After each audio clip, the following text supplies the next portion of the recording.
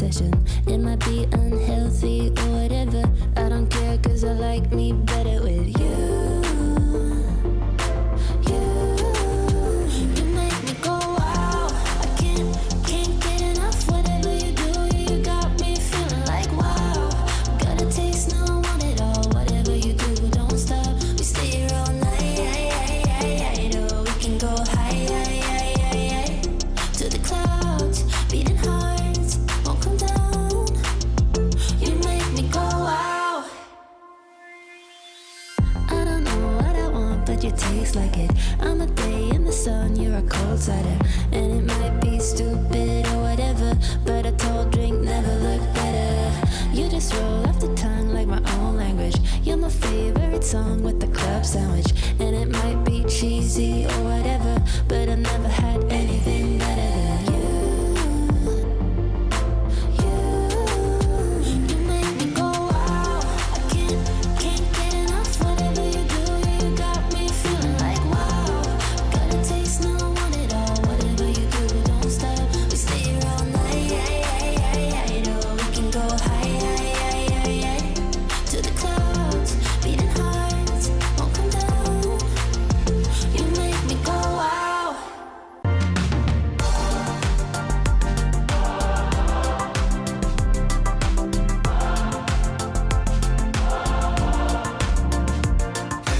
Somebody know me better. I thought that I would miss you more, but I wake up and I feel better. So let somebody go. Let somebody go. Let somebody go. Let somebody go.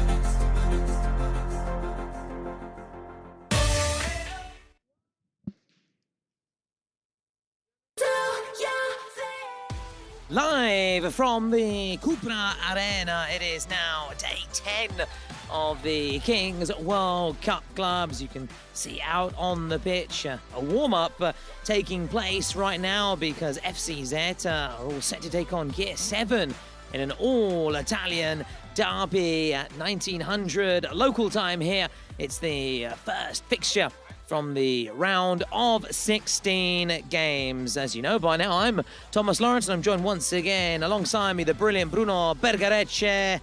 Hola, amigo. How's things?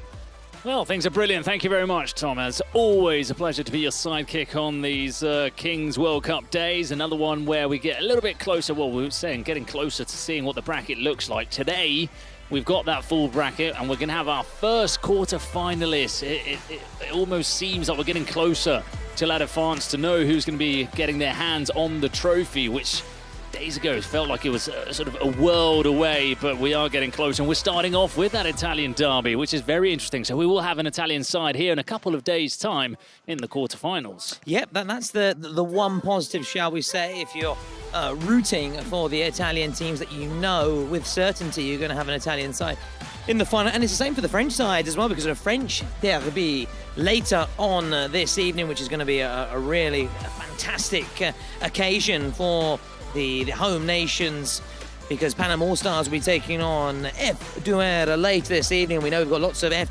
fans who have been flocking and coming to the stadium on most days, and in particular, and naturally, when their side is in action here out on the Cupra Arena. And as we always do, Bruno, before we obviously get to the big moment at 1900, we recap the day's action from the day before. And Gear 7, well, they did have to leave it late. They made a slow start. Gigantes, inspired by Paul Ortega, put them into the lead very early on. This was Kironi, and we know he's turning out to be a keeper with an eye for goal. Overall, he's now netted 5 goals. Five, yeah.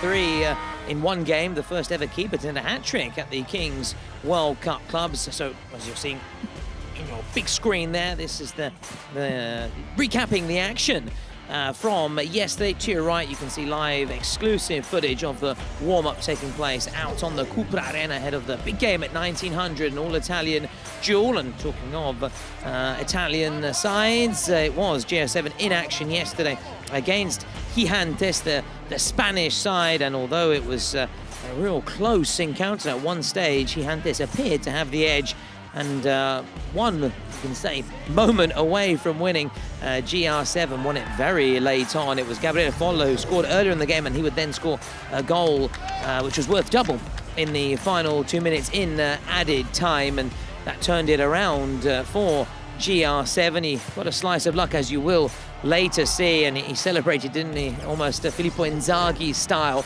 The emotion, the joy, or maybe Marco Tardelli style as well. That Tardelli scream is almost what you associate, don't you? Shirt on though, yeah, from shirt on Tardelli. though. Shirt on from Tardelli, shirt off from Gabriele Follo. This was Manuxo, wasn't it? Slotting home his penalty for GR7, and then moments later we had Gigantes, didn't we?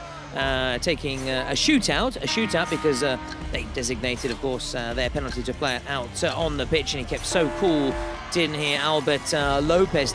As we said, this will mention that it put them in a good position to go and win. They were moments away from actually winning the match. Gigantes, but here this is the moment we were talking about. He did get a huge slice of luck, didn't he, Bruno? But they all count, and he, of course, tried to claim it, even though we feel it should go down as an own goal. But he says he wants to claim that goal. Certainly can take a large chunk of the credit, but you can clearly see the last touch and turning it into the net was from a Gigantes player. There were 3 moments there that fell his way. The first cutback, it's a rebound which falls favourably to him. Then the shot is saved, it rebounds off his knee, and then the defender on the line, Jay Martinez, doesn't clear and slices it into his own goal. So a lot of things went their way at the right moment for GR7. And the second game of the night, F2R, with the home fans pushing them on. La Capital was a team which, wildcards coming into this, we thought they looked good. They had a lot of players that were fancy, that were flashy, but maybe they lacked that structure and that experience to play in this competition. In the end, you could see that F2R just had a little bit too much for them, but a good showing from La Capital in this tournament. It was, and we spoke a lot about it, didn't we, that they grew in each game. They got better with each game. You sense they've got a lot of potential, and you sense and you feel that we're going to hear and see a lot of La Capital in the coming years in the Kings League, in this Kings League universe, which just keeps expanding and getting bigger and bigger with each passing year, with each passing week, with each passing month, and each passing tournament. We're now at the second edition of the Kings World Cup clubs, and this was the presidential penalty, and we said yesterday, didn't we? It was he tried to be a bit too clever, didn't he? And it didn't work out for him. And we always say in these situations, just put your laces through it, hit it, and then you can have sort of no regrets, saying, okay, well, I gave my best here. I know he tried to see the funny side of it, but looking back, that could have proved costly. In the opposite presidential booth, La Cobra, he's been brilliant, or say was brilliant, because it's now over for him and La Capital, but 3 from 3 from his penalties in this competition, in the stake, shall we say, to be the best president when it comes to bagging penalties. La Cobra making 3 from 3, as we were saying. The man with that number 9, that venomous strike, and this time, as we were saying, celebrating with his teammates, getting the better of Benoit Costil as well. That will feel very, very special indeed, seeing the career that Benoit Costil had both in France and in Italy, and of course part of that French squad we spoke a lot about, didn't we, in Euro 2016. This was a brilliant goal from Kevin Brew, aka Iron Brew, fizzing it in, and they were very impressed. Their very cool celebration. It was only the second actually direct free kick of the competition, but La Capital hitting back right away through Joan Bennett, and it would go to a golden goal situation, wouldn't it, Bruno, this game? And it was a penalty that was awarded, and we'll see here, in added time converted by Harris. There were maybe question marks, weren't we, were saying, in terms of the actual penalty decision, yeah. Wasn't the clearest of penalties. One angle maybe made you think it was more contact. Another angle made you think that perhaps it was more of a dive from Fofana, the top scorer in the Kings League France regular phase. And maybe it's one of those decisions that go your way when you're on home soil. But FDR, they were deserving a decision, because, as we've said throughout the entire broadcast this week and last week, they were knocked out in controversial circumstances last time round in Mexico, so maybe they felt they were owed one by the Kings World Cup. Yeah, and so it does go around, doesn't it, the luck. And managers often say, don't they, Bruno, when maybe a decision goes against them, they say, well, maybe over the course of the season things tend to even out, and in that case they'll certainly feel that it's a bit of Kings League sporting justice. Here we have to also say goodbye to SXB, Xiongбong's SXB, and in particular Angelo Carro, one of the players we've been really impressed by. Of course, he's not a surprise, it's not a surprise, not a new name. We've seen him obviously in action before, and you saw him last year, didn't you, in Mexico? I had the privilege of seeing him up close and personal in January at the Kings World Cup Nations, but unfortunately for him, he is going home. And Carasu confirming the French dominance. This was really clever thinking from the French side. Everyone expecting just to welly at home. That is Sandro Mollo, who, if you didn't know, guys and girls at home, he's actually the cousin of Gignac. It's a fact that really properly understood yesterday from Bruno, so that's a nice link, a nice tie to a bit of French footballing royalty in that sense from Mollo. And here, just going through this game between Carasu and SXB, in the end, Carasu fairly comfortable, it has to be said, against this SXB side who weren't at their brilliant best, and they are going out, and will miss obviously the president in particular, Xiongбong, and later in this fixture, which we saw yesterday, he came out on the pitch, didn't he, and had a few things to say to the referee for a potential goal line decision, which on second inspection clearly hadn't crossed the line. And I think once they actually saw the replay as well, they quickly took their places again and went back with the tails between their legs, because they realised they couldn't continue those protests. So it's been a really good competition for the French sides, all four going through to the round of 16, and mentioned we're going to have an all-Italian derby on the way soon. We're going to have an all-French derby later this evening as well. We'll see again that flip side, Bruno, that at least one French side is going to be marching on together and through to the quarter-finals of the competition. But first we've got round of 16 today, round of 16 tomorrow. We're now Tuesday, aren't we? It's Tuesday today, if I'm not mistaken. So Tuesday and Wednesday will be 2 games, or 2 days, should I say, of a round of 16 action. And here we see one of the shootouts taken here. And this is where they were feeling aggrieved, weren't they? You remember, they felt that it should have stood, but again, it's pretty clear. Yeah. We're going to see it from this angle now, or are we? Well, no, Ed, we don't need to see the angle, but it was very, very clear that it did not cross the line. In fact, it went out forwards, it spit off the post, the crossbar forwards, and it was not even near the goal line. So, as you say, they did go a little bit quiet in the booth after they saw that replay, which ultimately confirmed that the goal did not cross the line. Kevin Caruana with this goal towards the end, livening up the game a little bit. But again, for Xiongбong, this is his third project in the Kings World Cup. Last year with SXB in the Club World Cup, in the Nations with Saudi Arabia, and this time again he's gone for different approaches in the club. Obviously in the Nations you need to employ Saudi players, but in the club event he's gone for different approaches, different players from different nationalities, and he just hasn't quite found that magic solution, the secret to having a team that really works. And well, it's what happens with the wild cards. They're always at a disadvantage. Teams that aren't used to playing together, new faces, new names, and in the end, you almost sense that it does go against them, and that's why you don't really see them progressing. Yeah.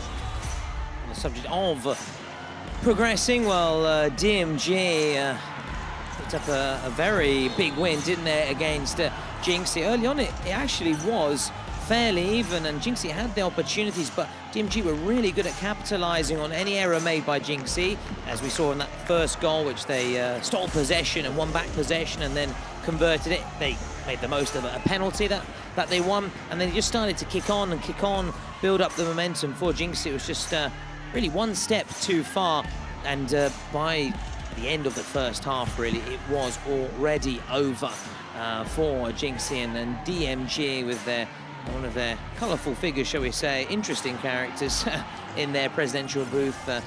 We'll see later, shortly, actually take a penalty in this game with Toguro is the name of the chap I was looking for. He's fast becoming a friend of mine, or an enemy, it depends, and there he is.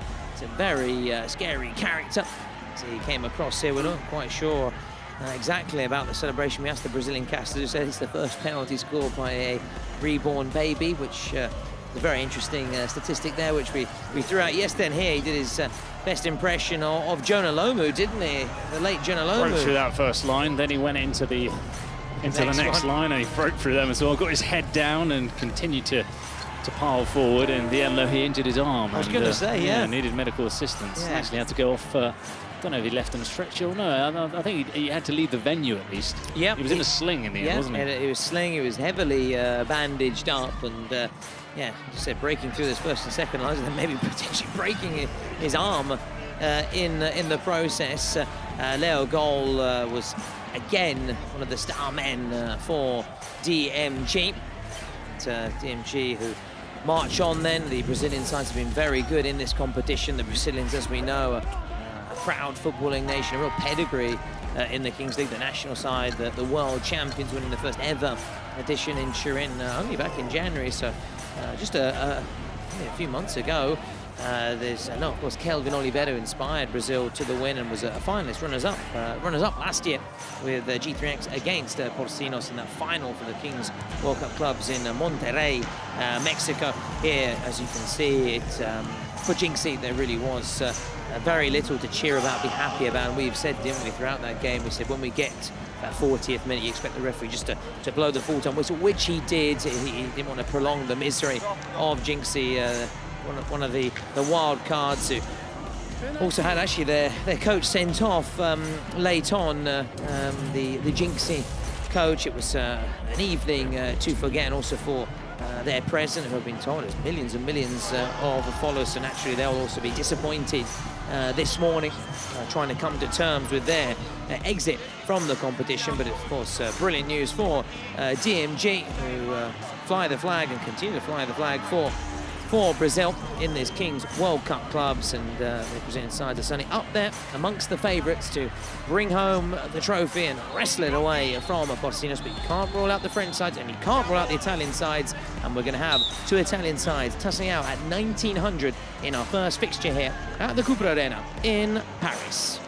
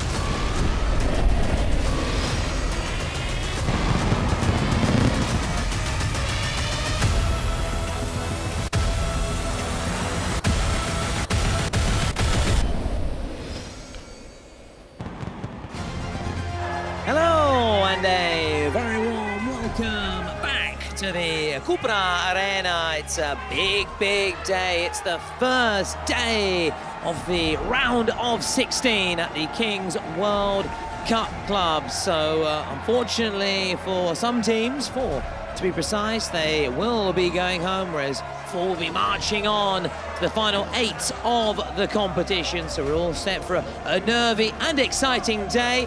As always, not changed since yesterday, I am Thomas Lawrence, and I'm joined once again by the brilliant, the super Bruno Bergerecce. Hola, amigo.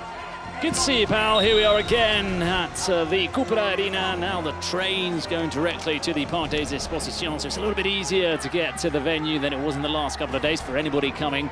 That's just a little suggestion, but let's have a look at what happened yesterday, where we had 4 games, of course, like we're going to have every single day up until the final. Always the same? Always the same, exactly. And we saw 2 Spanish sides losing. It's not been the best tournament for them. Gigantes and the Wildcards of La Capital. Another Italian side progressing with GR7 and the French. Who can stop the French? Carasso and F2R. F2R, who will be playing again today.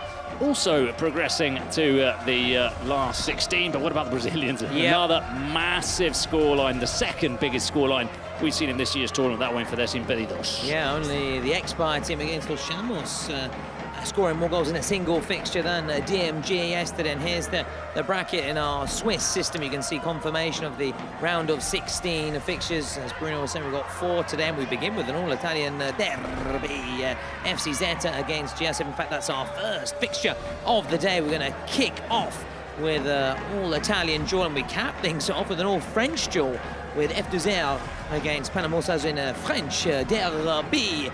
Now, if you weren't with us yesterday, as I say, well, where were you? What better things did you have to do than watch the Kings League action? But if you want, we forgive you. Of course, we're very forgiving people. We understand.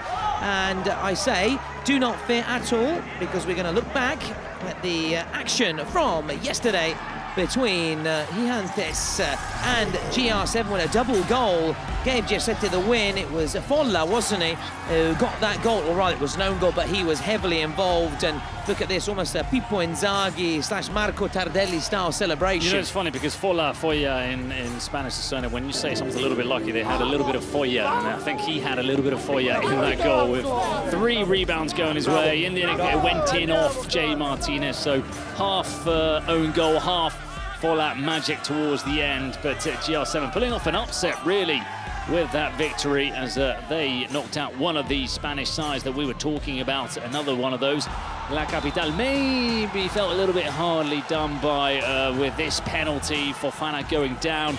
As you say, 6 of one, half a dozen of the other, and the keeper goes into the challenge. But Fofana also makes a little bit of a meal of it, so it's down to the referee and how he saw it, and he saw that it was a penalty. And it was a really cool penalty, that because it was a golden goal situation, sent them through and sent La Capital out of the competition. So F2R will be delighted. It's a full house for the French sides. And talking of penalties, Amin tried his very best, should we say, pull off the spectacular. Now, it was brave, it was courageous, it had a lot of bottle to try, but it was unsuccessful. In fact, very unsuccessful. It was the bottlenose dolphin at the end from Amin, who was not successful. He's trying to come up with different things, but he's not finding the solution. He's not finding the secret ingredient to scoring penalties. I do like to see him at least see the happy side in life and laugh it off and smile, but he'll have to work hard at those penalties. They could prove to be costly for his side further down the line. Well, unlike Amin, La Cobra has been a revelation, hasn't he, in this competition? 3 from 3. Unfortunately, won't see him taking penalties anymore because La Capital lost, as we were just saying, to F2R. But La Cobra certainly, shall we say, just sliding out of the competition on a high note. 3 from 3 for La Cobra. And at the end of the game, we saw Fofana, who was awarded his top scorer trophy from Amin for the French Kings League split. So congratulations to him. 11 goals during the French season, the domestic season for him, and he picked up his trophy, celebrated it in front of his supporters. Now it's, as we were saying, Bruno, been a real positive experience so far for the French side. So yes, have home advantage, but it's some respect that also brings a little bit more pressure, but Carasu secured the last French spot in the round of 16, 4 from 4 for the French sides. And Carasu, in the end, made light work, I have to say, of SXB. Xiaobong's side, we perhaps expect a little bit more, but here, Sandro Mollo have been told by Bruno is the cousin of Gignac, one of the star players. He had a fantastic performance in this match, and we have to say then goodbye to SXB in the last chance shootout, but Carasu march on, and what a presidential penalty this was, wasn't it, Bruno, in DMG's big win against Jinxie? Yeah, rather peculiar, to put it lightly, from Tauro, and the goalkeeper had to get involved in his antics and his little games. He's a difficult character to read, Tauro. Don't really know what to make of him, if he's serious, if he's not, but a powerful display, at least in the celebration, as we said. Bulldozing through the entire squad. Didn't injure any of his teammates, injured himself, however. He was with a sling and a lot of bandages, so let's hope that he gets better. Yeah, absolutely, and now all of that coming 1 year after the first final in the Kings World Cup Club's history. The final, as you know, was played in Monterrey between Porcinos of Spain and G3X of Brazil. Each game has its own rules. But what happens if you change those rules? World Cup begins now.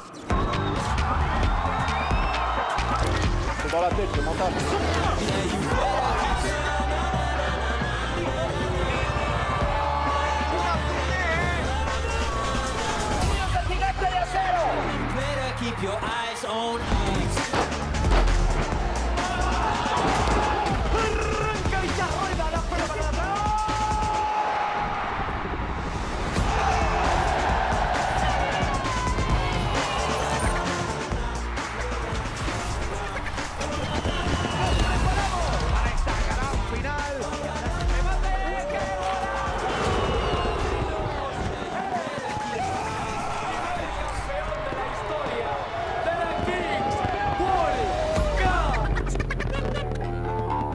Great memories from a year ago. Hard to believe, Bruno, it was a year to go. We've sadly, we've only got 4 days left of this year's edition of the competition. La Défense Arena in Paris will take over from the Estadio Gigante de Acero in Monterrey as the host of the second edition of the final. We know it's going to be a final that promises to be historic, promises to be special, and promises fireworks.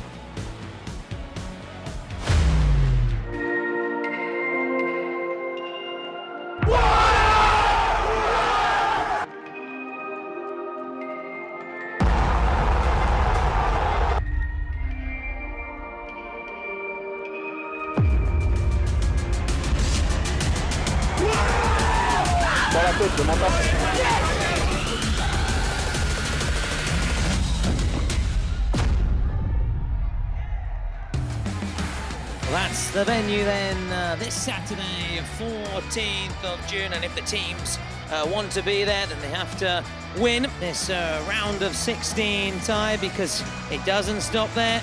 Got 4 more games, an impressive game coming up. First of all, it is Zeta against G7.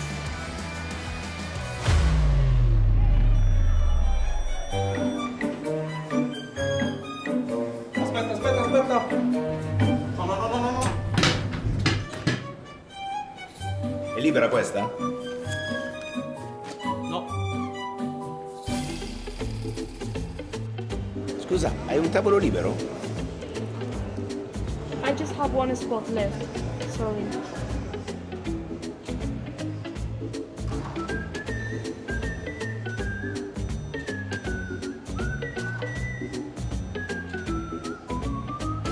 Well, only 1 spot available then, Bruno. Well, 4 spots today overall for these sides, but when we're talking about, of course, FC Zeta, G7, big one game. Italian tavolo left. Well, I like it. Well, there you go with your Italiano. Sei sempre più bravo, Bruno, Well, with your Italian. just, paraphrasing what they said on the video. So. Not really too much down to Come my on, knowledge. listen, you've got to take the credit. You're a very good linguist, and that's our first game, FC Zeta against GR7, this all-Italian duel, and there is the FC Zeta. They're in the chain strip today, Bruno. We picked out Matteo Perrotti, MVP of the 2 games for Zeta, and 2 of the games obviously played so well because they went straight through, having won their first 2 fixtures. They got a bye straight through to the round of 16 of the competition, 4 goals and 2 assists. As for Zeta, they've won 2 and lost 1. They had to do it the hard way, winning their last chance saloon fixture yesterday, as we saw earlier, when they got the better of Gigantes. That's the man we're picking out there, their capitano for GR7, who'll be ready to lead his side here. GR7 against FC Zeta is coming up shortly.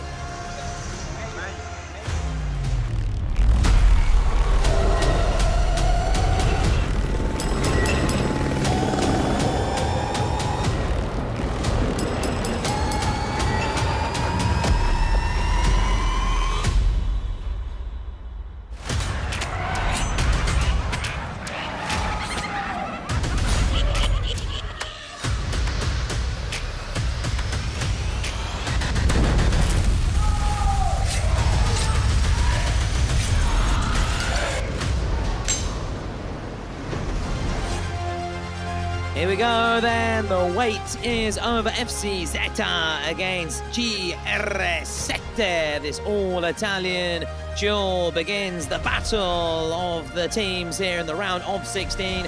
Alessio Buono, just 5 conceded in 2 games. Gabriele Folla, 2 decisive goals that qualified GR7. Will he have a bit of foglia again, a little bit of luck, as you said, that pizzico di fortuna, that slice of luck, un poquito di foglia that you need, of course, to progress. Christian Brocchi, the former Milan midfielder, the coach of FC Zeta, against the GR7 side with Paul Font, Bruno Bergerace's fellow countryman, who's overseeing this GR7 side and looking to lead them to the final 8 of the competition.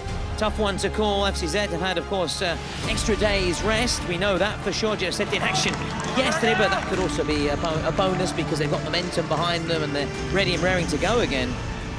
Yeah, we don't know what to make of it because it's sort of uncharted territory in that sense, but you know, the schedule's played that way for some teams where they've had to wait a very long time to play. I reckon I would rather play quite quickly in succession than be waiting around in Paris away from home, not really knowing how to fill out your days, although I'm sure we'll be telling everybody how you can fill in your dead hours, as we say in Spanish, horas muertas, afterwards by playing Fortnite. No, but yeah. But I think I'd rather be playing. I'd rather be playing for your head mentally. It's probably better to know that you're back in action the next day. You've got more of a routine set up for the day. Get up in the morning, know that you're going to be playing afterwards. So that's all speculation. We don't know if it's going to be an advantage or a disadvantage. Yeah. What we do know is that it's 2 sides that know each other because they come from the Kings League Italy. GR7 lost in the semi-finals in Italy, whereas Zeta lost in the final. Both of them defeated by TRM, who are no longer here. Well, that's another thing. It's been really interesting, hasn't it, Bruno? We've been saying teams that maybe domestic champions, we thought they would perhaps do better, perform better, but it hasn't been the case. Look at Ultimos Toles, the Spanish split champions who are out of the competition. You said the Real Marza, who are out of the competition. Now it's FC Zeta and GR7 flying the flag for il tricolore. Here we go. Siamo pronti, we're ready. Andiamo, let's go. The battle begins. It looks like GR7 immediately on the ball here. Domenico Rossi, one of their star players. And he's got, of course, that man alongside him, Chironi, the keeper with an eye for goal. Second chance. Oh, not once but twice. Denied, but he will settle for a corner. I'm kind of enjoying thinking about the fact that Chironi could end up being the top goal scorer in this competition. So, a bit of a shame that he didn't take that one. Now here he is. It's Chironi, another good save, really good stop. Spoke about Buono and the very few goals that he's conceded in 2 games so far. They've got another chance then. Chironi plays it short. They're going to try the same tactic again. Now Chironi, this is his 3rd bite of the cherry. Now Rossi! Oh, Domenico Rossi! Fires it home. And GR7 have the advantage in this all-Italian battle. Yeah, another goal for Domenico Rossi. Well, it's not Chironi, it's Rossi, both on 5 goals for the competition. They've been the shining lights for the side. Now at the other end, here he is, Buono! Oof, that was very nearly a delightful little finish. I'm just wondering how our Italian casters opposite us, Sabino and Pepe, are feeling right now. They've got both their representatives here in the former FC Zeta and Zeta going head-to-head. It must be very tense indeed, very, very difficult. Maybe it's like if you maybe had an English father and a Spanish mother, for example, saying England maybe play Spain or that kind of, not in your case, but you know what I'm trying to say, divided loyalties for them. It's going to be difficult, and for us we can just enjoy the show. Now Domenico Rossi looking to continue the show here. Here he is, De La Cruz. Block. Now they can't afford to lose the ball here. There's an open net. Rossi, so unselfish. Back with Rossi. Still, Rossi! Oh, yeah. Penalty. What did you think, Bruno, It initially? looked like it live. Again, we're down the other end, but we've got this sort of behind angle, which I feel like he did get caught. Yeah, look at that challenge. Yeah. It's the play on the left, that's Perotti, isn't it? Yeah, it's a clumsy challenge. Yeah, it's a Rossi sandwich, wasn't it? A Rossi panino, they just sandwiched him in there. Or a baguette, we are in France, let's not forget. Here he goes, Chelsea! Doubles their advantage. Chelsea with the goal, with the captain's armband leading from the front. Actually, the first goal Chelsea scored in this tournament is someone that we've been highlighting game after game because of how he performed in the Kings League in Italy and being one of the wild cards, but this is his first goal in the tournament. Oh, Perotti, that's a good strike. Block. Still with Perotti. Nice work, Perotti. Girasette just hold firm. Well, so far, it appears to be working more in the favour of Girasette, who played yesterday more than FC Zeta. You said have had a lot bit longer waiting, not knowing who they're going to face until only a few days ago. So, in fact, confirmation actually only coming yesterday. Here is Rossi, De La Cruz.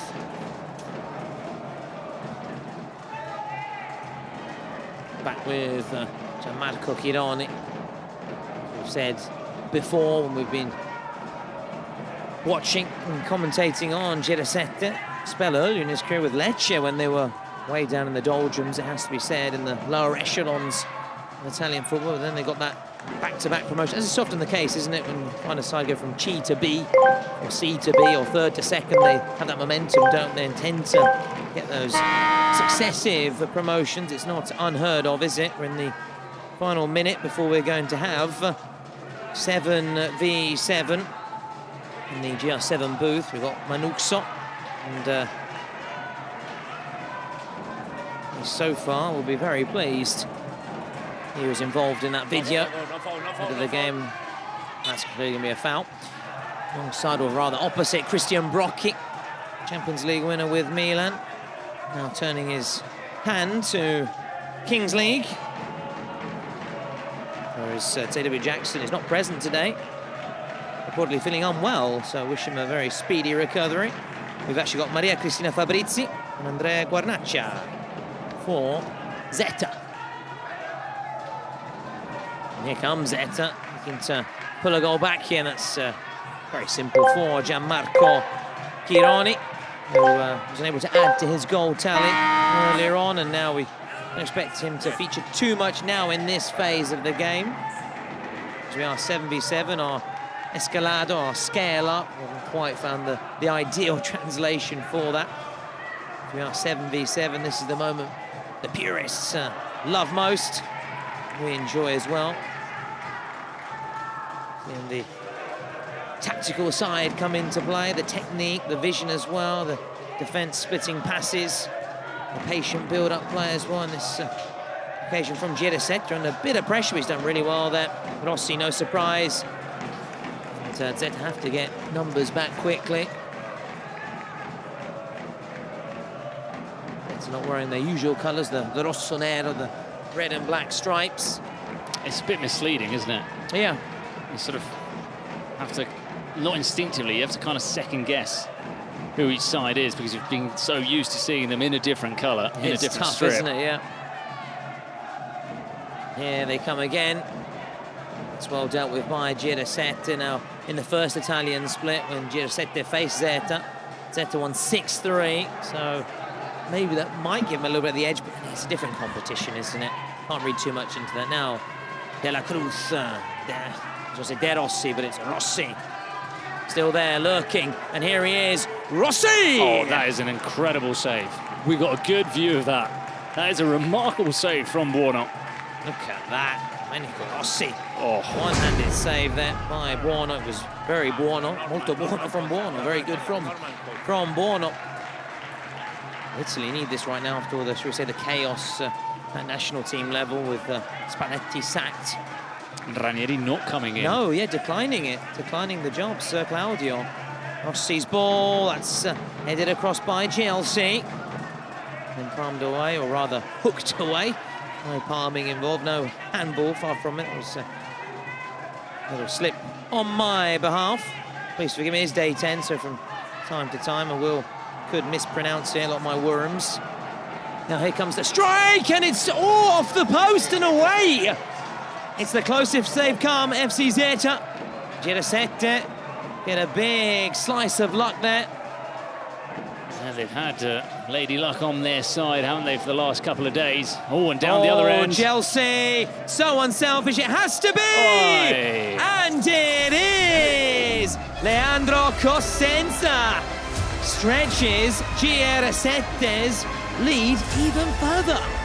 Oh, I don't know how that happened, but there were two players on their own inside the box, just queuing up to see who would finish it. Cool finish in the end from Cosenza. 3-0 to GR7, wow. Another player scoring his first goal in the tournament. Cosenza and Chelsea both hadn't scored prior to today because it was almost entirely Rossi and Chironi.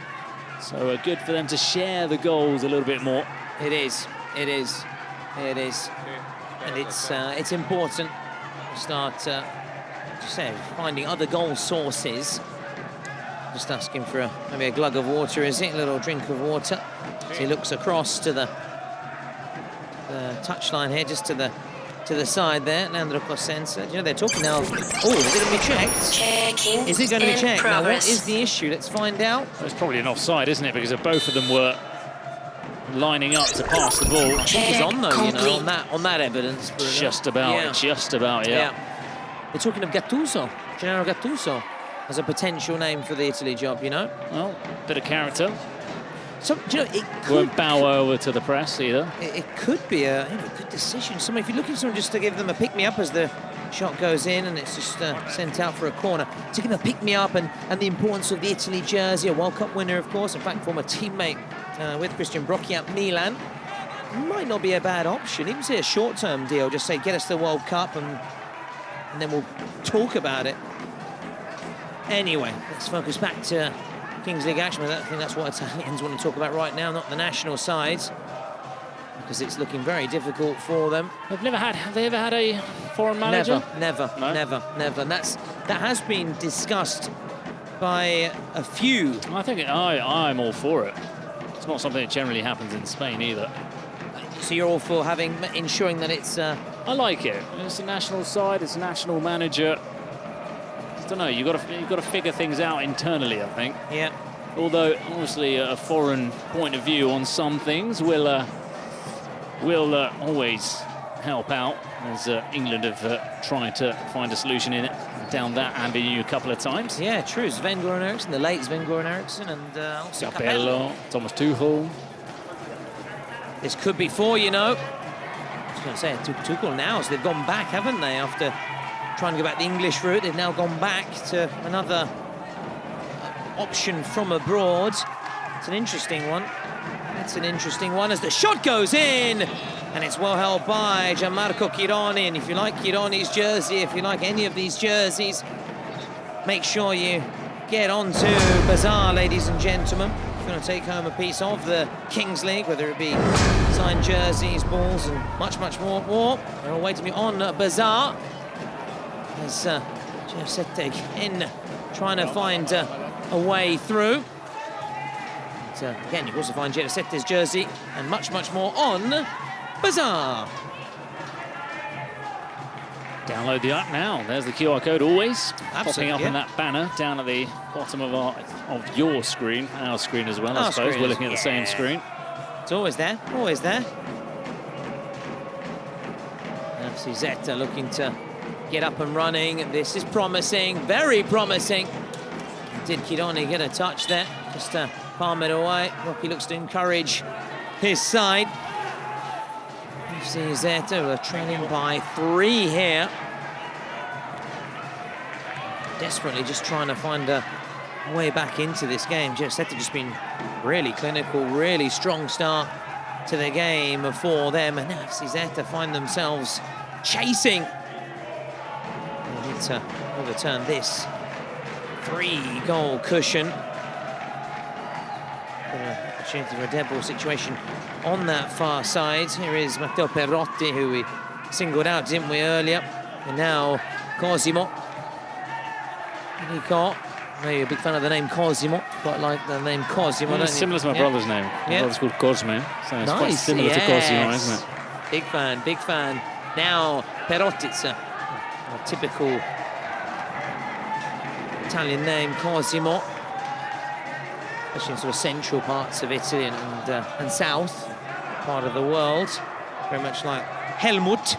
There's a typical German name. We've got Helmut and Tyler again alongside us. Big shout out to them. Our German casters who are starting to get nervous ahead of tomorrow's game involving their team, FLC Futbolistas. Well, they didn't think they'd be here this long. They didn't. They were worrying, thinking they'd be on the train back to Stuttgart. Ooh, another penalty, Bruno. It's a penny lane, and Zeta could be back into this game. They needed something to happen. Let's see. Yeah, I think he does catch Cosimo. Cosimo was marauding through, wasn't it? Yeah, I think there he'll be disappointed with himself, Nicola Ciceri, won't he? Now, there was contact. Now, of course, it's naturally going to be checked, and he'll be in contact with the referee with the staff behind the scenes in the VAR room, as we just wait to see whether Perotti will have the chance to strike here against Kironi. We know Kironi, we've seen his goal-scoring prowess, haven't we? Can he now do his primary job, which is keep out goals? It's a big moment then, even though it's early on. You sense this could potentially turn the tide here. Here he goes, Perotti, well struck, penalty. They've got a foothold. They put down a marker. They're up and running. Bravo, bravo, Perro. It's the message coming from the presidential booth there. And it's now 3-1. See, they got a hand onto that. He did, but it's just too much power, too hot to handle. A sign of a goalkeeper that's in good form, though. The fact that he guesses the penalty the right way, gets close to it. He could be called into action here. He is called into action, but he's going to pick the ball out the back of the net. Quick fire double for FC Zeta. Cosimo Kirigo is leading this fight back. What a quick turnaround that's been. Pouncing there. Cool finish. Just like that, it's 3-2. And in Kings League Italy, Matteo Perotti netted that penalty. 30 goals, 11 assists, the MVP in Italy, but full marks to Cosimo Kirikowi. He's the one really who's been grabbing the game by the scruff of the neck, winning the penalty and then scoring then. Mistake from Donzelli at the back. He took too long on the ball. He got caught out by the high press of Kirikowi, who's snapping away and making sure that it wasn't easy for him. Sometimes you just got to clear it, though. He tried to play it out, tried to run out, and well, he ended up going down a one-way street, and unfortunately for him, he was punished for it. How many times have we seen mistakes at this tournament really being punished? You can't afford to allow teams back into it, really. And yeah, it's a mistake from GR7 because it's brought Zeta right back to life. Now Perotti. Oh, nice. Oh, lovely feet. Just cleared away. So might have got an all-French derby later today, but let's focus back to this all-Italian derby as Cosimo goes appealing again. He's hurt. Well, he's making a big fuss about it, isn't he? He's either hurt or, as you said, just trying to catch the attention. Yeah. He's got what he wanted, which is to stop the game. Now we'll have another look at it, first of all. Oh, look, he's suddenly okay. And he's back down. One have another look at this. That wasn't great, to be honest. No, it wasn't. It doesn't show You can see himself. Werner laughing to the left of us. He's like, what's he doing? Well, yeah, for Werner has been very critical, hasn't he, of certain, should we say, theatrics, for want of better words, when they have taken place. The diving. The diving. I cannot accept this. So I think what he said at lunch earlier when we were chatting about it, alongside Florian and Tyler, chatting when the build-up to this game. We'd like to see a replay of this potential. Well, if he's made that much of a meal of it, there must be something there. Let's see. Come on. Come on. The referee's not impressed, is he? Come on, get on with it. All right, let's see. Here we go, Bruno. Come on. Where? In. No, he's got the ball. He's got the ball there. He's got the ball, Cosimo. Cosimo, ma che cosa. Che cosa fai? Cosimo is part of the best defensive team in Italy, Bruno, though, with 66 goals in 11 games, an average 6 per game. Zeta, the second best offensive team alongside the Real Marza with 60 goals in 11 games, so very similar. And talking of similar, they've both beaten Olimpo United at this tournament. That's by right. Pretty similar scorelines. 5-2 for Zeta and 4-2 for GR7. Yeah, poor old Olimpo, eh? It's the Italian sides. We think, well, played one at so we'll play another team. Give us another opportunity. No, 2 Italian sides. Olimpo out of the competition early on. So both their fixtures, their 2 fixtures. As we're saying, Zeta going through with that last chance fixture. Zeta winning both their 2 games. It's getting a bye then straight to the round of 16. They're playing in that white strip, but that's their first jersey. You can see in the presidential booth. That one more. Yeah, and you can see at the bottom of your screen your picture. You can get it at kingsleague.pro. It's Milan-esque, isn't it? AC Milan-esque, isn't it? It's a very famous rossoneri stripes, the red and the black. Oh, Girasette, can they hit back then? After being on the cosh, shall we say, and on the receiving end, seeing those 2 goals in quick succession. It has been a very entertaining first 16 minutes, has to be said. Lots of goals, lots of action. So just rattling off with those statistics, 2 sides who are offensive, who like to score. No, as you say, it's been good. Sometimes there's a lull in the first half, in those 10, 12 minutes without... It's spilled. But this one's been good. There have been chances, there have been goals.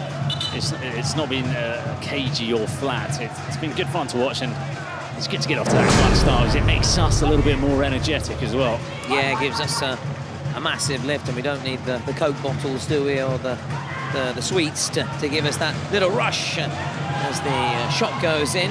We're approaching the JD roll of the dice. Being told it's going to be PERSAS, the Los TRONCOS president, who's going to roll that JD dice for us. And again, we expect that to be interesting. Those final 2 minutes plus added time. This one, you've just left us non-stop talking throughout this one in this first period, because it has been so much to talk about and to analyse. We haven't had really much time to even glance across to our fellow colleagues, to Julius and Tyler, or even look across really to the stands or into the VIP section. Normally we have a little glance, don't we, and see what's going on around the Cooper Arena, but our eyes have been glued to the action here. I'm sure you at home as well, glued to your screens or phones or tablets, PCs. Did people say PCs? Probably not. Laptops, I think. Laptops as well. PCs. Laptop's a PC, Are they? Okay. Personal computer. Okay. I thought it was more the big. I thought they were the big tower. Desktop, isn't it, that one? Oh Yeah. wow, that's it, Mr. Technology. Good man. Well, yeah. Good man. Well, I mean, next to you, I look like I'm... Very good. Yeah. So Stephen Hawke, Bill Gates. Yeah. So the clock continues to tick down. We are going to have that roll of the... Yeah, I've only just discovered Uber, by the way. Exactly. So I appreciate that, and I'm very grateful. And I've heard of someone called Travis Scott as well, but I haven't actually heard his music yet, but still. Good stuff. Now, we've got that... Not part of Travis. No, I thought it was. It made sense. It would have made sense to me. There he is, the Los TRONCOS presidente. It's a good roll. JD. He's been around the block for a while. That's true. He's been around the trunk a while for the Los TRONCOS We're here all week. We're getting going. No, we're warmed up. That's a warm-up, guys. Give me a chance. So it's the JDs, which means it's 1v1 with keepers. And in this scenario here, it's going to be a pretty open one, of course. And it's one of those situations in which, as we've discussed before, and we've reminded everybody, refresh and recap the rules, the keepers can't come out of their area. So expect plenty of duels, one-on-one dribbling duels. It's going to be exciting as the countdown begins then for this 1v1. 2 minutes left plus added time. 2 players out on the pitch. We've got Zeta, haven't we? Yeah, different Zeta players. FC, Let's see if it's because they want to win that first possession and then change them or not, but they're not the players that we've generally seen. Yeah, look. Yeah. It's, and Belcito stayed on to defend, but he was looking over to go off as well, so that's why they were both on. Now we've got Perotti. Here he is. Oh, lovely stuff. Can he finish? Oh, he can. He has found the bottom corner from the tightest of angles, and it's 3-3. They have battled back, and it's Perotti, their star man. Oh, yes, Manzoni's just come on. I was thinking, Manzoni scored that goal. I'm pretty sure it was Perotti. Yeah, Perotti, so 6 goals. He said how many he scored in the Kings League Italy. He's slowly starting to score the goals here. Now Rossi, round the outside. Oh, wow. Fabulous from Rossi. And now it's 4-3. What a game that is shaping up to be. Wow, what a response from GL7. And we were expecting Rossi and Perotti to shine, and sometimes you build these players up and they don't deliver, but they are doing so today. 2 players that have made it to 6 goals for the competition. Cosimo. Still. Here he is, Cosimo, can he go? Wow! Mamma mia! Que goal! What a goal! And Bryn, this is turning out to one of the classic games of the Kings League. That was something special from Cosimo. He still had so much to do. The way that he turned the defender, Nicolo Ciceri, and found a way past Schidoni, scored the goal. Really didn't think he had it in him, Chirico, but fair play, well done. Bellissimo in terms of the goal. Now Rossi. Chirico is bellissimo as well, I'm sure. Now, Rossi, twisting, turning, still. Rossi. Trying to find the angle. He finds the angle and some, doesn't he? 5-4. This is Kings League Calcio at its very, very best. I'll tell you what, it's going to happen, and it's going to happen at some stage in this tournament that Lofazo loses his first place in the top goal scorer chart. I don't want it to happen because I've been marvelled by Lofazo, but charmed. Now Rossi, yes, he's just 1 goal away. He's on 7. Now Perotti storming forwards. Oh, that was worth a shot. It was worth a actually, go. no, yeah, the goalie's there, isn't it? But still, maybe have a long-range strike. That was awkward there. Really awkward. I think they're trying to get the substitution. He wants to go off. Yeah, he doesn't want to play it, does he? Yeah, makes sense there. Getting Ciceri off. Oh, good ball. Oh, very good. Oh, wow. Here we go. Shootout. Yep. And a yellow. And a yellow. Now. Double punishment. Yeah, double trouble. And can be no complaints there, can there, Bruno? No complaints. That's a high boot. It all stemmed from that wonderful pass over the top by Chidoni. He's got brilliant feet, has the GL7 goalie. But it's a dry pitch, and it sort of sprung up, didn't it? It stayed behind the GL7 player, so that's why Perotti ended up making that foul. But it could be costly. Oh, it could be costly, but it certainly is going to be costly at the start of the second period. He's going to be off for 2 minutes, and they could be potentially trailing by 2 goals. And we're looking at potentially the joint top goal scorer of the tournament if he puts this away. Oh, here we go. Oh, this could be very worrying. Could this be a red card, Bruno? In Do you progress. think that's the check? You don't think they're arguing the foul? That's a high boot, regardless of contact on the face or not. It doesn't need to impact the face for that to be dangerous play. It's clear. Oh, no. Thank you. Real It's okay. concern. It's okay. Thank you. It shouldn't be a red though. He's trying to play the ball. Red card. Just Red card? Here we go. Really? No. It's going to be a red, Bruno. No. Cartellino Rosso. It's a red card, so Perotti is off. His game ends here, and they're going to have a 5-minute suspension, so 5 minutes at the start of the second period, Bruno. No, it's impossible. A man down, let's try and listen in. It's impossible this. It's impossible this. Fa così. No, dai, vai. Andiamo, vai fuori. Ma sto mandando fuori il mio giocatore. Calm down. Ma sto mandando fuori il mio giocatore. Yellow card, Ma il mio coach. giocatore. Brocky just said, I'm just telling the player to walk away. He was actually, to be fair, Brocky was in the sort of the diplomat role there. So Brocky a little bit harshly done. But anyway, let's focus back now, Bruno. So much drama. We'll analyse it shortly. In the meantime, let's focus on this. A shootout from Domenico Rossi.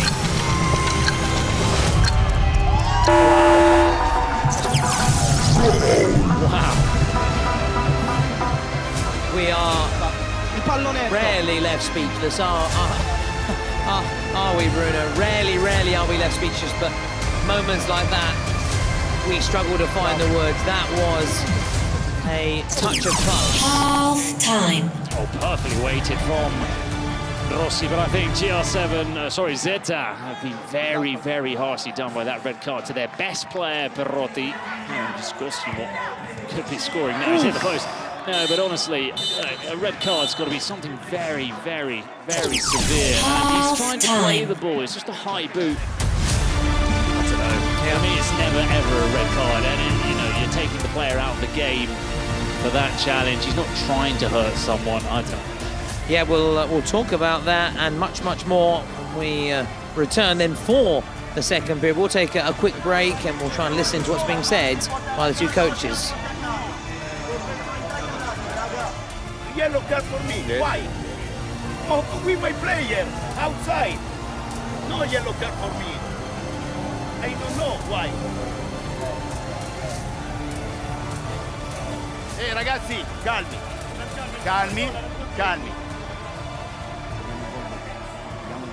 Ok? Calmi, tranquilli, ci mettiamo in posizione. Mino parte a sinistra, a destra, ok? A sinistra parte Madda, parte Axel in mezzo, Monta e Manzo dietro. Calmi, la partita. Qualcuno sta stanco e l'ho visto, mi ha detto cambio, perfetto, entrerà tutti, giocheremo tutti, ma lavoro sul campo, se non posso mi cambio, per favore, stiamo a un passo del quarto di finali, ragazzi. Dipende solo da noi. Sì. Ehi, aspetta, facciamo, aiutami un po'.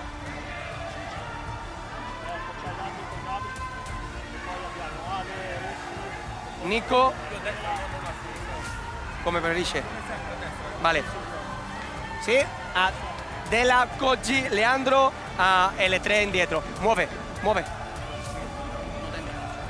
Vale, sì.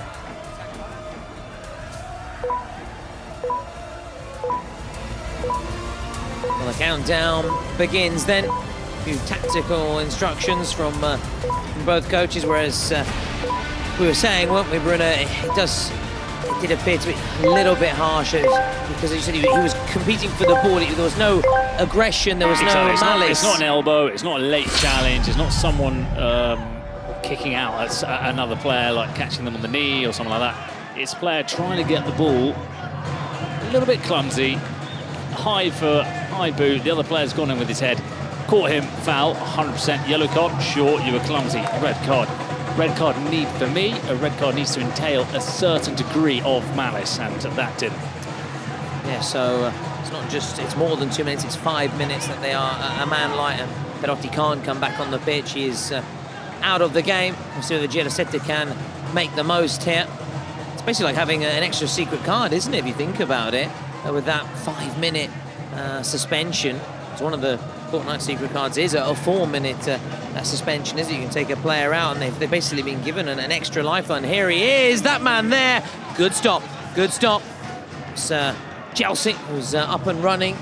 One would say, finally, seeing the talent. And confirmation what you were saying as well, we now have a new Three joint. Italians at the top. Yeah, that's a good one. I didn't spot that one. Rossi, Lofaso, Perotti. Lofaso, of course, out with the Boomers. Rossi and Perotti for now both in it, and as Perotti. things stands, yeah. Won't be playing. Yes, In the best case scenario, he'll be playing semi-finals. yeah, exactly. So won't be able to add to that tally, it seems. As things stand, it is Giro Sette on the way to the final 8 of the competition, the quarterfinals, which will get going in 2 days' time. We've got the last 16, the round of 16 today and tomorrow. Now, Cosimo Chirico's netted a hat-trick, long-range strike, and it Almost hit the Italians. almost hit the Italians. I think that's what Peppone and Sabino. Keeping neutral today for the first time. Yeah. It's obviously normally there. Oh yeah, they're very pro, obviously, the Italian, obviously supporting the Italian teams. As I said, it was a very awkward situation for them, very difficult to commentate on this game. Naturally, they'll be pleased. They've gone onto our bandwagon of neutrality. Yes, just like us, we don't have a team as such. But of We course, are the Swiss. We are, yeah, I like it. I like it. We're keeping neutral. We're staying out of it. We're trying to be, and we are, as always, objective with our analysis, with our commentary. Although, of course, we have our opinions. Of course, we come with our opinions from time to time. There's no doubt about that. You need a bit of opinion, don't you, to make it interesting. Here is De La Cruz looking to make the scoreline look more interesting for him anyway, and for Giro Sette. They're passing it around nicely here. Looking to find an opening, GLC. It's a smart ball, De La Cruz. It just goes away there. Yeah, we're just going towards the 23rd minute mark here. The Cupra Arena. Zeta continue to trail by 2 goals to Giro Sette. Just took a nice little snap of you there, commentating. Yeah, there was a fan. A fan of Tom. No, I don't think he was a fan of me as such. Probably saw him doing the draw. Yeah, yes. And announcing the Kings League men, and maybe it was that. Maybe she's a big fan of She didn't Kings seem League. to be in a haze as much as you were the other day. No, I know, I was very worried in that situation with Toburgo, the DMG representative, let's call it that way, with his various You asked if you were mates with Chris Guedes, yeah, which you very quickly pulled out of. No, don't know. You don't know? Never heard of him. Never heard of him. I thought there was going to be like to lead and say, oh, you know him, you're good mates, we're both Brazilians. Anyway, given away. Chance to make it 7 here. This could be 7. Ooh, Lots he's of hurt penalty himself claims in the in this process. game. Yeah, he's hurt himself, you know that. Leandro Cosenza. He's hurt himself, but I don't think that's a penalty. Let's look at it from this angle. No. Not in a million years. No. If they give that, I will eat my hat. I'll eat Toburgo's hat. He had a hat yesterday. It was a sort of straw Panama hat. Straw, yeah, straw. That was the word I was looking for. I'll eat my hat. Good thing is we're actually quite close to the canteen, so it and a bit of olive oil as well, salt and pepper, but don't need to do that. So, talking of food, cuisine, we know that obviously Italy very famous for its food. Two Italian sides here. I wonder if they're missing their mammas cooking, or their wives cooking, or their partners cooking. I know, so I certainly am, I must admit, missing a nice Italian dish, Italian food, the Italian cucina. Although we are being treated very well in Paris, there's certainly lots of culinary delights. That's a curling strike, and what a save from the man we've been singing the praises of, Gianmarco Chironi. It's a game of 2 very good goalkeepers, Chironi and Buono, keeping up with the theme of the tournament. Very few goalkeepers who aren't at a very, very high standard, but these two today have been phenomenal. Chironi more so scoring the goals, but he can also pull off some saves. Buono, he pulled off down the other end, one of the saves that I've been most impressed with in the entire week. The reflexes, the strength of the right hand, but look at that one. That's one that he'll be asking for the photo. Oh, yes. Get that on the social media, because it was a nice lunging dive from Chironi. Hey, he may even want to post it with our commentary as well. He may want our commentary talking about French food and then suddenly coming with what a save. Now here comes Rossi. Just over here, but they've kept it in play. Now they've lost down. Zeta on the break. Here they come. Just going out on that far side. Paul Fon liking what he sees. That is the, as we also discussed, isn't it? the beauty of commentating on the Kings. You do pass from these subjects, obscure subjects, to right back to the action. Cuisine to calcio, just like that, just like that. Now back with Chironi. We are, of course, now back with 7v7, and a Fortnite secret card has been played, and it's by Christian Brocky's men, FC Zeta, as the drums continue to bang away, don't they? And being played here at the Cupra Arena. Down the other end again. Which is a good thing. I'm happy about that. I think they saw your grumpy old face earlier when he came in. We need to explain that, we saw You didn't give him the nicest, warmest of welcomes, did you? I spoke to the chap afterwards, though. He was lovely. He was a nice man. He spoke very good Spanish, didn't he? Very good Spanish. Yeah. Let's see what it is. Well, goals worth double. So should they score in the next 4 minutes, any goal scored in the next 4 minutes would be worth double. Simple as that. We'll see now whether GR7 hit back. They do. It's a joker card. Oh, must be a penalty. Must be. Yeah, I think I could lip read their penalty. Penalty. Wow. We've seen a few different kind of jokers played, haven't we, in this competition? We've seen some bizarre, different, Yeah, but, I like it. I was saying Lady Luck a little bit on GR7's side yesterday and today with some of the where the ball has fallen at times, where it's dropped. The red card was another slice of luck, and the joker even more so. So those things need to fall your way if you are to win a tournament. Here he is, Chelsea! Oh, he's missed it! He's missed it! Well, has he left the door ajar for Zeta to step inside? All right, they can still swing that door wide open again, can't they, Zeta? It has not been shut, far from it. They can hit back right away, so any goal now worth double. They've got under 4 minutes to make that card count. Both sides still have their presidential penalties as well. We'll see whether they'll be played or not. That's played short. Sarah nicely, long range strike! Oh yes! Matteo Manzoni!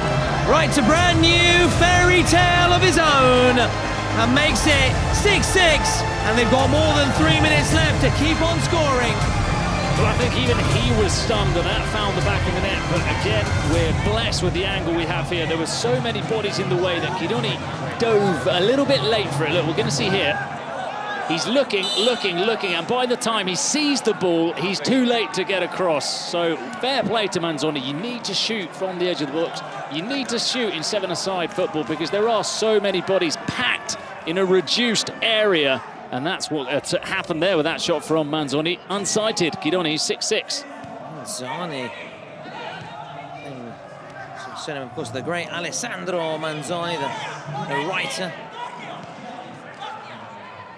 Back, of course, into a bit of Italian history. Seeing some very famous Italian novels. Matteo Manzoni. And again, writing his own fairy tale there. Oh. Fairy tale moment. Oh, hello. Here he is. Oh, here he is. Yeah, I was wondering where you were going with Manzoni. Yeah. No, I was trying to get there. I had to take. I had to get the rail replacement service. Couldn't get a direct train to. Had to get an Uber there. Yeah. And this could be another one. It is! This game has been brilliant. And it's flown by. We're already almost at the half-hour stage. You just don't want it to stop, do you? What a save, Chironi. Bravo, Chiro! Dai, Bravo, Chiro, bravo. And you can hear what they're saying in the different booths. One saying, bravo, and they say, che ti sei mangiato? What have you missed? Literally, what have you eaten? Is the expression, but it's basically saying, what have you missed? I'm sure there's similar ones in Spanish when you've missed a sort of a clear-cut chance or a good opportunity. Exactly the same. Wow. It's eaten. If a goalkeeper makes a howler, he's eaten it. Yeah, there you go. Now, De La Cruz. Oh, Hey! Oh, wow, they have hit back. This is the game which just keeps on giving, keeps on surprising. It is now 7-6 to GR7, and it's no exaggeration. This is one of the classics of the Kings World Cup clubs. Well, I think it's maybe the most fun I've had all week, this game. 7-6, still 10 minutes to go. Leandro Cosenza at the far post, putting it away. I'm expecting more goals still to come. we don't regularly see this much excitement and this much goal-mouth action in 7v7 without a card, without a player missing. It's been a remarkable showing from GR7 and Zeta, and showing that the Kings League in Italy is also a competition worth taking note of. Look, they're at it again. Here we go. Is this going to be another one? Oh, it's been fantastic. Listen, antithesis of what people think Italian football is. Yeah, exactly. Catenaccio, think again. That would be the nice slogan, wouldn't it, for Italian Kings League action, and in particular this game. What a contest, what a game, as we now go to the 30-minute mark here. GR7 are now back ahead. They put their noses back in front. They're looking to hold out for the next 20 seconds or so, Bruno. But Zeta did make that card count. As you can see, us, the casters, behind here, just in the corner. Myself, Thomas, Bruno, we've got Tyler, and we've got Octo in the corner there on his phone. Just away there, our other German caster, just slouching away on his chair. Maybe looking up the stats, live stats. Yeah, oh, absolutely. Yeah, no, he's slouching in the sense of just he's very comfortable in that chair, but no, he's on that phone, of course, trying to find a little bit more about Domenico Rossi and Gianmarco Chironi, from what I can just see from the reflection in his glasses.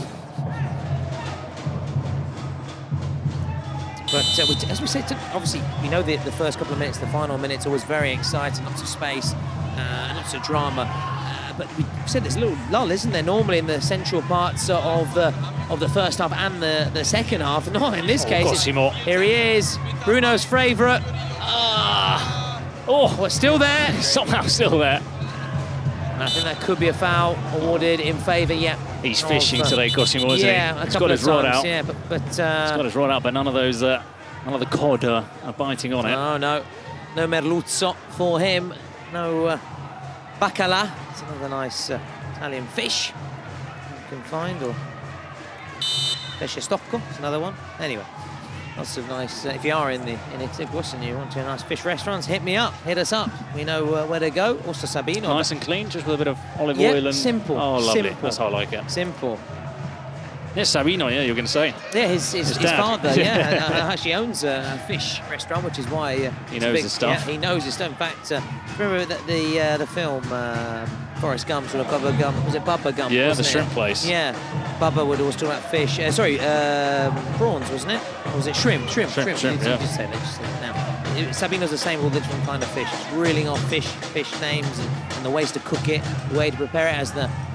Like the waiter on Forgetting Sarah Marshall as well. Don't even remember him, the Hawaiian chap. Yeah, he knows the names of all the fish. Wow, that's another one for you guys out there. That I cannot remember. I'm surprised I didn't remember that one. Catch you offside when it comes to a film or a sitcom or a series. Yeah. So this is the first of our 4 fixtures today, ladies and gentlemen. It comes to close with another derby, but a Francais derby later. It's Zeta. Potentially like a handball, but we're playing on. There were no appeals either, so that's a good indication that nothing really happened there. It's a good sliding challenge. Here comes Zeta. They still have time on their side. It's a good challenge. It's been a brilliant game all round. It's been pulsating, non-stop action. Yeah, and it's not.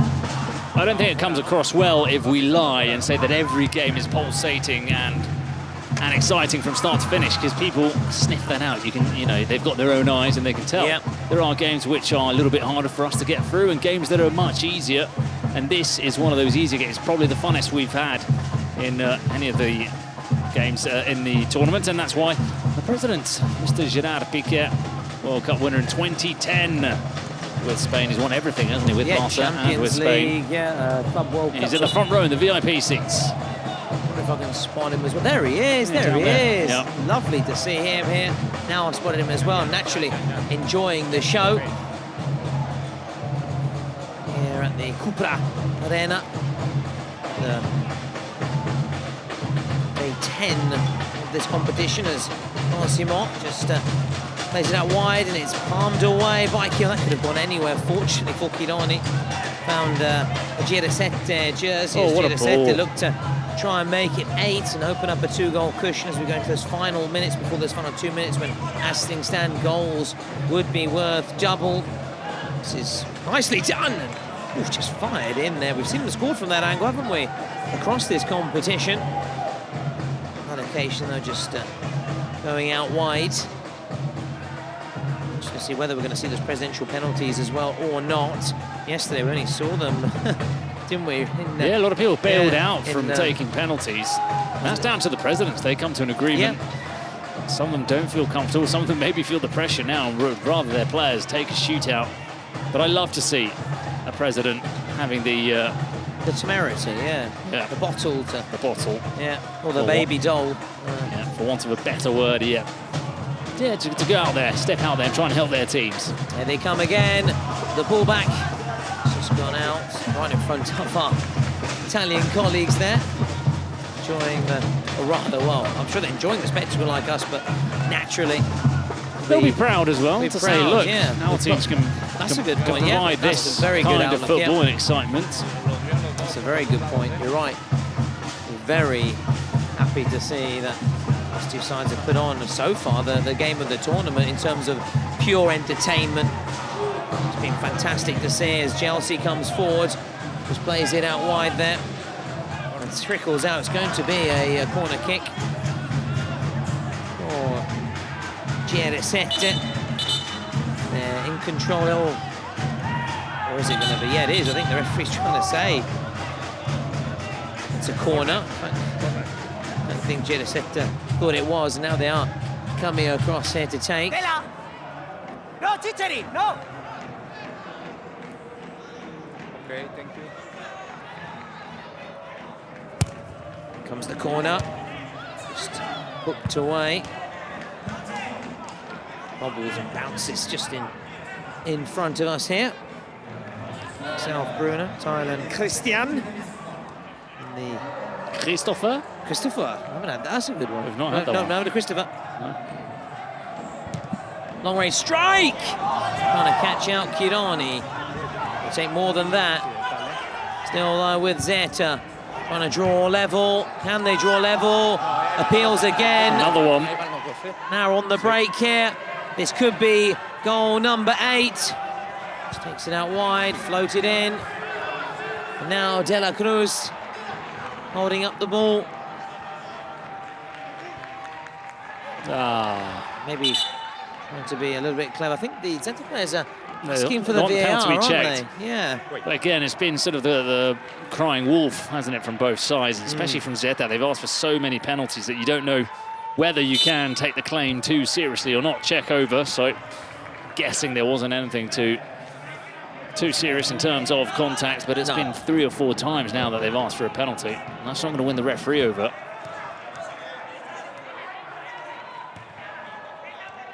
Less than a minute then. Force this to a golden goal situation. Zeta. Zeta will be in the driving seat. These final 2 minutes. Got positive memories, of course, haven't they, yesterday of the added time situation with that man Folla. It's the break forward here. Looking to make it 8 here. Is this going to be the 8th goal? Oh! Well, it came off Folla, didn't it? Who was in an offside position. I think they got that one wrong. He should have, first player that came in, either take it on the left foot or open up your body and take it on the right foot. But the moment he passed, they lost the chance to score. And that is that then. We're into those final 2 minutes. Goals are going to be worth double. Zeta on the brink of going through to the final 8. And the first side to go through to the quarterfinals of this year's edition. Let's try and listen in if we can.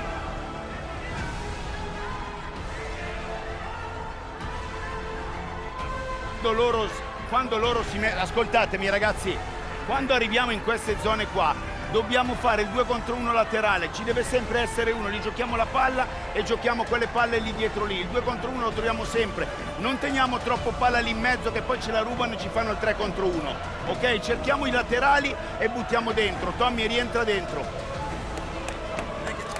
Brocky then looking for the width, looking to create the overlap. That's his message. Doesn't want to play too much centrally and lose the ball, then be caught out on the break. So Rocky's final tactical instructions, then a message for his players.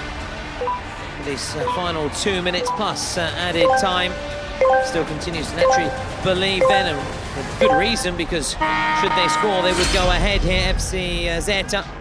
As we also saying, Seta, very happy memories, positive memories of yesterday's added time when they got that decisive goal through Folla against Gigantes, as that's floated in.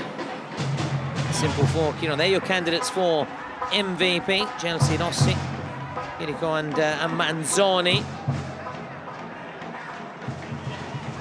Rolled out, or rather thrown out, more than rolled out. So FC Zeta come forward through the middle.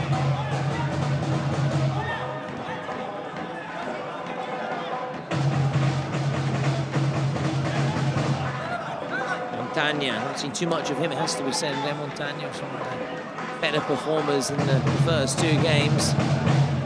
Zeta again looking to stretch as GRSet decides. Montagna, expect him again to go out wide, as Brocky said, trying to create that overlap. They go again through the middle. Montagna, now they're going to try their luck on this left-hand side, aren't they? It's Maddalena. Montagna, cut the tension with a knife here at the Cupra Arena. Zeta looking for the goal, which could be the winner. Cosimo, Chirico, here he is. Still, Chirico! Oh, a whisker wide. Inches away from bagging the winning goal. Well, he's that Fabrizio Micoli figure, isn't he? So small, and he's got that low centre of gravity, which really allows him to turn sharply on his right foot, which isn't his stronger foot.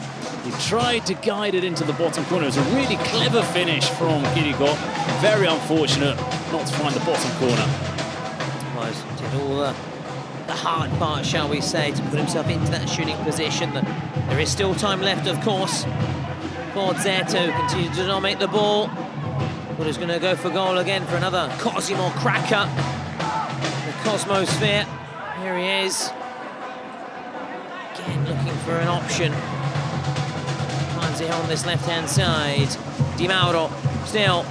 No way. Another one. Should get booked for a dive, in my opinion, there. Now, here they come. Girasetta just holding up the ball. Oh, he's lost out. He's lost out. Montagna! Oh, wow.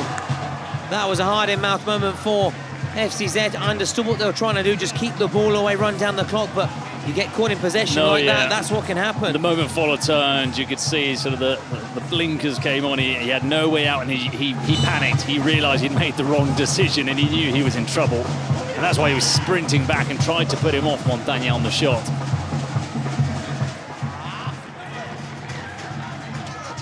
Here we go then, last minute. Montagna being that playmaker role, hasn't he, in these closing stages for Zeta. Here he goes. Chirico gets the return pass. Still, just runs into trouble. Runs into a GR7 brick wall, doesn't he? And they've got the throw in as well. They'll be confident they can see out this win. And to some extent, cause a bit of an upset against FC Zeta, who had a bye to the round of 16 and who beat GR7 in the regular season in Italy. Here we go. 1-0. Less than 20 seconds to go. Alex Gulin. Here's Di Mauro. Gonna try and find Cosimo Chirico. Last 10 seconds. Now or never. They've got a throw in. They've got to take it quickly. Time is of the essence here. Long range strike, and it whistles over, and that will be it.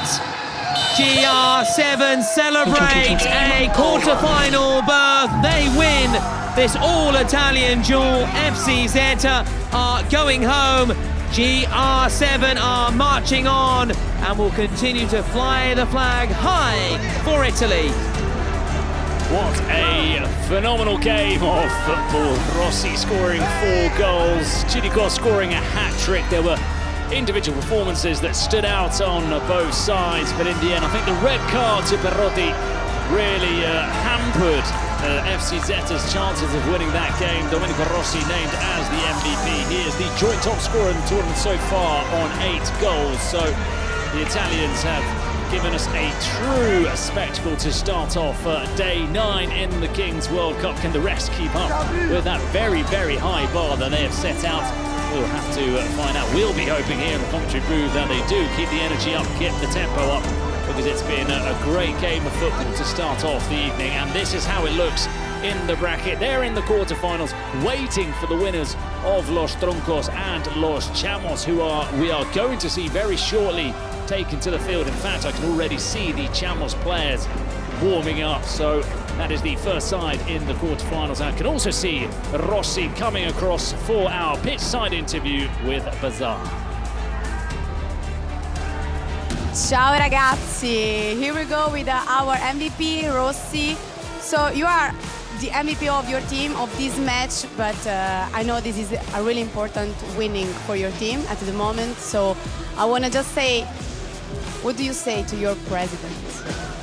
Sono contentissimo e non sono solo io l'MVP, perché è tutta la mia squadra che hanno fatto una partita bellissima, di cuore, di sacrificio, e penso che ce lo meritiamo per come abbiamo giocato. Tutti ci davano per morti dopo la prima partita e abbiamo dimostrato cosa sappiamo fare. No one believed in them, and the MVP of today for him, for his point of view, is all of his team, right? So sign your shirt, enjoy the moment, and see you at the quarter. Go. This is the space exactly where you have to sign. Bravo Rossi.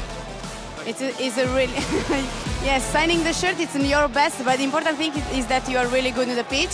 So I'm really happy to see you here, to see the Gear 7 getting through the competition, and I wish you the best, all of your team. Grazie a tutti. Ciao Rossi.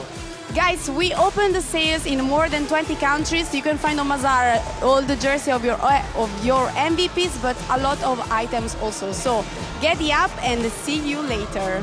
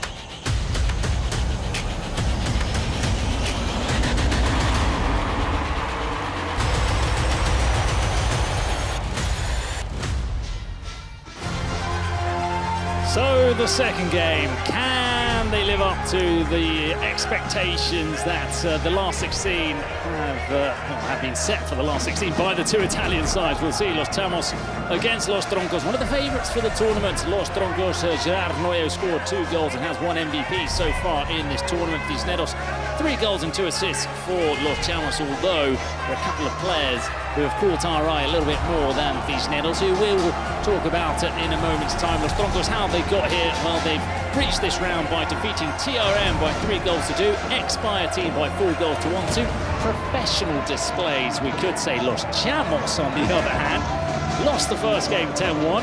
Everyone thought they were on the next flight back to Caracas, to Venezuela, but they defeated TRM 5-3 and the Galácticos del Caribe 5-3. They come into this one with nothing to lose.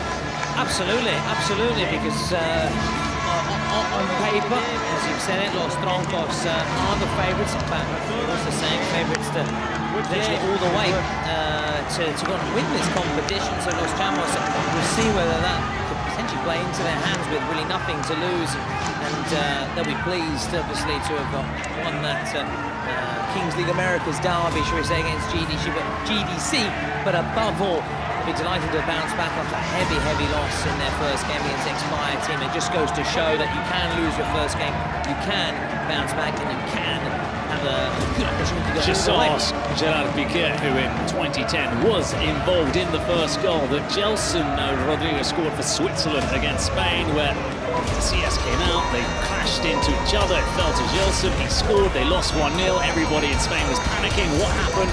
Well, they went on to win the entire competition, so our president knows it best.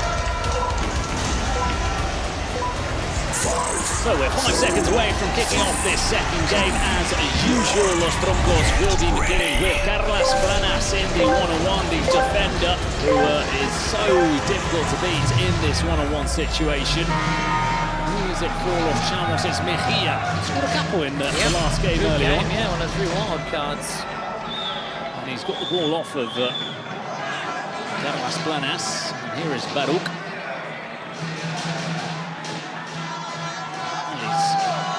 Got a clear route forward, Baruch, but he would rather Dona Mejia take the attack on. And maybe, okay, that's why maybe he didn't want to play the ball. There we go, Baruch. open goal. Ah, that's gone off. I think that's gone off.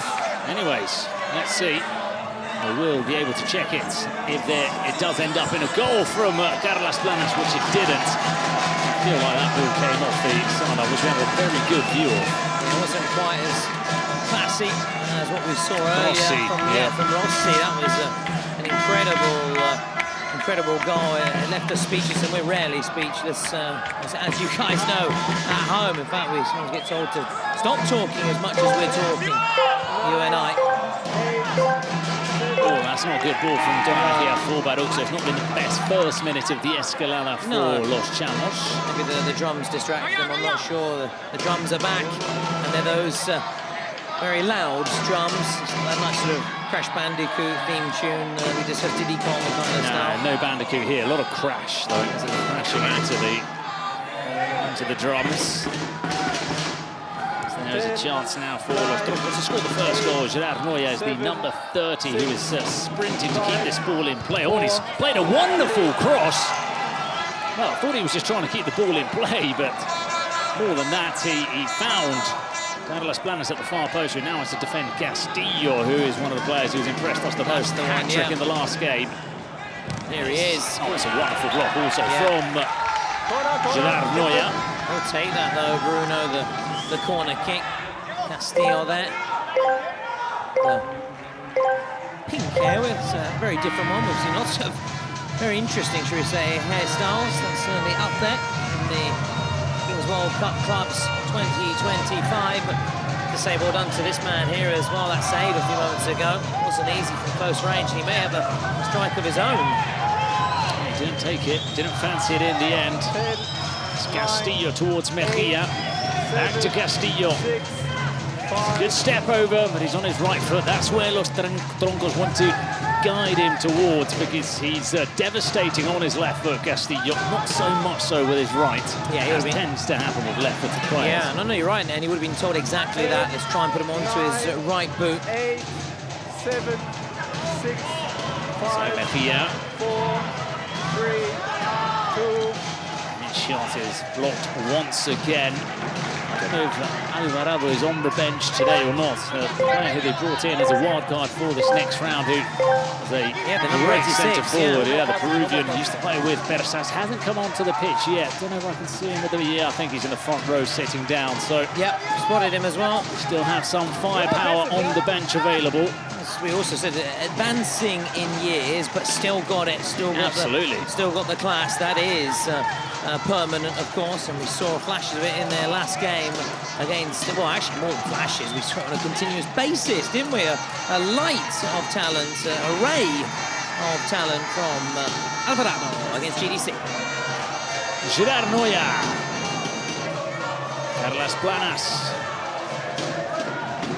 Again, Gerard Noya looking for the shot. Is there space? Yes, there is. It's saved by Baruch and headed back towards safety by Castillo. It's another save. It's now 25 in the competition, you know. He's third in the rankings in this edition of the competition, Bruno, when it comes to saves made. So, looking to be one of the keepers of the tournament. Baruch Mateos. And all that support is for Los Chamos. We've seen them all week long, don't we always say? Up there, those two chaps with their Vino Tinto shirt. They've been here for every game to support Los Chamos. Down the other end, I saw earlier Venezuela flag. I don't know where it's gone, but Maybe it's But been they've moved been over here. here. Maybe it's onto this end, Yeah. where they're making the noise. They've had fans all week long have Los Chamos, which is nice to see. It is good. It's nice, isn't it, to see the supporters here inside the arena. And maybe it's moved there, Bruno. Can you see it? Oh, there it is. Valashi blows down on the other corner with the Dominican Republic flag as well. That's the side that they knocked out in the previous round. Solidarity, maybe. A bit of camaraderie. Twin ships. Twin ships, two nations on the Caribbean coast, of course, of Venezuela. Dominican Republic, part of an island alongside Haiti. Okay, thank you. A rare situation to still be goalless, isn't it? Especially after the first game we saw today. If anybody was tuning in for the first time, probably thinking, fancy a bit of this. Yeah, well... 8-all draws, 9-7 wins. It's not always the case. No, you did say that, and we've said that you do have games like this, maybe a bit more tactical, sides just sizing each other up. Chances few and far between. It happens, as it happens in all sports, doesn't it? Sometimes you have a really exciting pulsating game, sometimes a bit tighter, cagier. There's a lot riding on this, of course. Los Troncos and Los Chamos currently then just looking to continue to study each other, size each other up. Going towards that 6-minute mark. Too many chances, unlike what I said, what we saw before, which was a real advert, wasn't it? That was a great advert spot for Kings League football that we saw earlier. We're actually to do GR7, the first team to qualify then for the quarter-finals. And awaiting the victors of this game. Yeah. And that's the exciting thing as well, isn't it, Bruno? You're going to find out the pairings, or continue to find out the pairings over the course of the next couple of days. So here is Joan Verdú, Soriano. No shots, clearance. There is Alvarado, who we were talking about moments ago. Looking to find a bit of space. It was Diego Jimenez who couldn't quite turn and spin and pull off a shot for Los Troncos.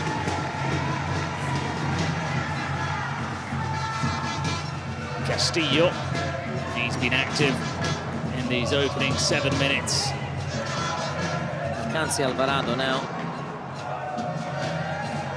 He's just there, isn't he? And, just lurking on the edge of the box, and they're trying to get him involved here. He's asking Fred at the far post, and he sliced his volley. Well, we saw the movement perfectly and how he dummied the run to the near post and ended up going to the back post. Nice cross, could have done maybe a bit more, Alvarado. Yeah, ask and you will receive. He was calling for it, wasn't he? And thumbs up for the cross. It was a very good cross, and as you said, a player of his quality will be disappointed, but he's just warming up. He's warming up, sharpening his aim.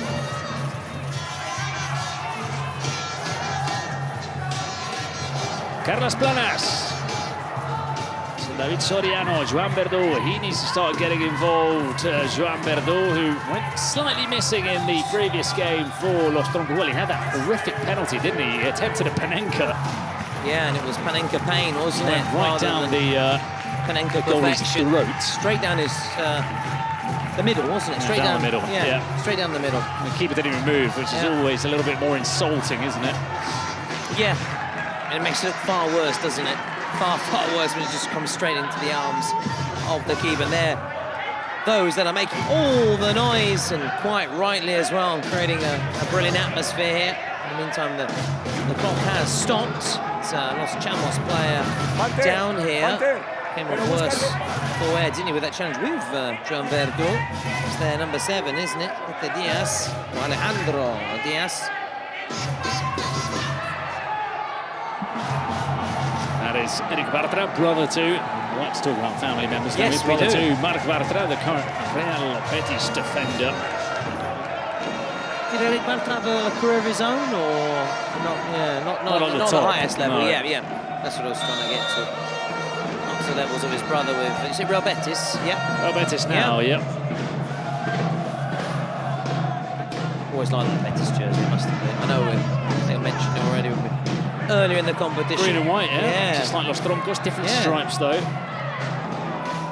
Vertical instead of horizontal. Yes, more sort of Celtic-esque, isn't it? The hoops. Yeah, this one, yeah. Yeah. you're saying, Los Troncos, literally the sort of tree trunks, isn't it? In fact, they've got all That's the back right. of their jerseys. There's the badge, you can see the tree. Yeah. As you say, the back of the jersey, they've all got tree or plant names. Yeah. Don't know if you'd have any name you'd go for. Don't actually know too many tree names, I must admit. Royal Oak, is that one? Or is that the name of a pub, I think, more than Weeping Willow? Weeping... Well, it can just be the tree, you don't need to give it an adjective or... Yes. Flying trunk. Yeah. Banzai? Oh, Banzai. I think there is a Banzai on one of the shirts. Yeah, let's go for Banzai. It's cool, isn't it? I don't know what I would go for, to be honest. Also reminds me of the In-Betweeners when the willow Will, goes? when Will eats the Banzai, if you remember. Yes. And they go to, is it Warwick University? if I'm not Yes, mistaken? that's right.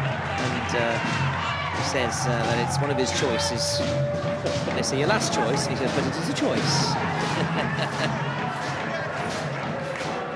Counter-attack for Los Troncos, and it's Alvarado getting back in defence. Good work. To make the challenge and now open up a chance to attack for Los Chamos. Mejia to the far post, and talking of good challenges, how about that? To prevent Alvarado from scoring at the back stick.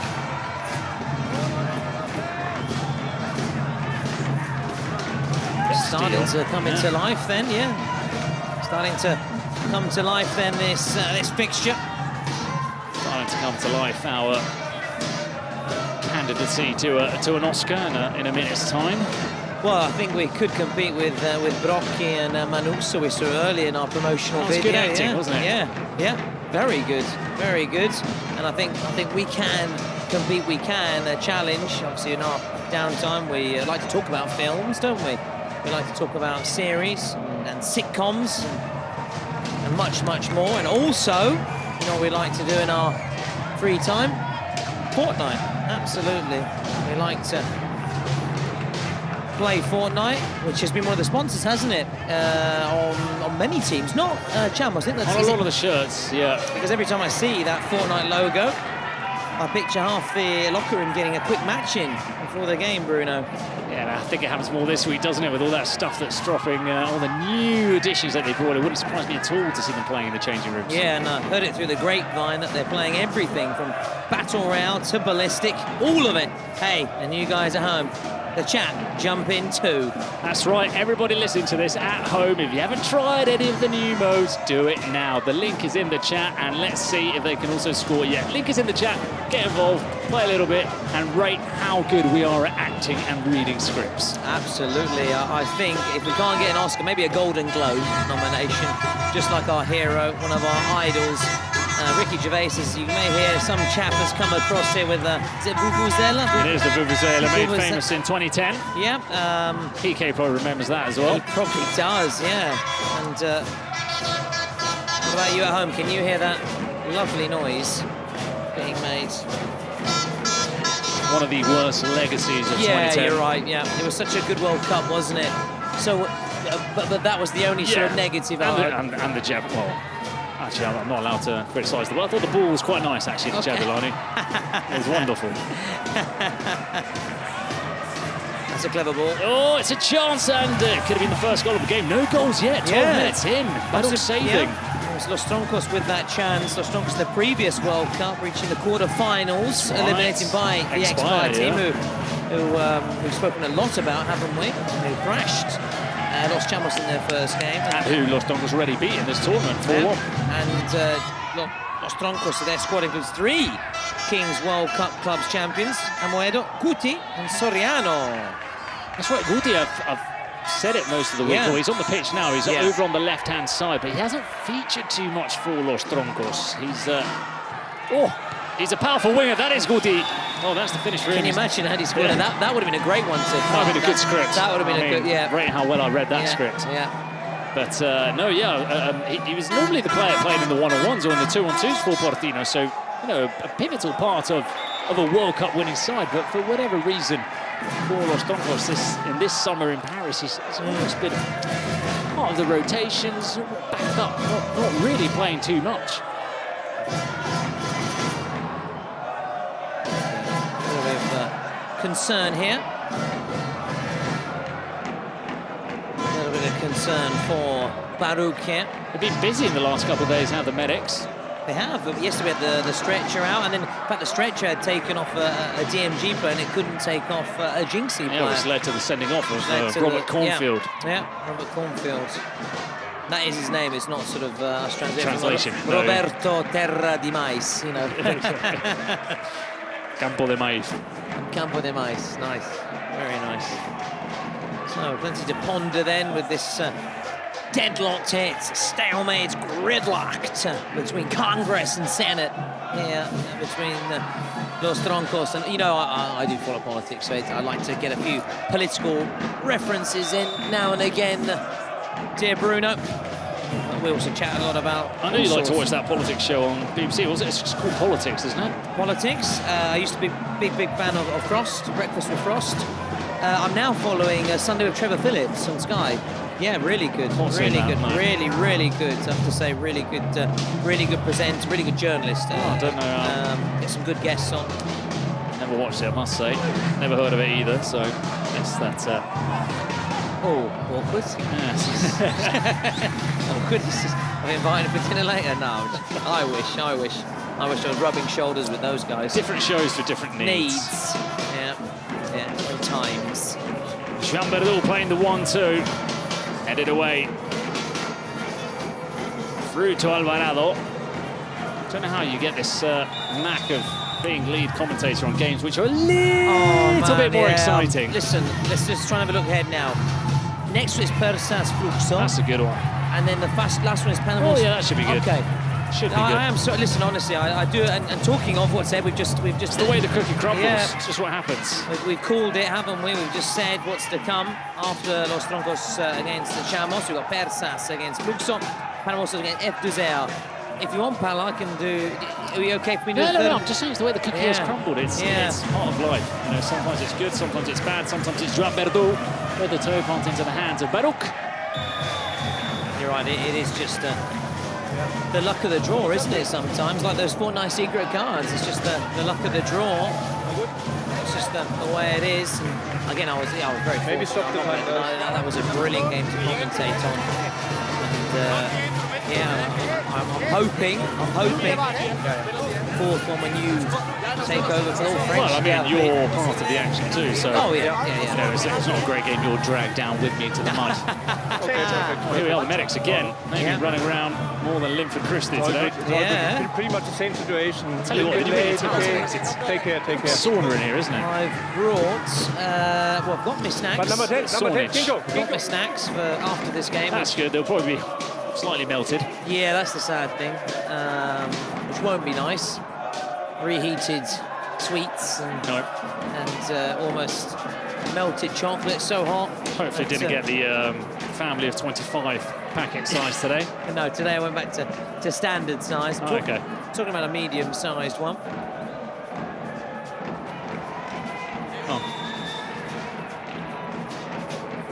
Oh, we're back underway after another stoppage in play, much like yesterday's final fixture. Yeah, DMG against Jinxie, which was a heavy loss for Jinxie. Said goodbye to another wild card, didn't we? Oh, lost out in possession there. Oh, there is one man at the back. It was Carlos Planas providing the cover. Mejia flutes it into the box. It isn't met by the head of. Was that? It was Deteria for Los Chamos. You know what I did like? It was News Night with Jeremy Paxman. That was what I did like. That was classic. That was my favourite. Panorama? Panorama, he did that as well. Good. Yeah, that was really good. Very good. That is really good journalism. Yeah, it was proper reporting, wasn't it? Yeah. So whenever I speak to my wife, she said, "Oh, you're a journalist." I said, "Yeah, but these guys are like different level. These, investigative journalists going." Well, yesterday when you were asking them to find out what had happened to, I think it was sort of tantamount to that kind of journalism. What you were looking for? Yeah, you got it. Doruvo to find out if he'd broken his arm or not. I was asking, weren't we, Dalila and Julia? I was asking Dalila and Julia to help us out and try and dash across and have a word with Doruvo. Still don't know exactly what's happening. We'll find out, of course, because DMG are going to be in action tomorrow in a Brazilian outfit. Round of 16 clash. Now it's going to be for the roll of dice, which is incoming, Bruno, just in a couple of minutes' time. Who we got? We've got Maria Cristina Fabrizi of FC Zeta. She's their social media manager. So, very nice. That's a big role nowadays. Yeah. I remember it used to be, social media used to be kind of the nobody in the office. No disrespect, I mean, I've done that role, for example. You were kind of the young guy coming through, taking care of social media, but now it's huge in companies. Kind of like, big role. Yeah, kind of like the milk monitor kind of things at school. No, it's massive, it's huge, isn't it? I mean, because sort of the way we get information has changed, hasn't it? It's moved away from the traditional television to phones, tablets, the internet, social media. People get find out breaking news, don't they? So it's huge, and it's obviously it's good for her to have the roll of dice, I suppose, just to try and as she looks to forget her side's loss just a few months ago against Zeta. But good that she's, still up for it and happy to be part of it, even though she will be disappointed, which is understanding. And it will be interesting to talk to the Italians afterwards to find out how they're feeling in the camp about that red card, because I think it was decisive in the end result. Their best player sent off, missing the entire second half. So we will ask the two Italians what they say about what the feeling is in the camp for FC Zeta. It was a harsh decision which has cost them. Yeah, in fact, actually, as I was sort of dashing across a few moments ago, just when I had a quick break between this game and the game we just saw, I did hear and I saw Brocky chatting with the officials behind the scenes. I didn't have time to really understand, glean what he was saying, because I was dashing by very quickly, but you could see it was all kicking off in gear.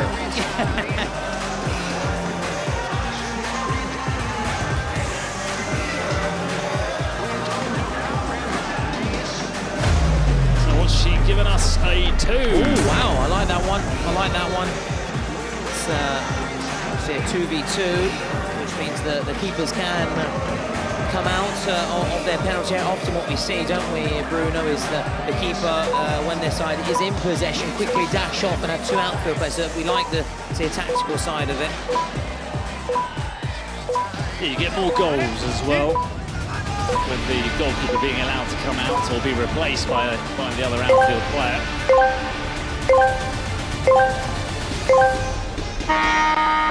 Righto, full drop. Oh, sounded very Australian, that. Righto. I like the righto. Righto.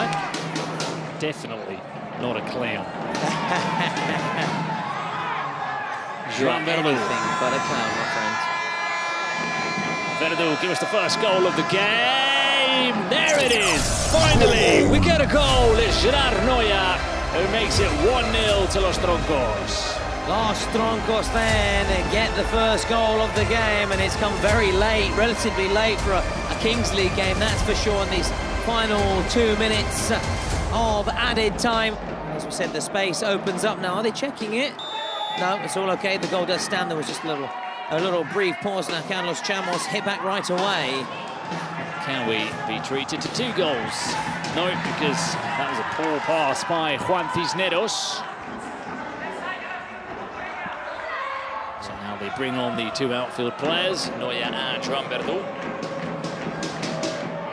Drums beat up again as they try to pick up their Los Chamos heroes here. It's Los Troncos on the ball looking for a second. It's Juan Verdú. Verdú to Noya. Carbon copy of the previous goal, or would have been. Noya now forcing Baruch out of his goal. Turns to attack, much like the great white shark, going away into the darkness and then coming at pace to get a nice little chomp of your leg. And Noya scores the second. And he gets another bite, doesn't he? Another victim makes it 2. They're breaking away here, unless Los Chamos can immediately hit back. It's our top man, Castillo. Now they got Castillo on, they didn't use him earlier in this 2-on-2, which is surprising, because he's the best player for this, and his shot takes a deflection off of Planas, and then is saved by Eloy Amoedo. Block. Good save, sticking out that glove, and they'll try again. Can they pull a goal back? Cristian Lagunas. Lagunas to Castillo. Carlos Planas, the solitary defender. As Lagunas goes the long way round, he's waiting for Castillo, but he finds just enough of an opening to curl it in and make it 2-1. Wow, talk about the suspense there. Having you on the edge of your seat. Every time he thought he was going to pull the trigger, he just waited and waited and waited, and fortunately, he found the back of the net to make it 2-1 to go into the break. And at the break, Los Troncos immediately playing their secret card. Let's listen in.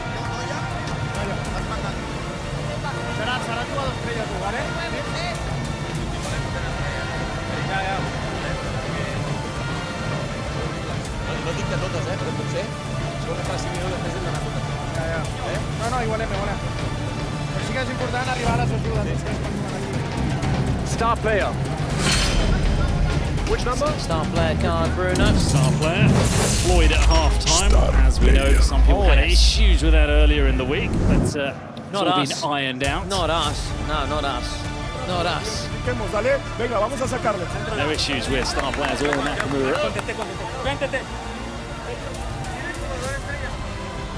Vale?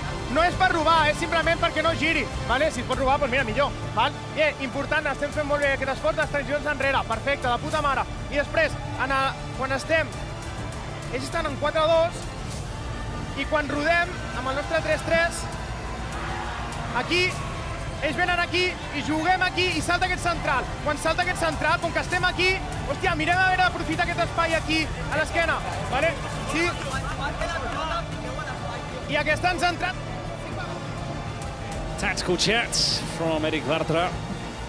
Star player is going to be Gerard Noya, who has scored in the game. He scored both of them, hasn't he, for Los Troncos? Unsurprising then. They've given him that green armband, and of course we expect Los Chamos to now really maybe double up and keep a very close eye on him. It could free up someone else though to take over the baton. Sprint towards the goal. Ella Linford Christie, our hero, certainly growing up. Big impressive performances in 1992 in Barcelona, by the way. Which we did not see, just to confirm. We were too young to take note of that. We were there. We were there. We existed. And we were loving life. Really were. It's far simpler then, that's for sure. All our meals were catered for and everything was paid for. Absolutely. Now things are a lot tougher. Oh, how I yearn for those days again. Well, it's the voice of a broken man who is holding out strongly this week. 2 weeks away from his family. Yeah, that's can understand it's taken its toll. It is. Of course, I'm delighted to be alongside you, Bruno. Every day it's brilliant. But there are those moments when, you know, in that downtime when I'm not playing Fortnite, that I am obviously thinking back about the family and getting back and a nice plate of pasta. A nice bit of laundry that you'll be looking forward to tomorrow. Yes. I went to pick up my clothes. How was it, by the way? How was it? Good man. She was wonderful, the mademoiselle, as always. And the haircut as well, everybody. Bruno is looking sharp. And by the way, with the haircut, went to the coiffeur. If you want tomorrow to take over any sort of presenting duties, hosting duties. You are the big man. You're the face of this Kings World Cup 2025. Everybody has grown to love our beloved Tom. Thank you very much. And I'm more than happy to play that sort of secondary Gattuso role to Pirlo. I like it. Fair enough, mate. But if you want that with that haircut... I'm over here making tackles and you're, spraying 30-yard cross-field balls. And we do need someone here in the commentary gantry, of course, while everything's going on, just to put the pieces together. We need to make sure you don't play too many passes. You might pick up an injury. Yeah, that's true as well. That's a fair point. We've got that locked down. Oh, Baruch coming out with his feet instead of his hands. Bit of a strange decision from him. Carlos Planas now. This time it's more of an orthodox save by Jonathan Baruch. Baruch is a name I'd never heard of, but in the Kings League Americas, there were about 4 people called Baruch. Wow. So I'm guessing it's quite a common name in Mexico. Yeah.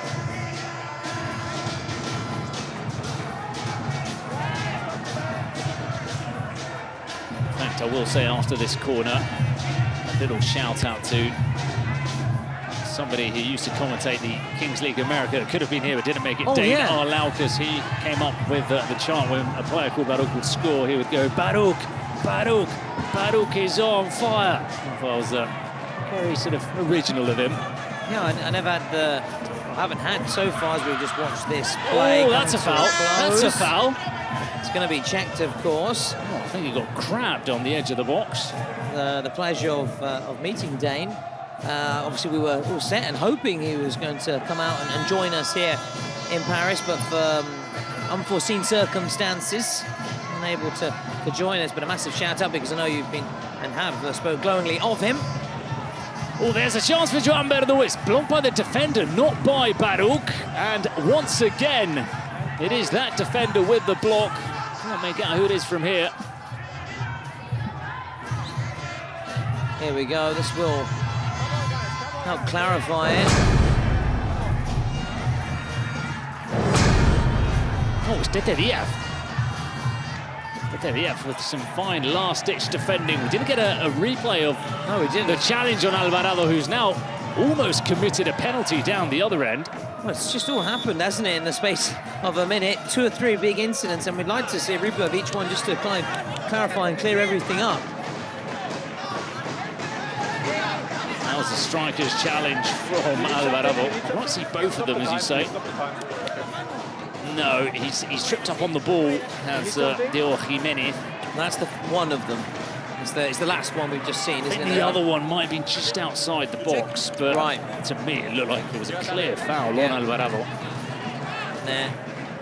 See her in action, the Italian referee, who've been obviously big fans of, because she's been very good, hasn't she, every time she's been in charge of a game, but also when she's in the role of an assistant, making sure always explaining, laying down the law. She's very good at making players listen to her and sort of go quiet. She manages to get them quiet, which a lot of referees struggle with, and she just says, hey, guys, come on, cut out the rubbish. It's almost like, you know, a mama coming out and saying, boys, come on. And they all respect her, and it's fun to see. And it's the voice as well. It's okay, maybe I not see, but listen now, listen, I check, calm down, number 10, please. And even the number 10 was, okay, I'm sorry, you're right. It's really good, and she's been, but the refereeing as a whole, there's been a couple of incidents which we've discussed together, and we'll actually look back. It's been very good refereeing. It's been very high standard. Obviously, you're not going to get everything absolutely right because they are humans, they are not robots, but overall it's been good. They've made sure that things have stayed calm, because there have been instances when games have finished and it's almost boiled over a little bit, but they've kept peace. And we're back underway. Another stoppage. It's been one of those games that has been a bit stop-start. Had a lot of stoppages. So again, that hasn't really flowed, has it, or really properly got into any sort of a rhythm, unlike the previous game, which was just a classic, a game that you could just watch back again, and it will go down as one of the certainly the great games of this competition. And maybe in a year's time we'll be also saying, oh, do you remember that game? We saw Zeta against FC Zeta. So Los Troncos now try and get a third. I've got a question for you. Do you think Gerhard is comfortable right now? Yeah, he is. It looks like he's ready to have a little nap. He's that comfortable. Our good friend in the corner, as we just received a couple of nice packages from our staff behind the scene, which looks like it's our dinner for later. So quite thanks early. very much, guys. Very early service today, wasn't it? Very early, but hey, it's a couple of snacks which we'll gladly take. Yeah, here's to hoping the baguette has a bit of substance to it, a bit of protein in there. I thought you were hoping just for the one like the other day, just a couple of pickles. And we're not joking. A bit of lettuce. And there was a bit. That's true. And there may have been a hint of tuna, maybe tuna mayo. A couple of specks. Had to use your imagination a little bit to find it, but we'll find out, because no doubt Jules will be opening it up right away. That's for sure. So we'll find out. We'll get live updates. Jules Rimet's still gleaming. Yeah. Jules Rimet still eating in the corner. Then no doubt he'll give us an update.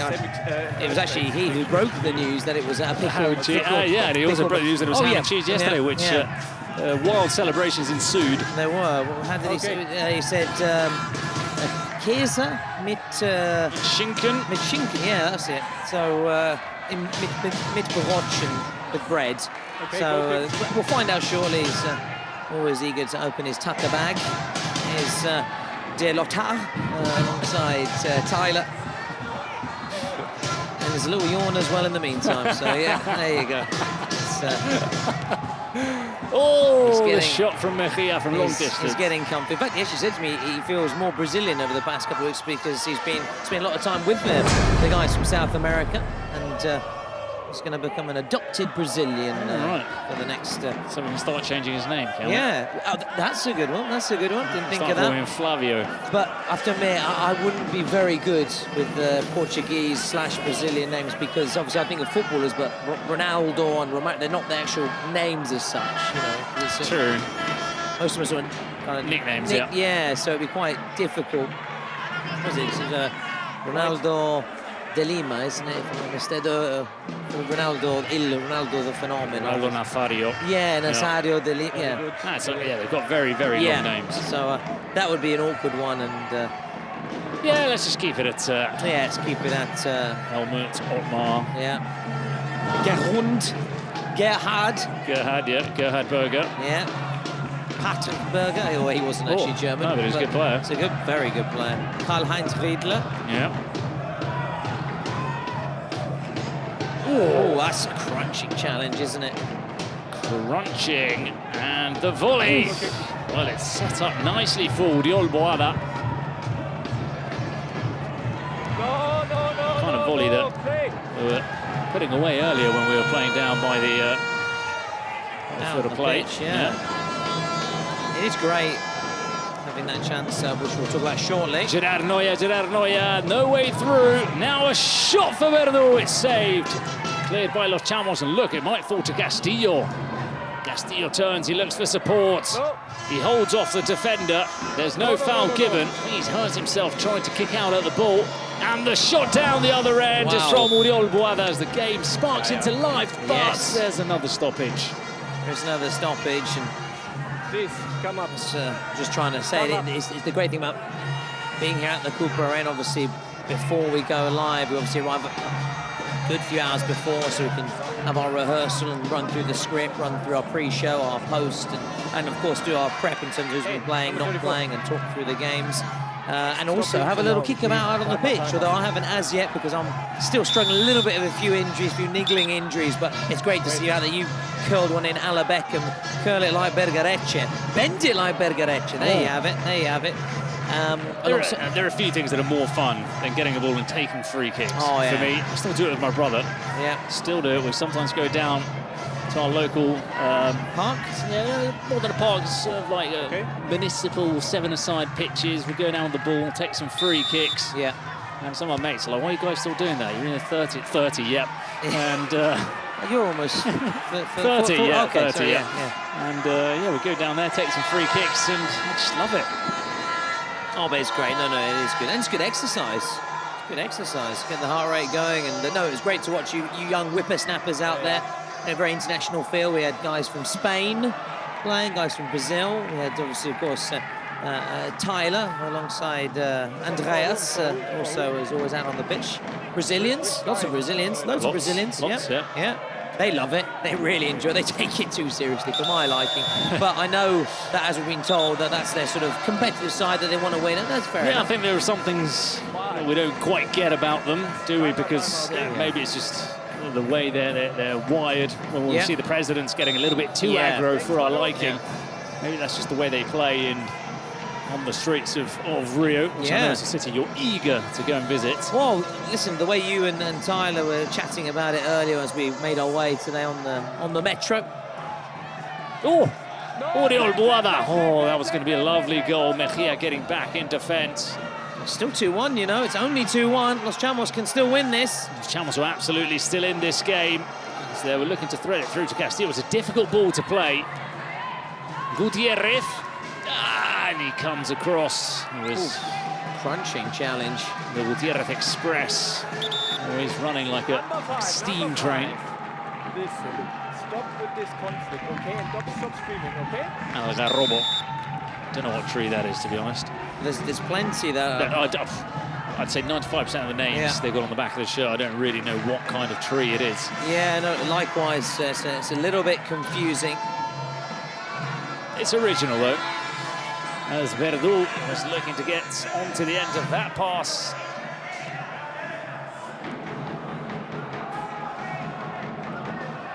Slowed down now by Los Chamos. Very tight game, 2-1. This is a proper scoreline. Number 5, Vitor! Chamos can win this, as we were saying. They're not out, far from it. They've still got their secret cards and their presidential penalty, which we didn't see in the previous game. Guldi. The offside. Gerard Neuer was coming back and he thought, I'll take the shot just in case, see what happens. Verdú picks it up on the edge of the box. It takes a deflection off of Dani Lopez, so it will be a corner. Verdú hasn't scored yet in this tournament. Had a great chance from a penalty, but as we said earlier, it was Panenka pain and not Panenka perfection.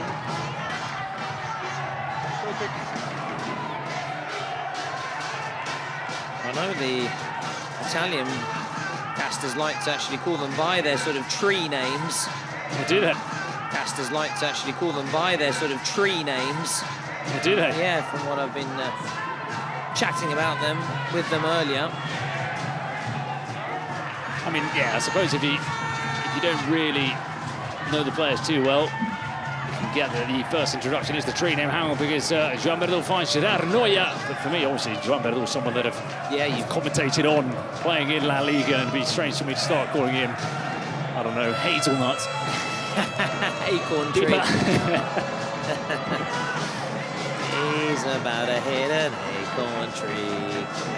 Chestnut, did you used to play? Oh, Conkers. You used to play Conkers back in the day? Yeah. Listen, I wasn't very good. Do you remember you used to get caught on the finger? Oh, it really hurt, that did. Yeah, do you remember slaps as well? That was slaps, yeah. And the one with the coins that you go like that. You did the coin one as well, the coin game. That was on the table where you'd sort of flick the coins. I don't know that was a horrible one. That was very painful. Anyway, back to business. Gerard Neuer. No yellow cards today as such for the commentary team. Gerard Neuer scores. I'm happy it's being cancelled out as they weren't going to clip me talking about me getting a booking this week. And me talking about Tonkers and the random coin game, which I never heard of. Anyway, back to 2025, away from 1996. Britpop. Tony Blair. Cool Britannia. Euro 96. Cool Britannia. Exactly. Yeah. A world away. Yeah, things can only get better. Dream. Tories out, and Labour in. New Labour, New Britain, Cool Britain. There was a landslide. We've got a card. Talking of landslides, well, I don't know if I could actually connect those two, but they are putting the we're checking before we have a look at the card. I think it was offside, but we'll find out. It looks like he was ahead. Oh, look at that left boot, though. Look at that left boot of Mejia. I think he's going to be onside, because the thing is, the shoulder is in the air. Are they picking the shoulder, or are they putting the red line on his boots? Yeah. They should be looking at his shoulder, which is a little bit further down. Yeah, now they're moving it, see? Or are they, or are they not? No. It's a difficult one, because when it's in the air, at an angle, but we do like to give the benefit of the doubt to the attacking player. True.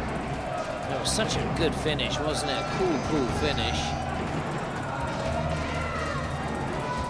Khalid. When the ball was played, though, that's the thing, it's when the ball is played. Checking that as well. They're making sure they've got it exactly when that ball was played. And we wait. It's a tight one, but it's a free decision. I would like to see a rule when it's that close. Complete. Yeah, the goal is given. Khalid, no offside, it's goal. The field decision was offside, right? Field decision was offside. Field decision was offside. I can't quite hear what he says. Is he saying it's not offside, or he was offside? It's the drums making it hard for me to hear. It's the drums loud.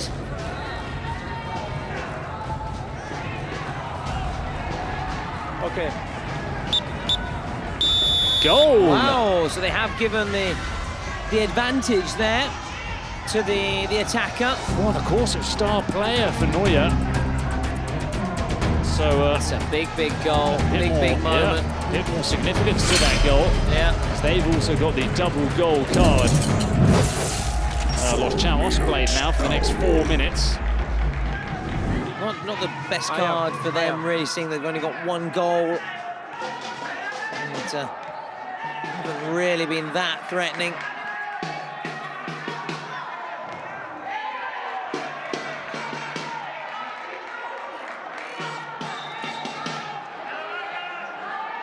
So away we go, 4-1 to Los Troncos, which seems like it's one-sided, but really it's the double goal from Gerard Neuer, which has opened up that advantage. Yeah, but well, to use then their secret card, how many times you've seen the star player get the armband and not leave his mark, not find the back of the net? Neuer certainly did.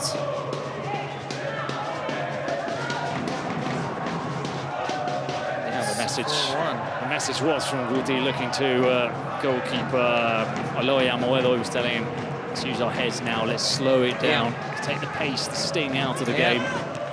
Sensible thing. Now they've got that 3-goal cushion, thanks to Neuer, who's certainly, to the extent anyway, going to be one of the chief candidates for the MVP prize, and have a chat post-match with, I believe it's going to be Julia up next. It's always going to be Darlene, I think it's Julia up next.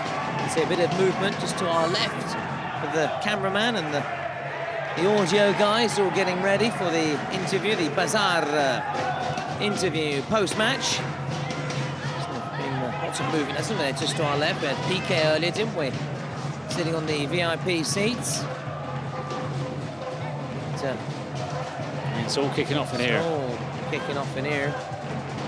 Always peeking, always peeking. Joan Verdú.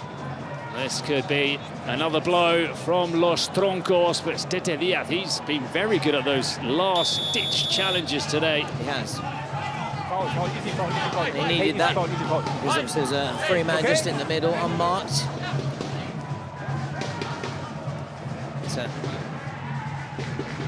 Los Chamos will be very happy about that.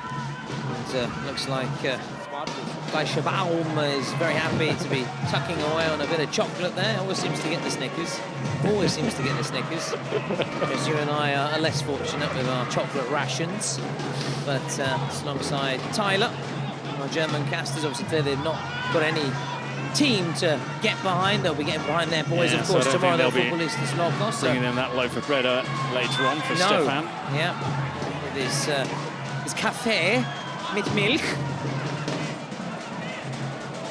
Oh, he could have turned. He went back towards his teammates, where really, if he turned the other way, maybe didn't know what his surroundings were. Maybe could have had a shot on goal.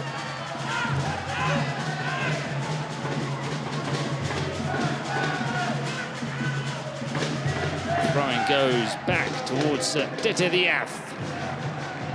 Fleischer-Baum was actually a reference to Blackadder.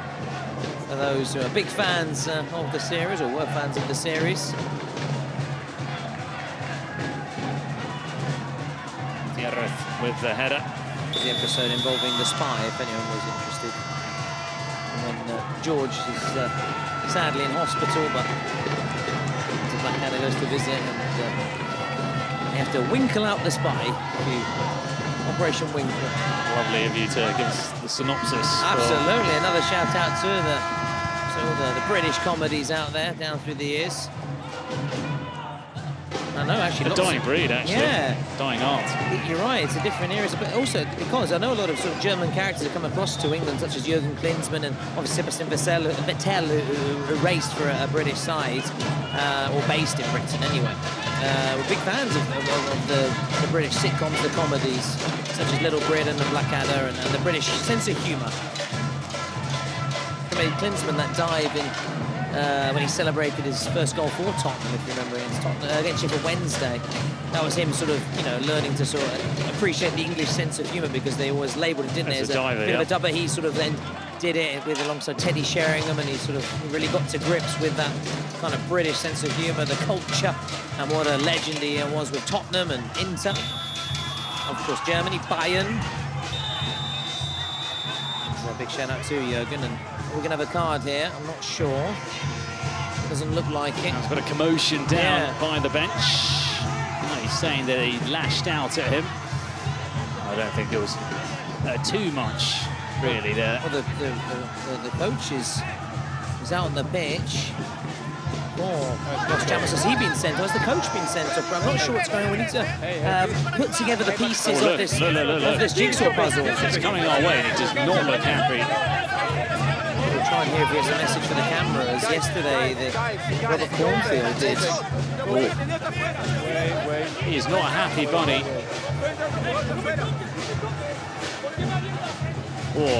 Not happy at all. Please go. They're taking the mic off him, which is probably not the worst idea in the world. So I don't hear all of his complaints, but he's furious. Yeah. Oh, the TRONCOS player is still down. I thought there wasn't too much in it. You cannot come with 3 guys The on the gaffer other bench, even if your players takes line the long there. way around, Because giving the referee daggers down the sideline. He has been sent off then. Yellow card, okay? There's a yellow for the LOS TRONCOS Yellow card tactician for as the well. coach So of TRONCOS. it's all happening. We hope we can get a couple of replays just to put together the pieces of this jigsaw here. Castillo coming across here. Maybe just having words with the LOS CHAMOS president. Is he? Oh, he is, yeah. Okay, yeah. We go from here with free kick. They're talking to see. Okay. I think he's telling him to come down and take the penalty. They replace him. It looked like that's what he was saying to him. It's all good. Yeah. Please come in. Yeah. Oh, that was an interesting exchange between Castillo and Yolo, but Castillo seemed not the friendliest of terms how he was talking to Yolo. Not so much of a reaction from the president. Now, see now, look.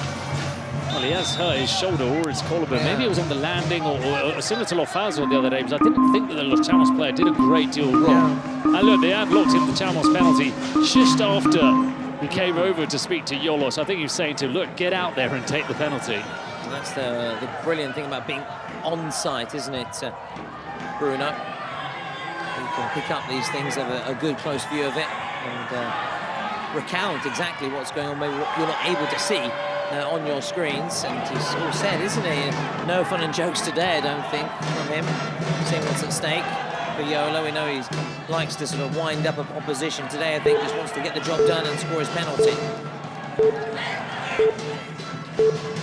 4-3-2-1. Not going to get the shot away. Now they do, so we will get the presidential penalties before we head into the last 2 minutes. Yeah, no mucking around from Yolo. Yeah, seen him against the Italian side. He brought on a pizza, didn't he, the other day? And look, Castillo now is giving it some words of encouragement, but before it wasn't so encouraging, was it? I kind of feel like he's stunned Yolo a little bit. Somehow that sort of self-confidence and jokey manner. He looked a little bit deer in the headlights from that exchange with Castillo. So remember his antics over the pizza against the Italians, the winding up of the Expire brothers. Now here we go. Can he score? Do hope he scores so he doesn't get a wonderful penalty. Just after Castillo's talking to, felt like he had to score that penalty. Now the celebration, and pretty swift, business-like from Yolo. He doesn't have to then incur the wrath, does he? Of his player Castillo. I may have spotted Sandro Molo, you know, of Karasu, who's in the VIP seats. Oh, he is. Gignac cousin. Haven't seen Gignac. Or is Gignac there as well? Anyway. Yeah, now that he's sitting down there, I think he can just enjoy some drinks and food guilt-free. Yummy, yummy, yummy. Yes. I like it. I like it a lot, Bruno. Now, Zeta, here he goes. Good penalty the other day from him. Very good. Down the middle, up high. Carlos Santos. Nice strike as well, nice style. Just a little homage to Jordi Gomez, who's injured, isn't it? At number 14. Yeah, the sacred stick, Carlos Santos. I'll tell you what, that was very nice again from Perchita. I've been very impressed with his technique. Yeah, he hit the upright, and it was probably a bit risky, but very nice the way he hit the ball. He put his foot through it. You can tell he's played a little bit of football. You said, was it the holy stick? Palo Santo, that yeah. came off the stick of the goal there. And, kept out, so it's 4-2. And of course, goals worth double. So Los Chamos are still in this, you know, and they scored, didn't they, very late on against GDC, I beg your pardon, against Era Colonia in their first game to give them a win late on. And, or the second game, should I say, after getting completely confused. It was GDC that did that, so never mind, ignore that, scrub that out. It was, yeah, there you go. I wasn't going to say anything, I was looking at my notes. Yeah. I say, no, that didn't happen, just ignore. But, you know, as good pals do, I didn't... No, you were right to back. But at the same... but at the same time, it's GDC that did that. And they can take a leaf out of GDC's book. Let's put it that way. Oh, brilliant reaction. There you go. I hold my hands up when I make a mistake. I always do. Always do. I wasn't going to be all Guantanamo getting the spotlight on the prisoner running away. You can be more Paxman about it now and Jimmy Carr about it later. Talking of chances, that one fell to Alvarado. Remember, if they score a goal here, we could potentially be heading towards a shootout. How many do you reckon we're going to get in the last 16? So there are 8 games, one's been played already. Yeah. What are you saying? I'm going to say 2, yeah. Well, that's not much of a wager. We're both on the same page. I could go for 1. That's all right. That's all right. We do want to hear from the people in the chat, though. See how many they think there are going to be. Yes, please. And guys, keep sending in your questions. Guys, bring us, give us German names as well. Oh, please do, please do. In the meantime, I can see some Peru jerseys at the far end because obviously PERSAS are in action soon. Yeah. There's a Peruvian player on the pitch. Alvarado, he's the only Peruvian player in the whole tournament, actually, playing for Los Chamos. Isn't it? Yeah. Trumberdo.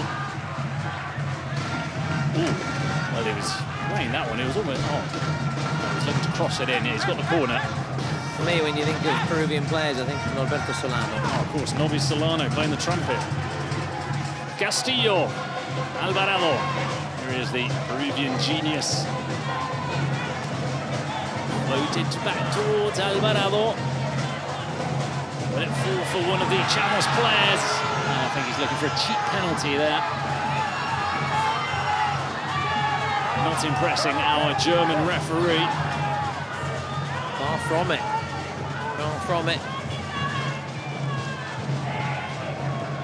Trumberdo keeping the ball down by that corner. Now there's a firm challenge from Diego Jimenez on Castillo. Let's see what we get here. I think there should be a little bit of added time. We've had quite a few stoppages. Well, just the usual 2. Castillo. Well defended by Carlos Planas. That'll be a free kick for Los Troncos. 2 minutes to go then, 2 minutes of added time. Clock is not their friend right now, Los Chamos. Wait, we stopped the time. Clock continues to tick away. Seconds continue to pass by. Los Troncos continue to lead. On the ball as well. Of course, if they get that goal, it really would be game over. Here he is, one of their star players today, and certainly you agree with us, going to be crowned MVP. More than 80% of the votes, and has he won a foul there? Won another foul. This is frustrating Los Chamos because we've had 45 seconds played very far away from the Troncos goal. Number 22. Stop the time, please. Stop the time, please.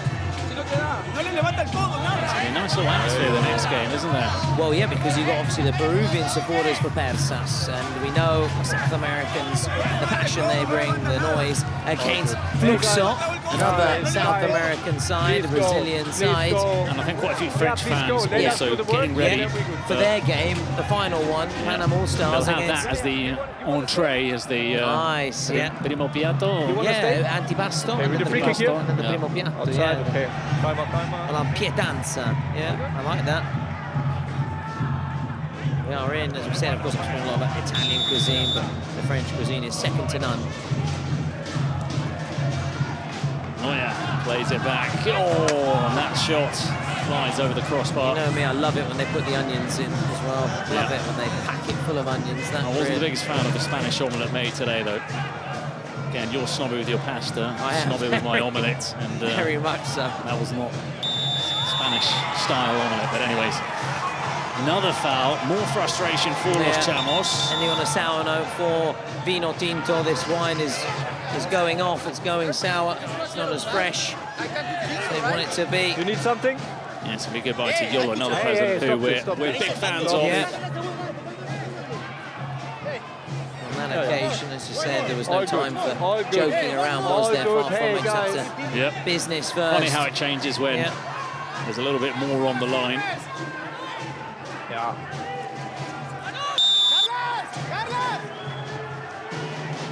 30 seconds then, and Cisneros is off. Los Troncos have a man like 20 seconds. to the good, and they're 2 goals to the good, which is technically 1 here.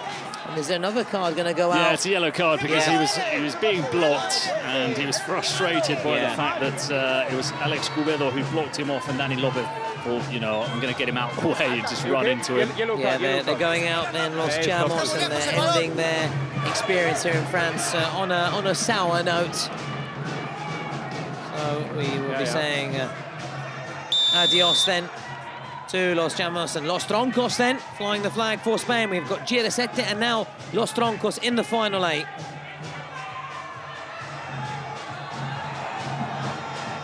Obviously a bit more time being added on because there have been a few stoppages in this added time. Verdú, acres of space, 2 players missing for Los Chamos. Verdú goes through, and the referee allowing the move to continue.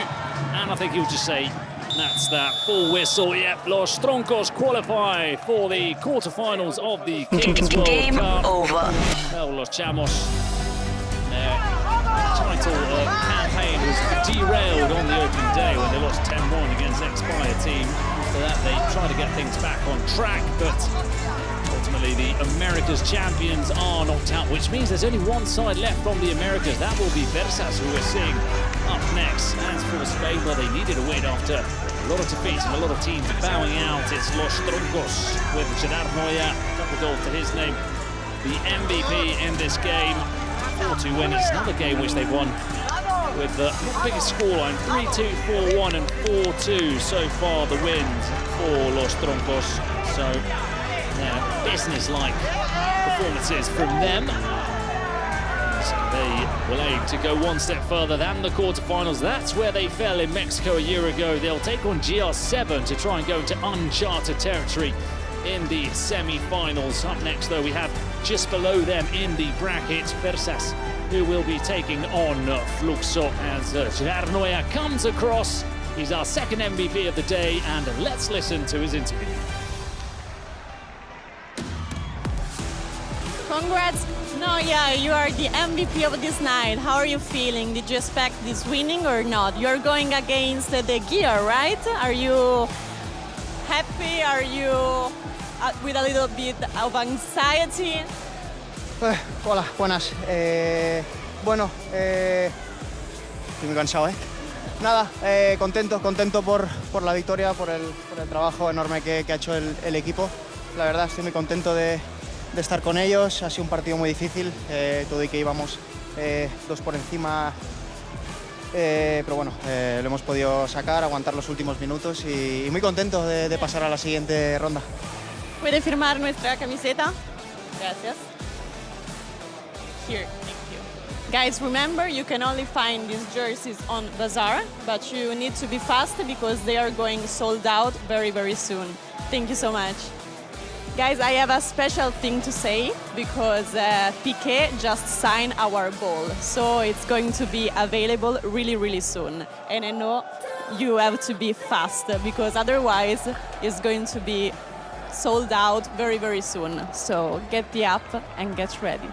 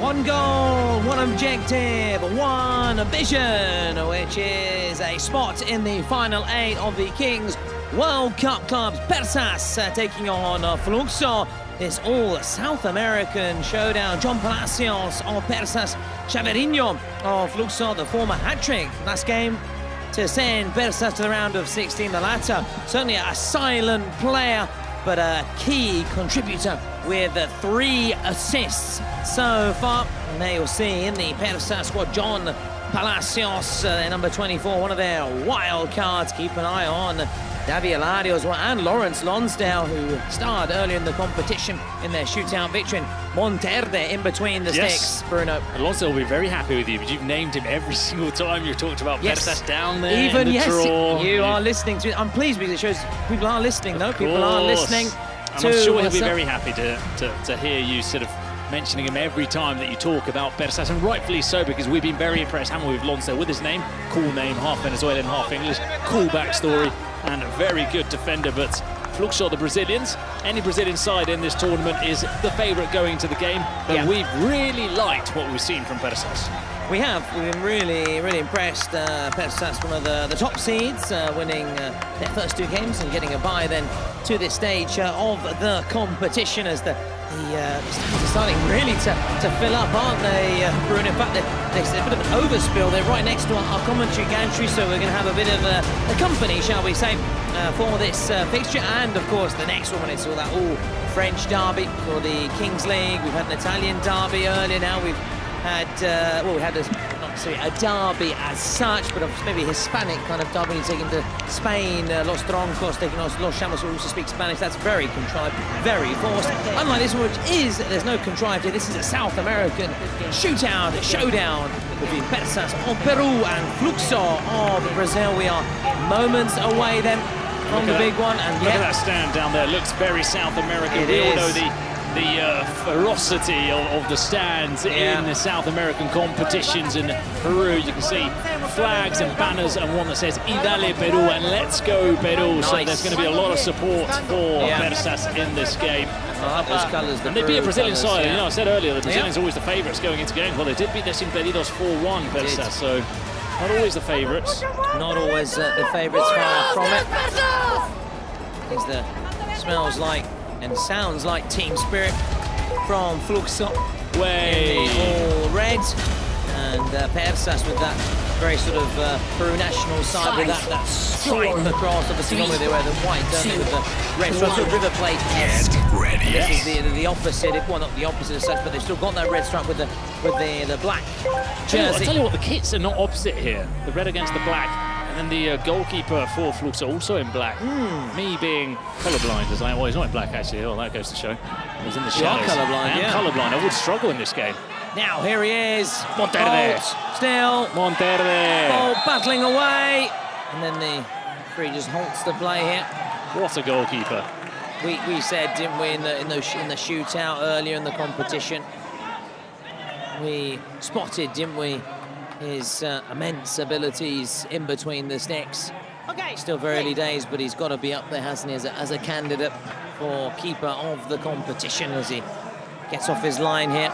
Keepers can do that, of course, right from the first minute. Palacios in support. How good was Palacios also in that last game? And here he is again, Mr. Palacios, Senor Palacios, firing towards the FLUXO fans just to our right behind the goal. They are outnumbered at the other end, as you'll see, as now FLUXO attack that goal. You may catch a glimpse of all those PERSAS tifosi. Here comes the keeper, and that's very disappointing by his very high standards as it goes out there. From the FLUXO keeper, Montero, to get things going again. Palacios, we're now 3v3. We continue our escalado. Now, number 10, Devi Eladio, Still, who's from Brazil. It's a personal derby then of sorts for him. He'll be wanting to impress, won't he? Against plenty of his fellow countrymen, that's for sure. Now, Vinny. Another one had a really good game. Certainly one to watch. Vinny Jones. Different style. Different style indeed, yeah, exactly. I think Vinny Jones would love to have had just even half the talent of this Vinny here. Well, I wouldn't say that to his face. No, well, I certainly wouldn't say it to his face or to Burgos' face, and nothing like that. But if you are listening, Vinny, I'm a big fan of your work. Big fan of your work and a big fan of your Wimbledon days. And it was Thomas Lawrence who said that. Big fan of him in Snatch. Brad Pitt. Great film. I think Brad Pitt's in that. Brad Pitt, yeah. Of course, yeah. What's his name in that? Something the Gypsy. Yeah. I don't think it's Mickey, is it? Mickey, yeah, that's right. Yeah.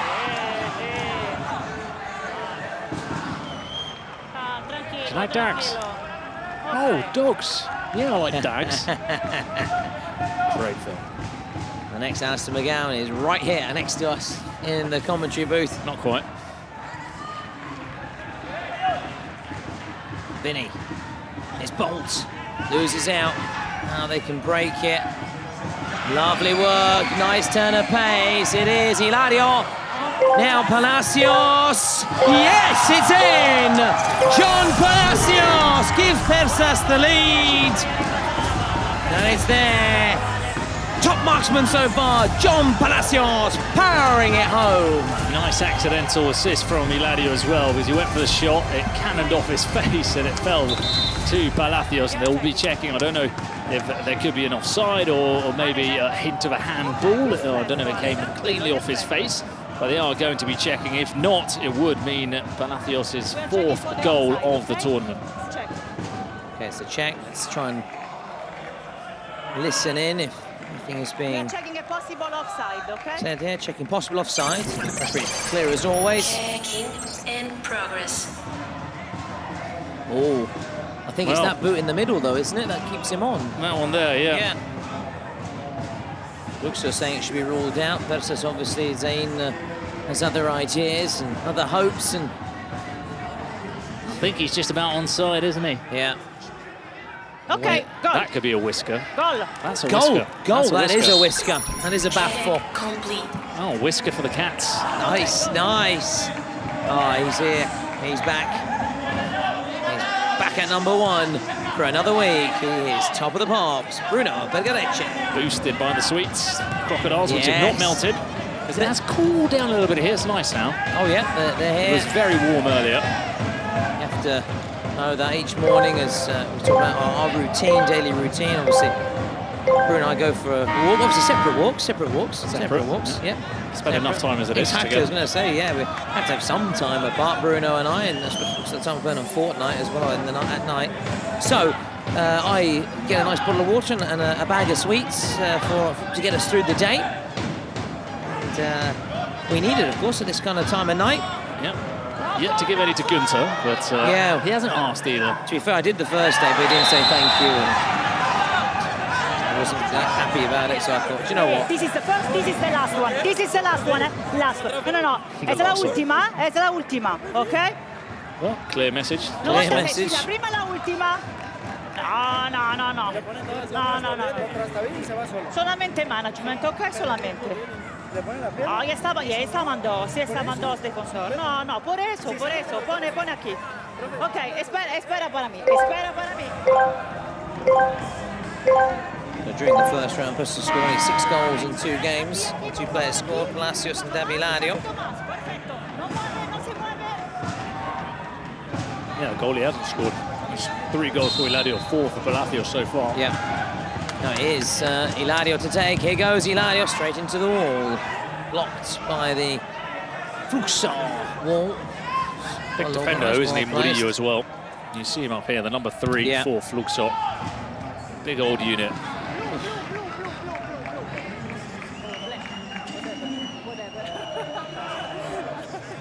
Very well built. Very impressive.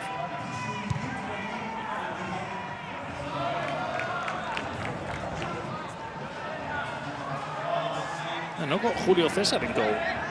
Going for Thiago Oliveira. Yeah, I'm surprised. Julio César has been wonderful in goal. We spoke about him, candidates for keeper of the tournament. He's Yes, got to be up there he's as up well. there. That performance for Fluxo the other day.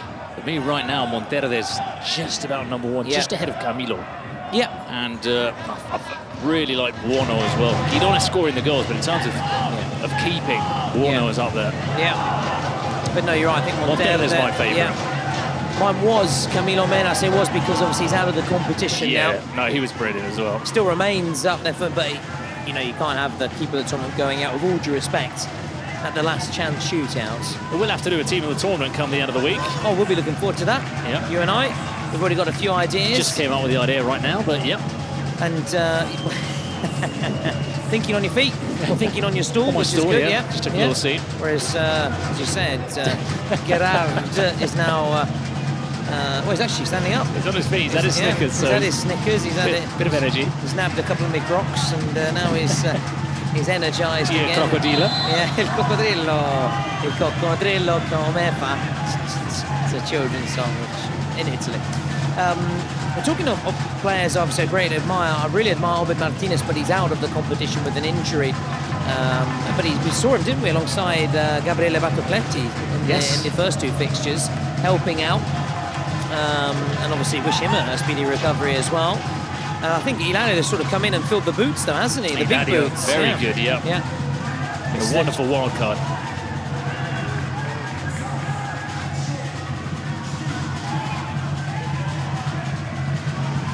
Obviously, Fluxo, this is the first time that they're at the Kings World Cup clubs. Versus the second time we've spoken about it. They were eliminated, weren't they, by the Stallions, who had Totti.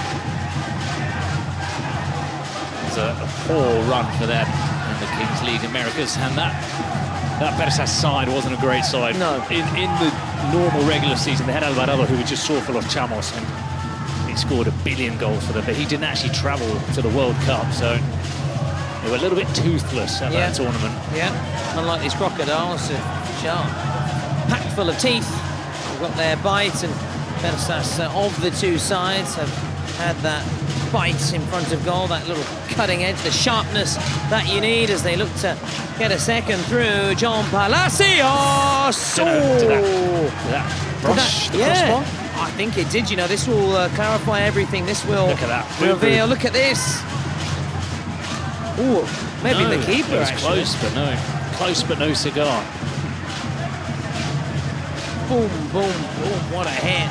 As we hear the boom, boom, boom of the drums here, and they're more pleasant. We like this. This is pleasant. This is, you can sit down and relax, have a drink and have a chat with your mate with this in the background as that goes in and it's spilled. They're going to capitalise, and Bolt makes it 1-1. Their big-time player, Bolt, buries it from close range. 1-1. Afraid to say it's a mistake from Monterde. Well, they're going to show cancel it for offside. It looks like he's getting ready to take the free kick. If not, it was a mistake from Monterde. Very uncharacteristic from him. Well, wait here. Will Monterde and company? Yeah, Bruno, I've still not jotted down Bolt's goal. Will they be let off the hook here? It's being checked, Bruno. It's being checked. Oh, that looks like it. Oh, that's tight. That foot again. It's foot, isn't it? It's the foot which is playing him onside. I think he's on, you know. Yeah, it's the foot and mouth, which is going to play him on. So yeah, they won't be sparing Monterde's blushes. Comes up from the referee. Oh, I mean, they're almost on top of each other, those two lines.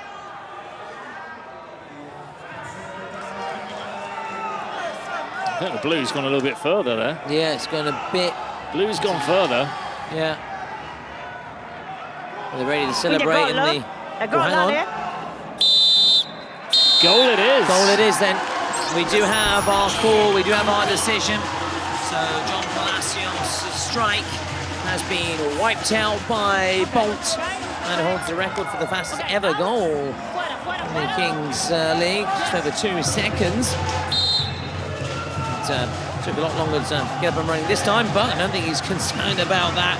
Wants to put the collective first, and collective is looking good now. It's Vinny on the rebound. Oh, very nearly 2. And again, it was, this time it's not spilled by Monterde, but he's punched it away to a dangerous area where it could have been finished off by a FLUXO player. So perhaps the shakiest we've seen Monterde in the entire competition so far. Yeah, Monterde. Tenemos que revisar todo, okay?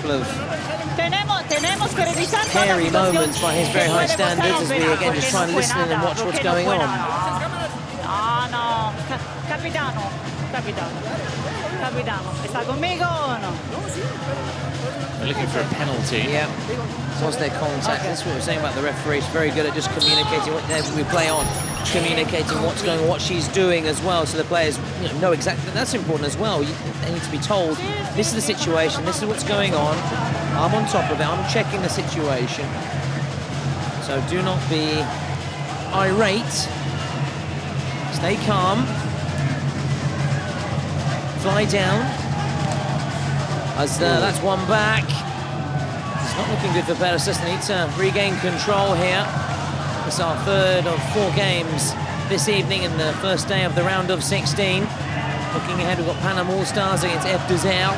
All French derby to come, and that's why the stadium is starting to really fill out as well. The French supporters getting in early, getting a good seat or a good place to stand in the stands for the 2200 kickoff, which caps off the first day of the round of 16 fixtures, and then the others are to come tomorrow.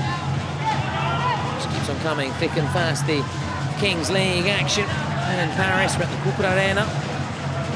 It's the final, 14th of June, this Saturday. Défense Arena. Will we see one of these two sides for that showpiece final when there's so much to come as well? We've got an exhibition game between France and the rest of the world. Of course, this final here as Bolt brings it down. And we've also got a brilliant performance from, I know it's going to be brilliant, from Gims, yeah? Gims, well, we've not seen him in a while, have we? No, obviously his Zeta side going out after 2 games, one of the first teams, I think they were actually the first team to go out of the competition, which was a shame in terms of, because Gims we saw after he scored his presidential penalty doing a somersault, do you remember? It was brilliant, yeah. It seems like a long time ago, doesn't it? It was only a week ago, but just been so many games. So they will meet 8 games together, which was, if you remember, we got through it. How can I forget? We got through it. Got to get through this.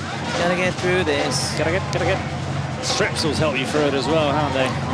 Yes. Soothing a little bit after what was a very demanding first day. Yeah, I was struggling after day 2, 3. You're right, and there was one of the games when it was the Bruno Bergarecce show, and there was the odd little cameo for myself. Just yep, nope, yep, good goal.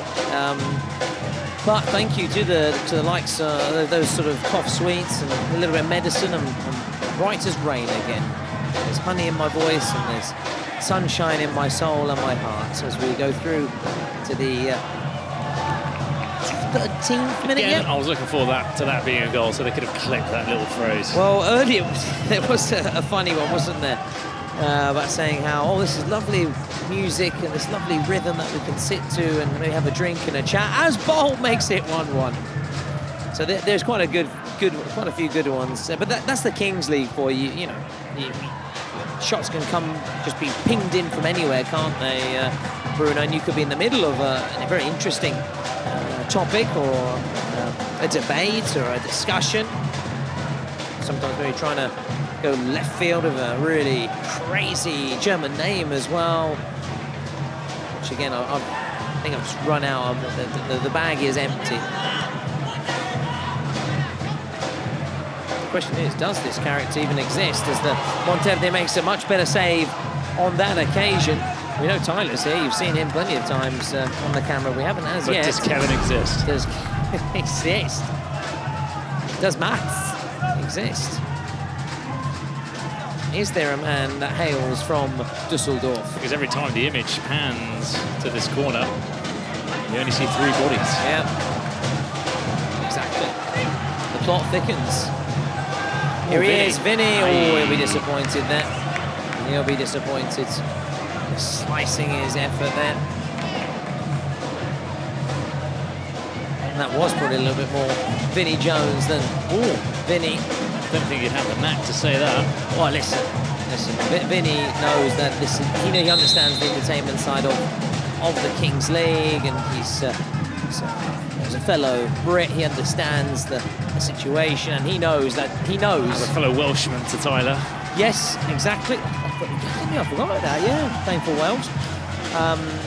But having said that, he knows that I'm a big fan, and I really admire his career and what he did with Wimbledon, in particular, with that crazy gang.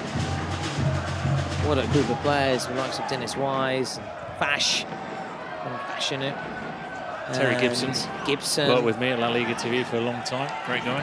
Laurie Sanchez, did you get to work with it? No. No. Despite the surname. Yeah, that's what I was going to say. I thought maybe that was a bit, again, contrived. I thought maybe Laurie Sanchez could be one.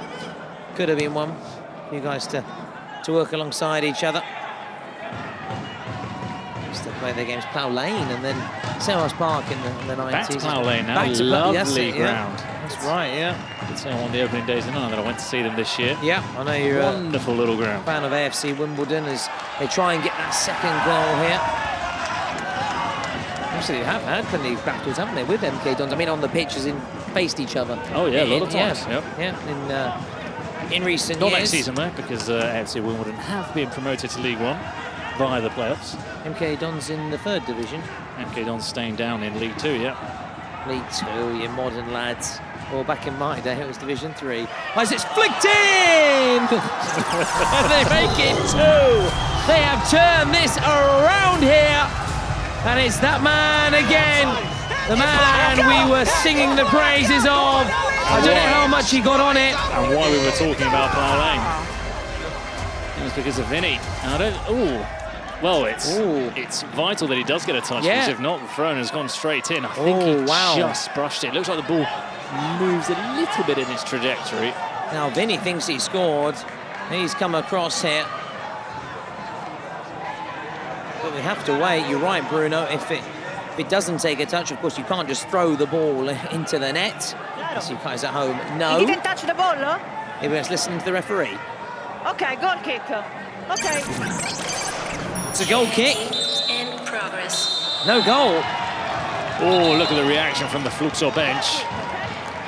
They are not happy, are they? No, yeah, he didn't touch it. Didn't touch it. They got that one right. And she's coming across. Oh, wow, another look at it. Or is she going across to book someone? Ok. Calmo, por favore. Ok? Tu, calmo.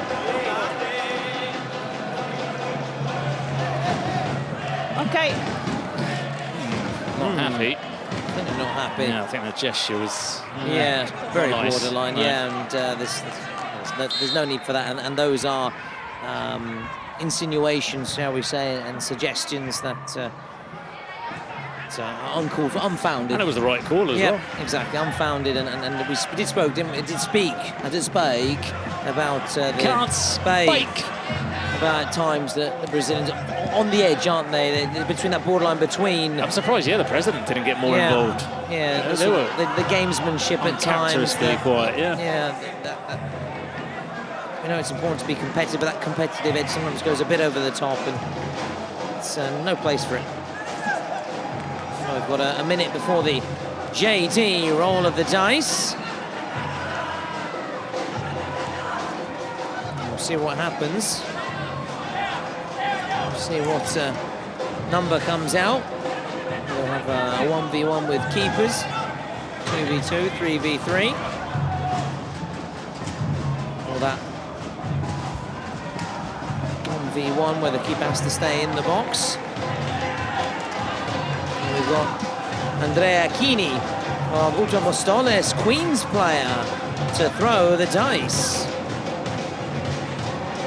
JD roll of the dice, and I know since we've been here, of course, Bruno, you have been following them on Instagram. I have, yes. You've got Instagram. I do indeed. Yep. I know you don't use it much, but when you do use it, I do. You have a little look. Private account. Oh, nice, very nice. If you have a little look at the JD account, and talking of JD, that's a shout out to our official partner of the Kings League World Cup clubs. Download the app, visit their website, or one of their many stores to check out the new range of all exclusive only at JD Products. Don't forget to follow their Instagram channel. Don't miss out on exclusive Kings League content. And it's 2v2 with keepers. So it's what we've seen before in this Kings League competition and earlier today. So with them starting, of course, when you're in defence, you try and have a keeper and an outfield player. When you're on the ball, you try and have 2 outfield players, as we put a glimpse of Ovid Martinez alongside Batocletti, Gabriella Batocletti.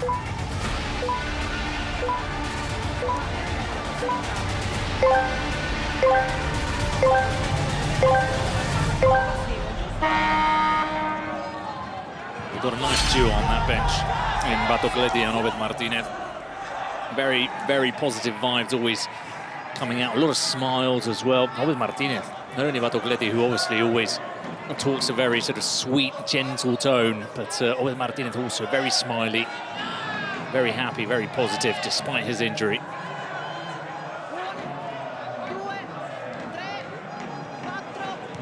Chance here for Fluxo. And into the empty net. No, he's steered that one towards the left. I was just a little bit distracted. I thought maybe Piqué had come back down onto the touchline, into those VIP seats or not. May be me with my terrible eyesight. Might have been a... I don't know who you're... Yeah, may have been a mistaken identity, so maybe I haven't got that spot on. Certainly a similar cap. Anyway, let's focus back here. Anyway, the message is sent, and the alarm bells will be ringing as they come out to look for him. Well, certainly a similar cap, but I don't think it is Piqué, is it? No. That's about as similar as it got, really, the cap. Yeah, the cap. Nothing else, really. Again, I hold my hands up like when they were talking about the GDC LOS CHAMOS thing when I was going down completely the wrong avenue. It might not be Piqué, but he could be... It's like when you got on the train to Charles de Gaulle. Absolutely. That's happened a couple of times. Now, Palacios gets a couple of goals and makes it 2-1. Gives them the advantage. Persas back ahead. They've survived a couple of scares. They have ridden their luck, but they lead as we go into the interval. That train very much going in the right direction from Palacios. Another player on 5 goals. Seem to be saying that a lot. There are many players on 5. Here we go. It's in. It must be. It must be. It is never in doubt. 2-2. They are level. This game has been tight, hard fought, even Stevens. And as things stand, we're going into the interval. The score's on level terms. Pretty cool finish from Holber Jr. Hitting it into the roof of the net with Lons. Lons there on the line. Now De Villario. Palacios, can he make it 3? He netted 1 hat-trick, hasn't he? And he's there in support. Here is Hilario! Just wide. Just wide of the post there from their number 10. He punches the screen, Hilario. I think he could have played the pass for Palacios, but anyways, when he did take the shot, it was there for the taking. Maybe could have finished it better. Now some defending. Oh, it's in from Bolt again. Brazilians are so hard to beat in these reduced formats. They're so good, you're right, Bruno. You are spot on. Look at that as well. That was spot on, wasn't it? From Bolt. They've had a goal ruled out earlier, didn't they? From Vinny. And they will feel now it's a bit of justice for them, the way they sense, and they felt that the goal should have stood. But now they lead, and what a climax then to this first half.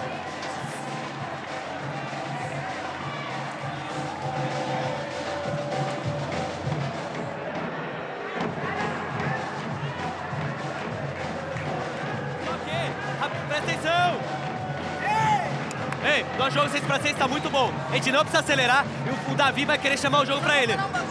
O oposto desce. O oposto desce tudo.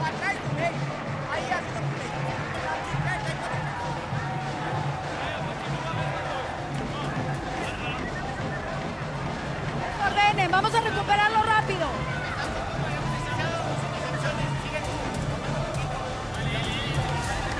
Dale, Persa.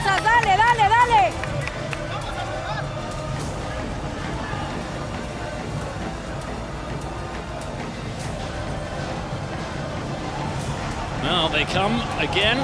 The PERSAS players first. Now they're joined by FLUXO. Yeah, as you were saying, you've hit upon a really good point there in those closing stages when it's 2v2, 3v3, the 1v1 situation. They're just so good. And how many times have they been perhaps trailing and then going into the break in the lead because they make the most of those final 2 minutes of play, and they've done exactly that.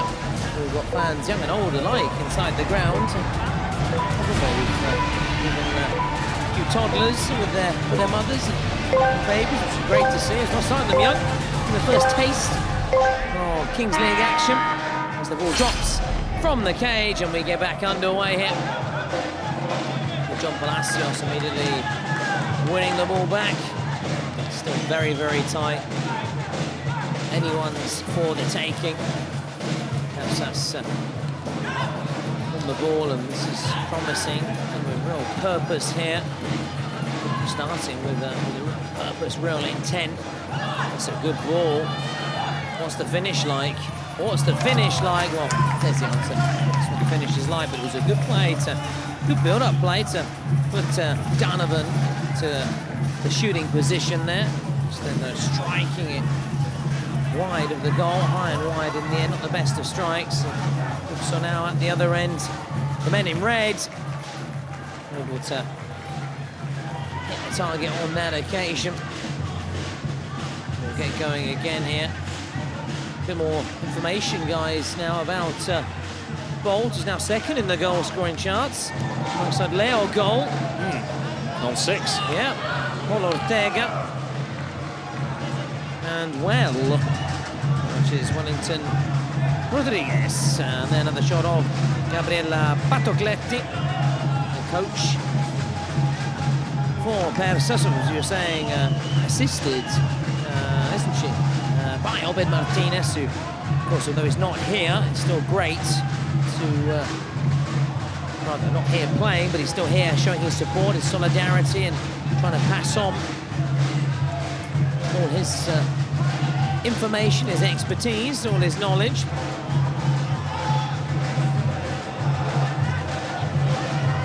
Again, another one we keep saying hope to be, hope to see back in action as soon as possible.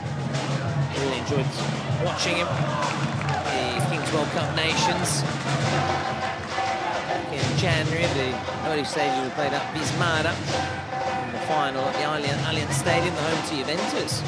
I know you spotted a Juventus jersey you quite liked, their third one from this year, didn't you? Very nice. I hadn't seen it. Never seen it. It's got the city, the club, well, the city crest, the Turin badge, which is the bull. Often more so sort of Torino, their city rivals. Years gone by, Juventus did have in their badge a little bull was on them and in the club crest. Does Torino mean little bull? No. It's just it's going back to the days when in that part where the bull would sort of so Toro isn't bull. Toro is bull. Oh, okay. Toro is bull, exactly. Toro is bull. It's the city crest, whereas Torino Toro do have that sort of emblazoned, shall we say, and they're very big in their club crest. One of the most one-sided derbies in European football. Up there with Barcelona Espanyol, I'd say. Yeah. You know, it's so difficult for Torino. They haven't actually won the derby home and away since 2015. Oh, that's not too far away. 10 years? Well, Espanyol probably... I'd be amazed if they've done it in one season, won them both. Fair enough. And this is what we were just chatting about with Domenico Rossi still... Splitting those Italians. Yeah, alongside Lofaso. With Lofaso out, of course, with the Boomers. Domenico Rossi marching on with GR7 early. Zeta, Perotti going out with a red card, which we did fail. It was one of the few decisions a little bit harsh by the officials. Leo goal is there, and of course, Bolt, we were talking about. A confirmation of the top marksman in the competition.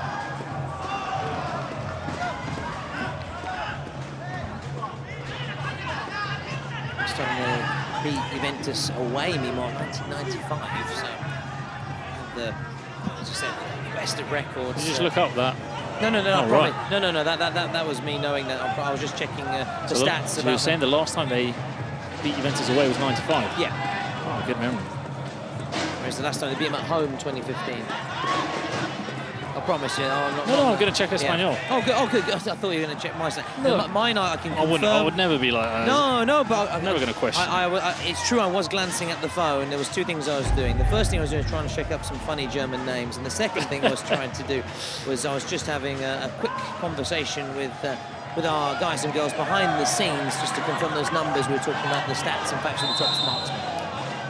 Yeah, it was Nedo Sonetti who was in charge in 1995 for Torino when they beat Juventus away. And it was Giampiero Ventura, the former Italy coach, in charge of Torino when they beat Juventus. But that was at home, at the Stadio Olimpico Grande Torino Stadium. Darmian and Quagliarella, after Pirlo scored first. Quagliarella, what a player. The last time Espanyol defeated Barca in both the league games in the same campaign, 1941-42 season. 3-1 at home, 2-1 away from home. Amazing. Last time they even just beat them? That wouldn't have been that long ago. I'll look it up though. Yeah. Here they come again. It's spilled. But Monterde this time does manage to hang on to the ball.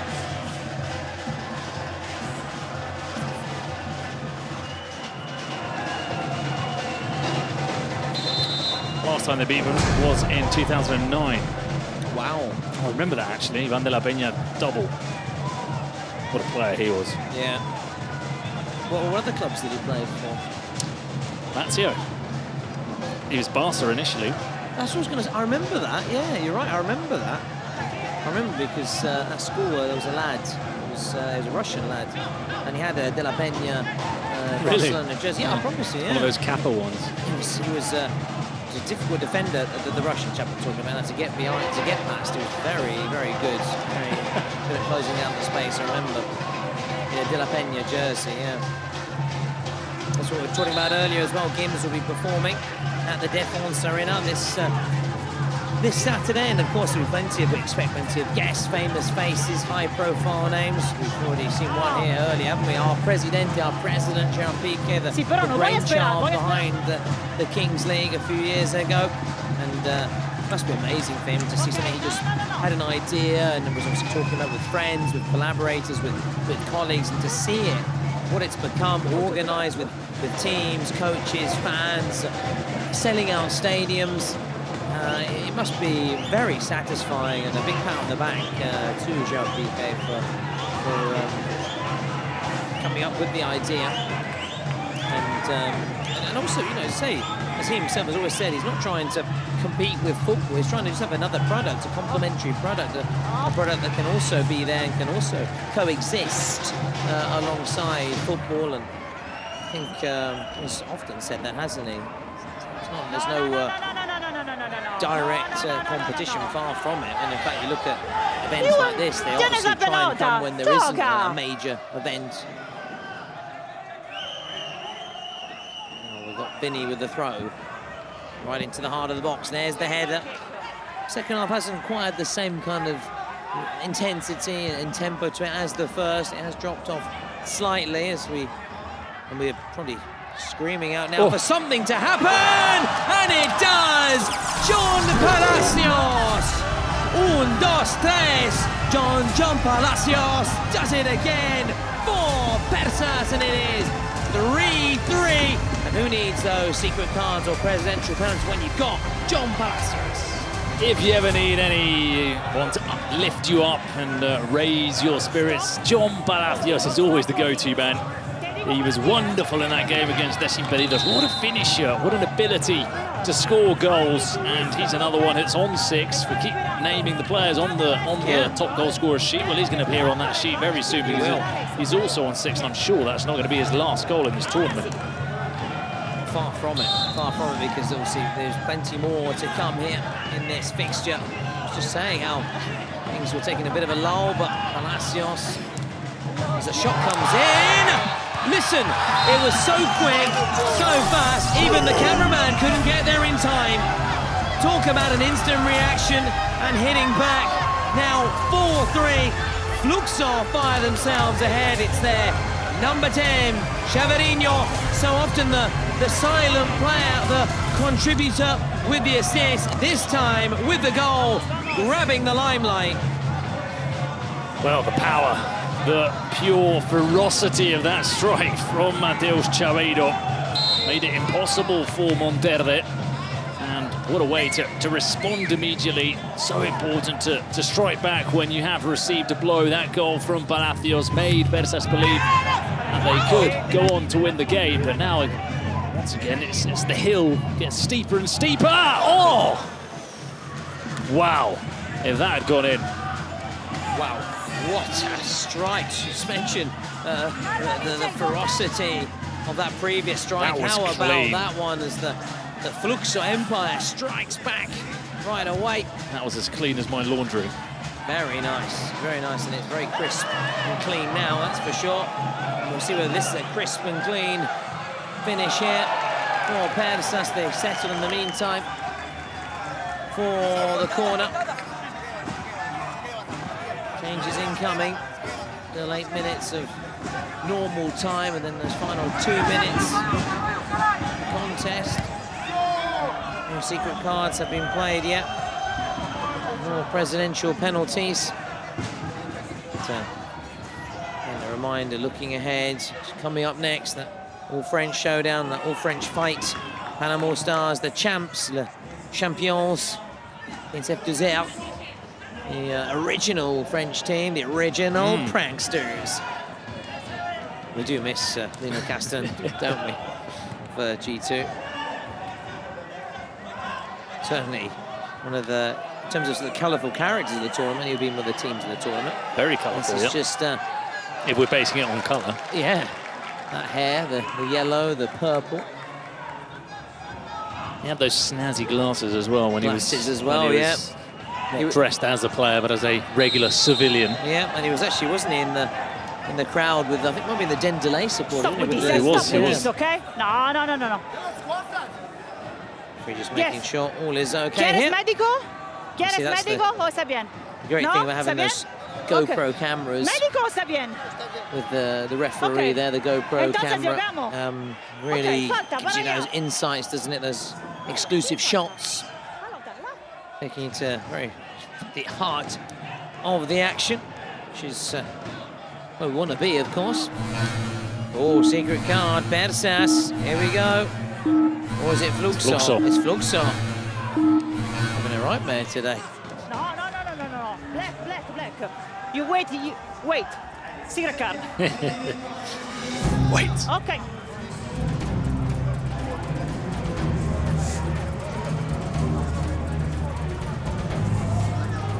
Gracias. Número? 10. Suspension, number 10. Well, there you go.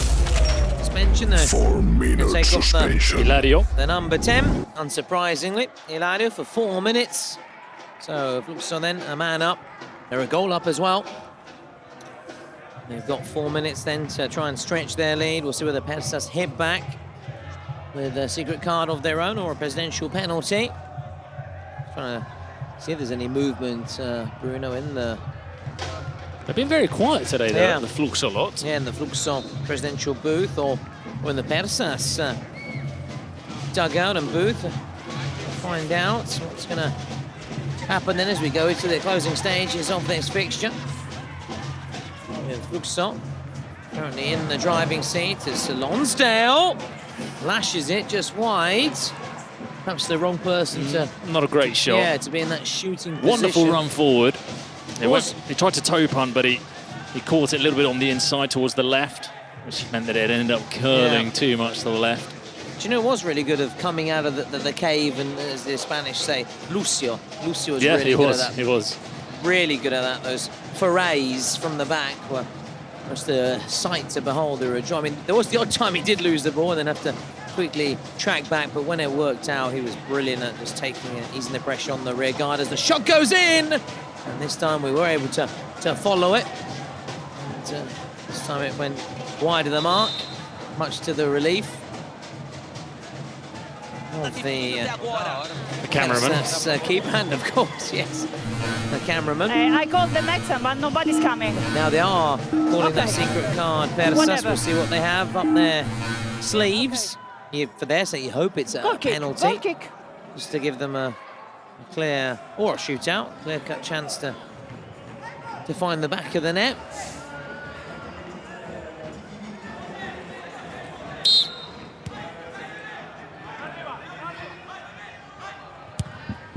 Next break in play. This can play that secret card. PERSAS on the attack here, Palacios.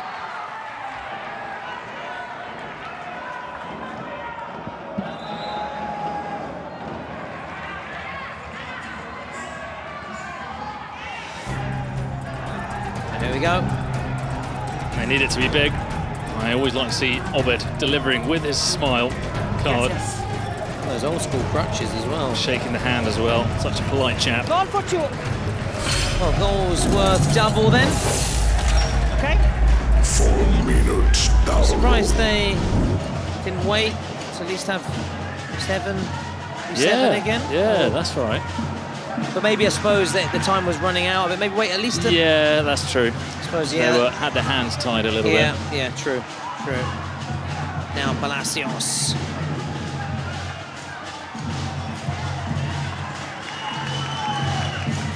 Yeah, I suppose the clock ticking down, and they wanted to get the card play before that 34th minute. So in the end, it was, yeah, you said they were forced into playing their hand.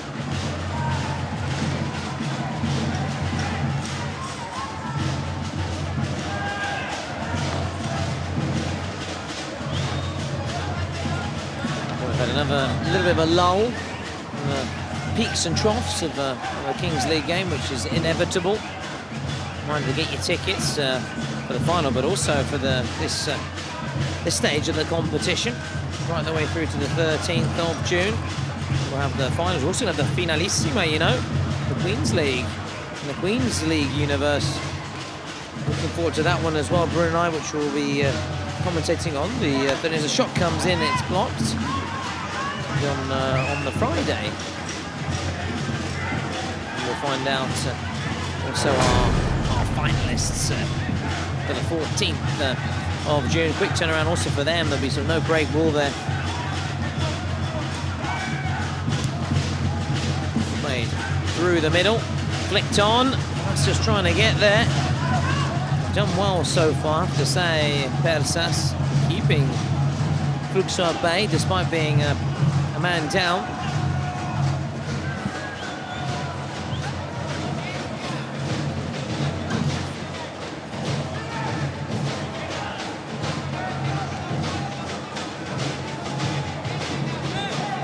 Now Vinny!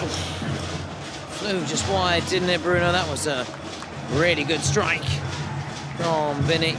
He can hit the ball, Vinny. Likes to play very deep. Thinks he likes to get on the ball from there. Strike it.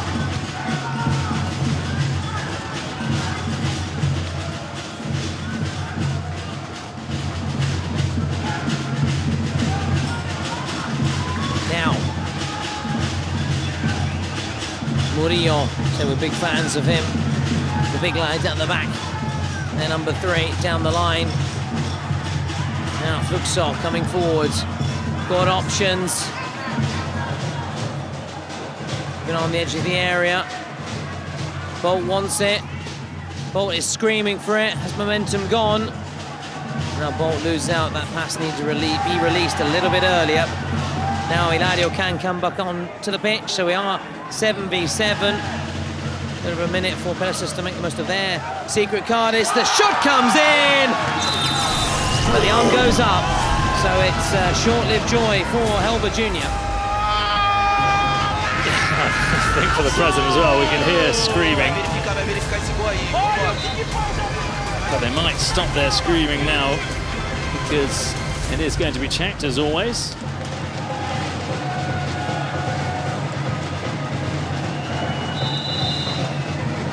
Goal given. Huge celebration from Bolt in the middle. He knows the significance of that goal from Helber Jr. Stuttered celebrations then, but Helber Jr.'s goal does count. The important thing was getting the decision go their way, and it does go their way. It's now 5-3. As we go into that final minute, PERSAS though, should they score? Well, in the next 18 seconds, they would draw level. Still, they are within touching distance. They will certainly take this. It's not game over, far from it.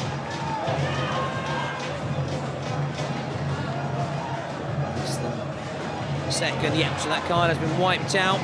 Doesn't look like we're going to have presidential penalties unless the buzzer is played at the very, very end. FLUXO, why not just have a go? Why not call it? Unless you said they've agreed before, Bruno, not to take presidential penalties. Well, and generally Zayn, for example, doesn't like taking penalties for PERSAS. Yeah. Now, Monterde could be going out. Lonsdale, likewise, needs to invert this trend here. Hilario, the magician. Clock ticking down. Can they get the goal? Can they make it 5-4? To make sure it's not 6-3. Bolt. Here he is. Oh, but just about. Yeah, just about saved by the buzzer. Yeah, just before the buzzer. Final 2 minutes then. Elba Junior's goal. That could be massive, couldn't it? Bruno for FLUXO. Was borderline. It was marginally onside. It counted, and they've got that 2-goal cushion going into his final 2 minutes when goals will be worth double. A little bit of extra information for Helba, was actually the team's top scorer in the Kings League Brazil. Helba, yeah. Ele This was conseguiu his dominar. fifth goal A in the gente tem Kings ajuda pra dentro. World Cup Club. So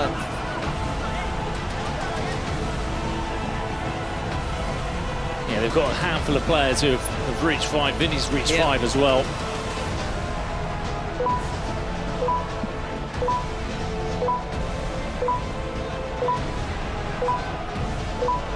yeah, so as we were saying, 5 in the Kings League Brazil for Helba Jr. Now he's left his mark. No, I beg your pardon, top scorer in the Kings League Brazil, and 5. He's on 5 here, Vinny on 5 and tradition. Bolt on 6. So they've got 3 players who've scored a lot of goals in this team. We get there in the end. We get that. Here he is, that man there, Helba Jr. Chaveirinho and Bolt for FLUXO, Lonsdale and Palacios for PERSAS. FLUXO then hoping to join Zeta and Los Troncos as the first 3 teams to go through to the final 8 of the competition. Keep their dream alive. Going to the Défense Arena on the 14th of June, 14 juin.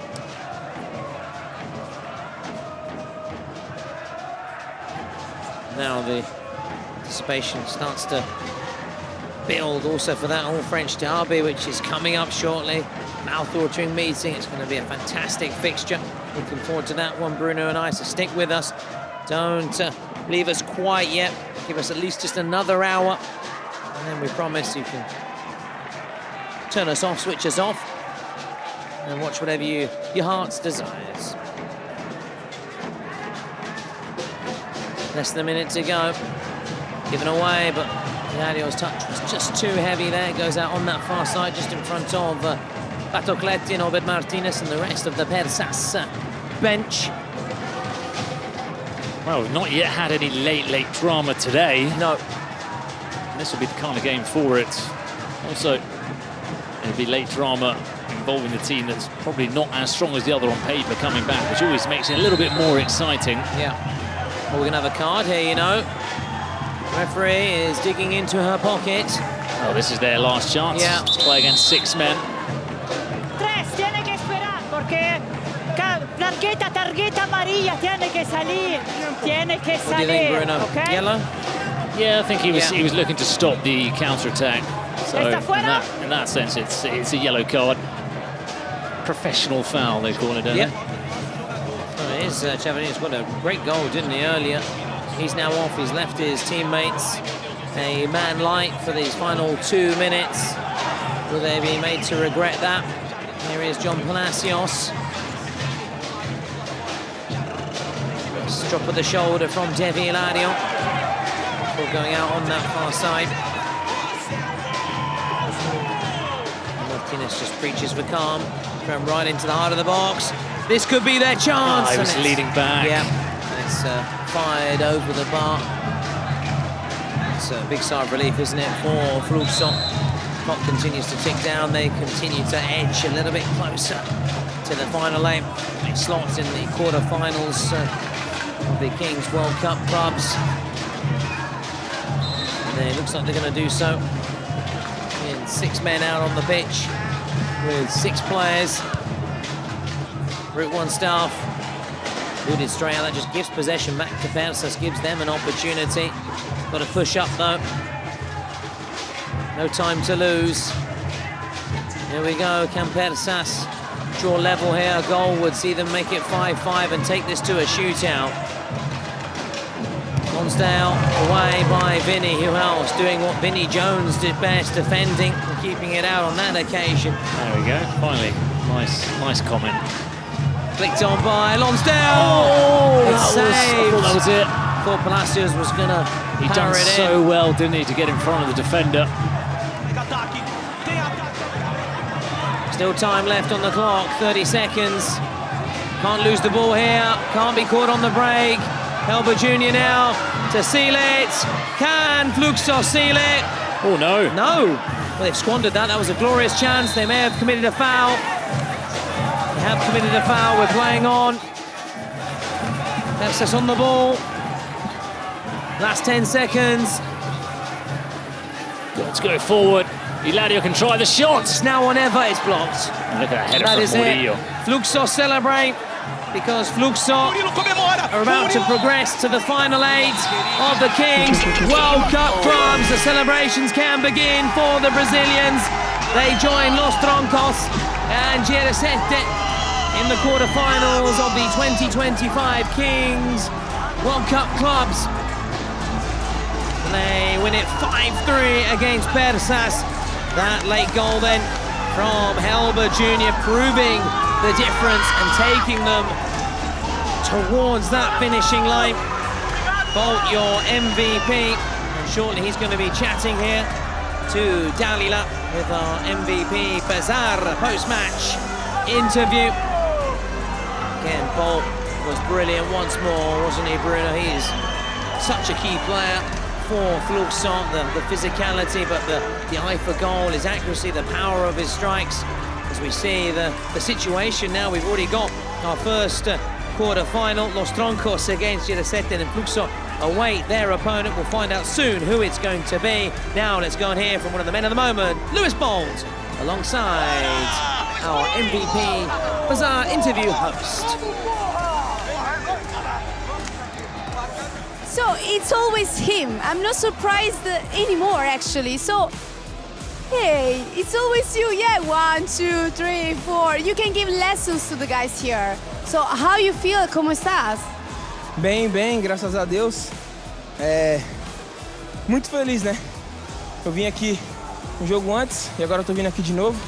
Mas isso daqui, pra mim, é só um MVP. Mas sim, eu quero dedicar esse MVP a toda aquela galera que tá ali, porque a gente estamos correndo num sacrifício e eu sei que Deus vai recompensar a gente lá na frente, como tá recompensando aqui, e vamos embora. Agora é focar pro próximo jogo, fazer outras belas partidas, e isso daqui é só a cereja do bolo, então vamos que vamos. Thanks so much for your words. I really appreciate that. It's another time, your time to sign your shirt here. You already know how to do it, of course. Thank you so much. Thank you so much. It's always nice. Grazie. I swear on God, I will learn his language one time because now it's always him, so I have to be prepared for that. Guys, so we open the sales in more than 20 countries. You already know that because I already told before. So get the app and you can find, of course, the jersey of our MVP on Bazaar. See you in live stream there later. Kisses.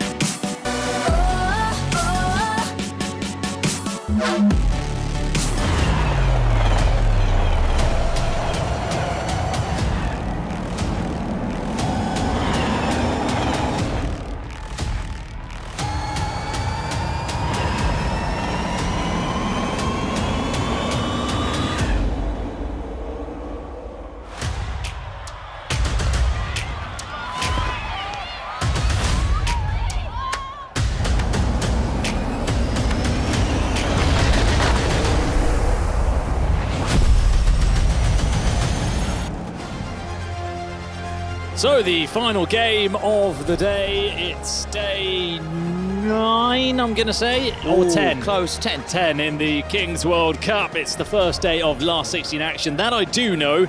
And we've just had the clash between those two sides, with PERSAS being knocked out by the Brazilians of FLUXO. We've had an Italian derby earlier, which is brilliant. Sometimes maybe the teams know each other. It gives us a better game, or they cancel each other out because they know each other too well. Let's hope it's the latter. No, the former, and not the latter, as F2R come up against PANAM All Stars. And I feel like I haven't seen PANAM All Stars in about a month. Yeah, it feels like a long, long time, because we've been, we focused more recently on F2Z. We saw them in action, didn't we, yesterday, with that golden goal from the penalty spot by Harris. Oh, it's the two sides that scored golden goals in this tournament, aren't they? You got it. Nico Martins. Martins, good man. And obviously for F2Z, we're looking forward to see Kevin Brew. We're looking forward to seeing William Harhus, who's been another player we've admired him. Different kind of player as well, isn't he? With aerial prowess in the air as well, very physical player. So no, it's going to be a very difficult one to call. We have obviously in one corner the French champions, and the other corner you can say that the original team from France, F2Z, the first side to ever represent France in the Kings League. So it's going to be a really exciting game. As I said, the fact that they know each other, it's a French derby as well, that adds extra spice to the pot, as we cook a nice beef bourguignon here tonight here at the Coupe Arena. It'll be nice to have that maybe in a baguette one day. We'll see later what we've got in store for our treat, but let's focus back to the treats out on the pitch as we get ready here. I can actually see a couple of Snickers in our bags, I'll tell you that much. Wow, that's a great start. Just caught a little glimmer of your Snicks. That's a great start. That's a great start. Snickety Snicks. So, that's positive. Talking of starts, we're about to get underway. F2R against PANAM All Stars. It's packed inside the Coupe Arena for this game. And down the other end is the PANAM All Stars hooligans, the faithful. And on this end, we've got the F2R Curva celebrating and ensuring that they make a bit more noise, and the lads down the other end, the PANAM All Stars, their number one fan, who's we're not going to see because he's down the other end. Oh, the green T-shirt. Yeah, the green T-shirt guy. Yeah. He's a prop, second row, flanker. He's probably jumping there, although I'm surprised I can't see him from here. Well, here is Harhus looking for the shot, and it is a Harhus special, making it 1-0 to F2R. Harhus is here to stay. F2Z get the early lead here in this all-French derby here. It's their number 9. Really well to just put it off that left boot of his and stroke it home straight to the back of the net. So 1-0 to F2R. It's got off to a quick start in this game. As PANAM All Stars will now have a chance, and they gave Guillaume Lesec so much time to set up his shot. Left foot, powerful curl, bending into the bottom corner. A second goal for him in the tournament. It's 1-1. First 2 attacks, 2 goals. Lesec then lashing it home into that bottom corner. Mina making it 1-1 here at the Coupe Arena. Of course, Steele, I don't think he wanted to shoot initially. He dummied the shot, and then when he was left with no passes available, he kind of just snatched at it a little bit. I reckon he should have gone the first time. He had a bit more space to shoot. So it's PANAM All Stars. Amin. In fact, it's Ricky, Eric Mathieu. There he is, playing it out to the left. Lesec is waiting at the far post as Costil makes the save. Ben Daoud over the top. What a wonderful finish. Still cool celebration from him. And just a golf swing, didn't he? Just chipped it into the back of the net. Chipped it, exactly. No, into the sand for him. Straight. Almost hole-in-one, wasn't it? Straight in. And Costil, I think, will be disappointed. Made the decision for him, didn't he, as well? Thinking, go straight for the goal. There was an empty net. Easy, just over the top. Get the pitching wedge out. There you have it. Into the goal. 2-1 to PANAM.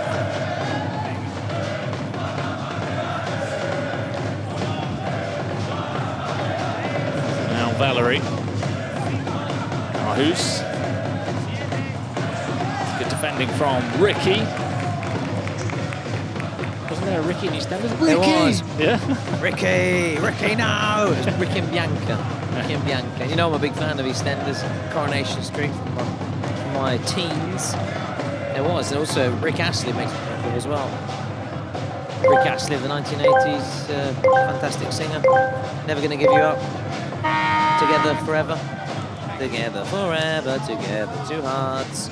And together forever. They're not going to be these sides, that's for sure, because only one side will be here come the end of the night in the Kings World Cup clubs. These sides are going home. At least it's a very short trip home. Maybe they just catch the metro back. Not tonight. Shot on target or not from Amin Ben Sharif. So just wide of the post. That was another close one. Struck it well, but then just veered the wrong side of the post. Just at the last moment. But, not accustomed to seeing myself Panama in that all red. The darker jersey in their chain strip tonight. Go to the other game. Aris, or Harris, as he's known in England. Trevor Harris. Good run from Fofana. Top goal scorer. There you go, yes. That's times when you've got a stat in your back pocket. Yeah. Jinx, eager to get it out. Jinx. Shakespeare Longfellow. Oh, that was a powerful strike from Fofana. And he almost picks up the rebound himself. As I was saying, yeah, 11 goals in the Kings League France, and he was given, wasn't he, his top scorer award yesterday from Amin after they won their match. Oh, F2R on the counter-attack. This could be a chance to make it 3. And it's missed by Sofiane Ben Daoud. Just placed it wrong side of the post. A couple of chances then for Panama All Stars to make it 3, and they've come in quick succession. Valerie through towards Aarhus. He was looking to take it around Lesek, but there was no way past him. Mentioned Lesek was the best scorer for Panama All Stars during the French split with 10 goals in 10 games. Remarkable. Impressive, Goalkeeper. isn't it? Yeah. For a keeper. Very Kidoni-like numbers. Yes. He's got 2 at this tournament, Lesek, so not been as prolific. Although I suppose 2 in, what's this, 2.5 games? Yeah. It's not too bad. Yeah. Oh, somehow managed to get that ball across to El Ghul. El Ghul? Came close, didn't he? That wasn't a landslide. Now the cross towards the... Some question what happened in Florida as well, but anyway. So Al Ghul to this day. So for those fine margins, with fine margins in the elections, there's fine margins at the Kings League. Out comes Costile.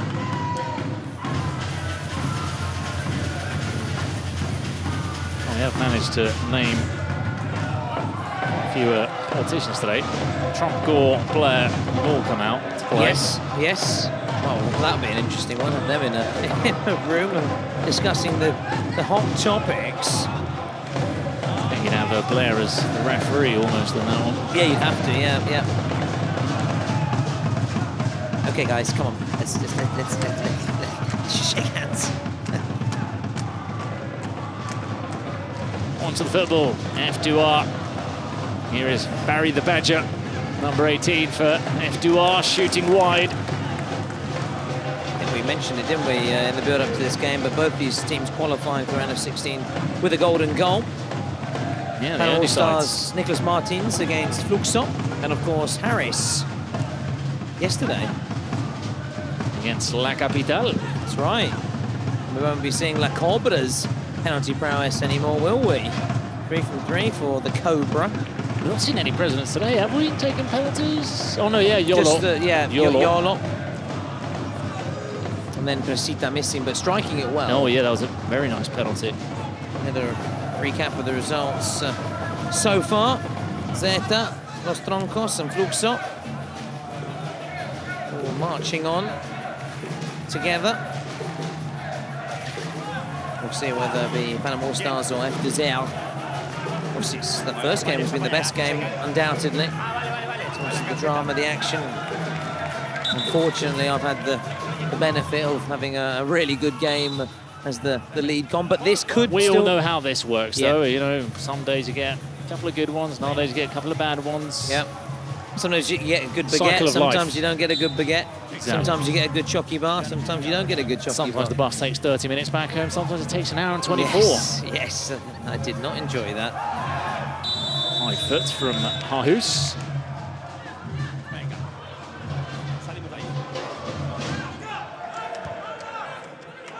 Just edging the possession, F2R. There is Abdel. Stars just Sorry, edging Domani the Said. scoreline. And I'm playing it at the back. Amin Ben Sharif. Baji coming across, makes the challenge. Barry the Badger is a great defender, isn't he? Tall, and he's good at bursting forward and shooting from long distance. There was a children's cartoon, wasn't there, with, we'll talk about in a minute. Was there a Barry the Badger? I don't know if it was Barry the Badger. There was definitely the Badger, wasn't there? Where the guy went boom, boom. Do you not remember that? Yeah, I know who you mean. Yeah. I know who you mean. But maybe it wasn't a Badger, maybe it was another random. It was quite annoying, actually. Yeah, I can't remember. That shot, not troubling Benoit Costil.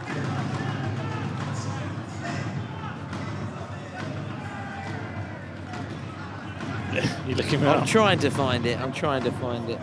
Badger cartoon. Remember Cat Dog, but not a... Yes, I do. I'm going to find it. If you know what we're talking about, chat, then I'll be very grateful.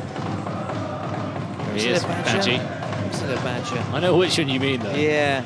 Boom, boom, hair, or something like that. Yeah. Boom, boom. No foul, says the referee. He was very close. These linesman was very close. Oh no, it was the referee. It was very close to the action.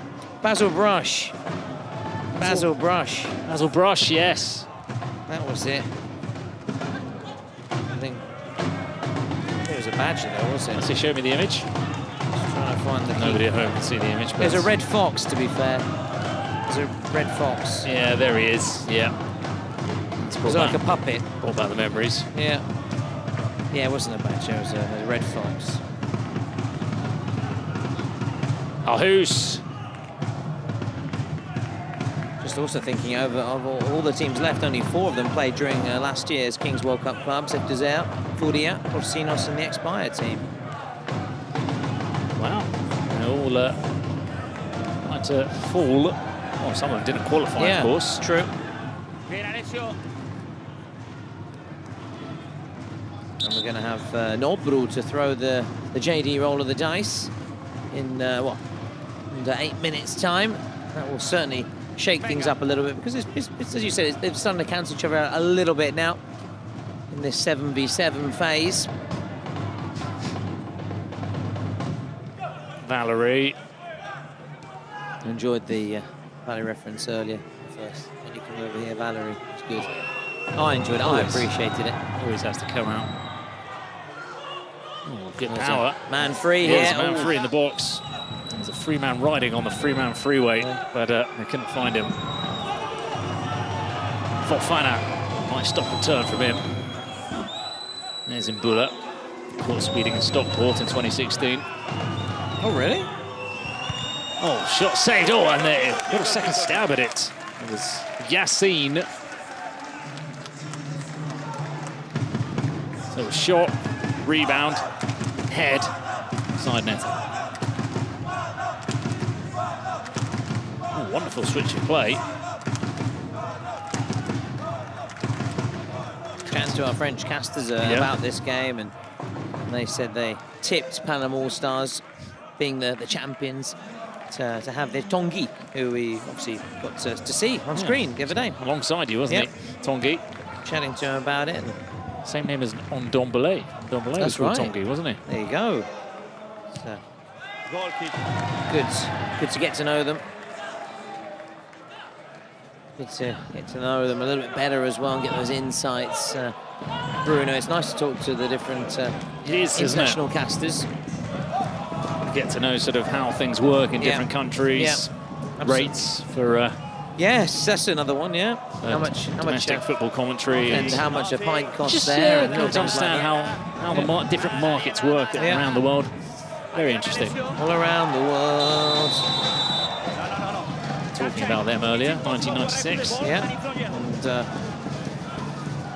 that big battle, wasn't it? Remember for the charts and for #1. Were you more Blur or Oasis? You're more a Blur man, I think, aren't you? Okay. I was from down south. Yeah, I was going to say, I knew you would be. No, I preferred Oasis, to be honest. Wow. Yeah. Do you know, obviously, I did prefer Oasis. I like Blur. But I like both. I like Blur as well. Yeah, I like both. I think Oasis had a bit more, but no, Blur were brilliant. And then they did Gorillaz as well, which is that's amazing. Damon Albarn. A nice way of big shout out to himself. Damon. Big shout out to Damon. If you watch this, free kick from Mbula. Well, that shot was not caught speeding. I think Damon Albarn has actually addressed this, you know, which we'll talk about in a minute. Sal. What a challenge by Mbula. Really good challenge. Sal's kept the ball alive. Yeah, they're going to keep up the pressure here. So we have to wait before chatting again about Damon Albarn. No, I was going to say, Damon Albarn has actually since addressed it. He said that, obviously both are really good bands, but he said that Oasis were better at sort of communicating what they were about. They had sort of bigger and better songs, more popular songs. That was the image as well, wasn't it, of Liam Gallagher? He was very sort of... Yeah, that Britpop, rock and roll star kind of, yeah, exactly, very rock and roll star. People wanted to know a bit more about him, but more fascinated by him. Of the people kind of thing as well, that kind of, you know, the people's band, you know, you can relate to them more, your average person out on the street kind of thing. Strange though, because they weren't the friendliest of people, but... Certainly mellowed with age though, certainly mellowed with age. Well, at least Noel has. Oh, Noel, also, talking about, you know, Gorillaz, Noel and his High Flying Birds. Yep. But no, I'm like, I like both, even though I never got to see Blur, but I did get to see Oasis. So did you? That was a dream, yeah, with my brother as well. You were one of those recently who were in the queue to get tickets. No, I wasn't. I tried, but I was about 1,345,000 in the queue to go and see them in Budapest. I'm sorry I didn't get the ticket. I didn't know. Oh, gosh, still doesn't make the save. I thought that was an easy one for him, but Nicolas Martins again with the curling shot into the top corner, just as we were talking about tickets and Oasis. That was also something special from Nicolas Martins. Well, it was Wonderwall, wasn't it? Let's put it like that. You got to roll with it when you're playing at this level. You've got to live your life like a rock and roll star, and Martins is doing just that. He's going to be in a champagne supernova now. Love it. You're right, though, just taking it back a notch. You're right, I'm surprised.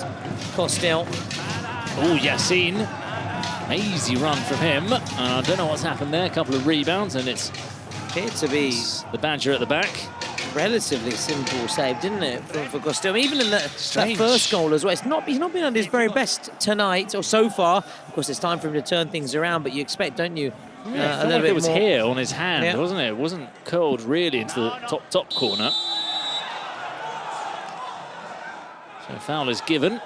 Es con la mano en la cara. Ghoul, I think, down on the ground. Costil certainly can't look back in anger, though. That's enough. Move on. Move on. Quit while you're ahead. Okay. Seguro. Follow through, Valerie. Yeah. Valerie. Chicos, Valerie, Chris, Harris, tira. Sí, sí, sí. I need to whistle. Valerie, un poco más, un poco más. Más. De verdad, es muy clara.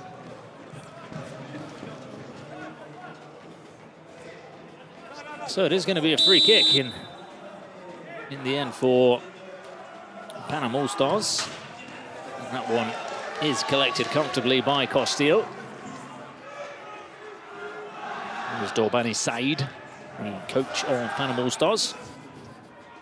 As you said earlier, the French champions. Yeah, that's why they've got that sort of badge you may have noticed on their That's what we saw also from Los Chamos, over on theirs. Yes. Yep. They're defending their territory here at the Cooper Arena against F2R. Sort of Benfica-esque jersey, isn't it? Yeah.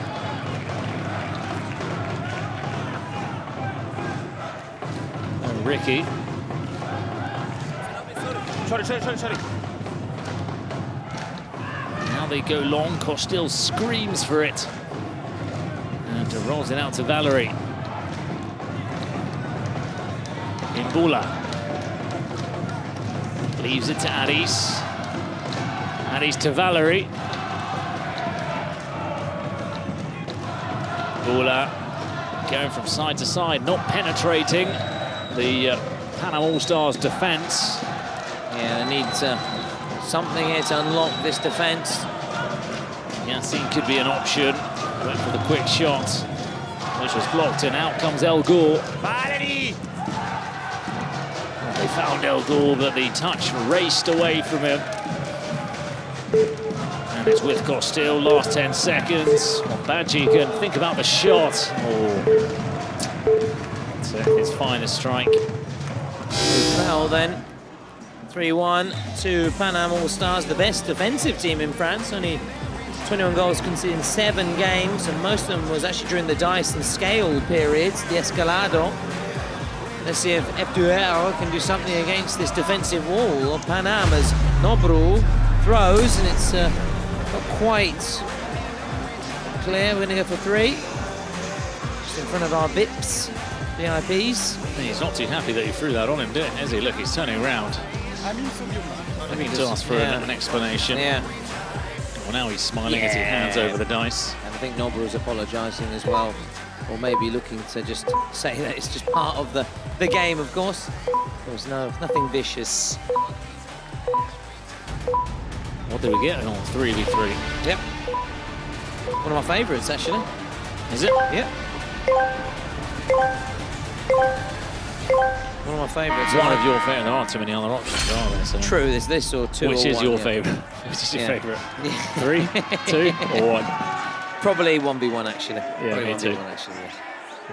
With the keeper back in the goal. Yep. Get in the goal, son. Oh, Fofana passing it to no one. You haven't had many Alex Ferguson references yet, you know? We've spoken about coaches, Cloughie and Luis Enrique. We've mentioned them all the big ones, all the big names. We don't need Ferguson, Sir Alex, Fergie. I say it because Piqué obviously played a brief spell. Very early on, yeah. Yeah, in his career. Scored a goal against Roma, didn't he, for United? A header in the Champions League at the Olympico. Yep. Had a brief spell as well at Faraofa. Really? Wow. Played as a defensive midfielder there. That certainly helped his game. Indeed. Took it on to another level. Dane Bowers. DB. Arhus. 2 for Fofana. F2R need a goal. Now it's Aris. Aris from Paris, looking for the goal. Oh, you gave me the thumbs up. Not my finest hour, that name. I but, liked it. The only problem is he's from Marseille, but apart from that... He's from Guingamp, but other than that... It works great. Fofana. Oh, that's a good save by Guillaume Lessec. The dry. Guessing, no, Lessec. It makes me think of the Lassos, the Letiziers. Yeah. Fofana. Arhus. He looked to turn onto his left. Aris. Oh, don't lose it. Don't lose it. Don't lose it. No. Don't foul him. Yeah, exactly. You've got to be careful. Did just about enough, didn't he? Just to get away without a foul and put off. Yeah. Amin Ben Sharif. So close, wasn't it? And back to those fine margins. Something to talk about.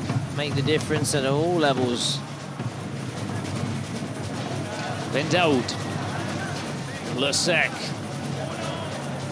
Daoud.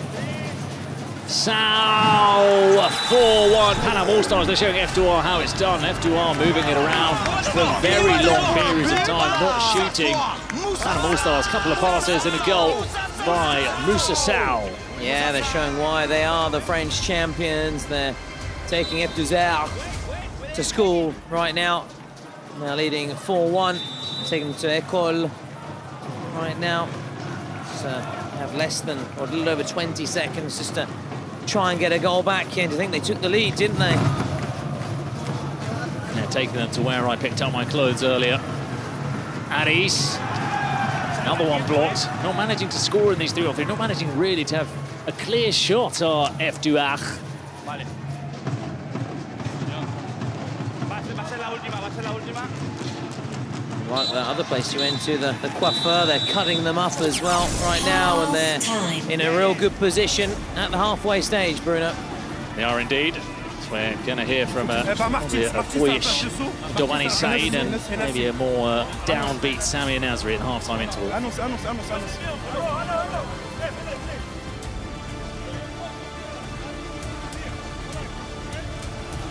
Côté droit, Nassim. Côté gauche, Enza. Et devant, Ricky Martins. Ricky Martins, c'est bon? Allez. Allô, le surplus d'énergie qu'on a mis maintenant, c'est magnifique. Maintenant, les gars, là, il y a 4. Ils sont venus. Nous, on est des frères. Ça veut dire nous, même si quelqu'un rate quelque chose, on va les voir qui se passe, on reste sur le terrain. On défend à mort, on les tue. Beaucoup de temps. Allez, Jack, comme les gars, allez. Lâchez-vous.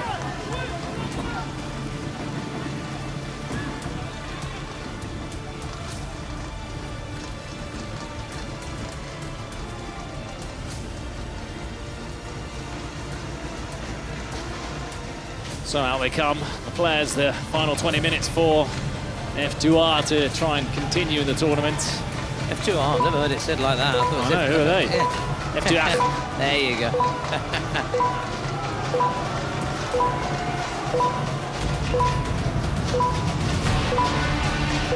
Still a while to go for that ball to drop. On the cage, remember the old cage matches in wrestling? Wrestling? Hell in a Cell, yeah. Yeah, there was one where that guy got really battered, didn't it? What was he called? The Mankind. Mankind, yeah. that's it. With the sock. Yeah, against Undertaker. All right. Penalty has been called right away. That's been called by F2R. Let's see if Amin can put it away. He's not been great this week. They need him now. Aris. Yeah, right. I mean, he's 0 from 3, isn't he? Yep.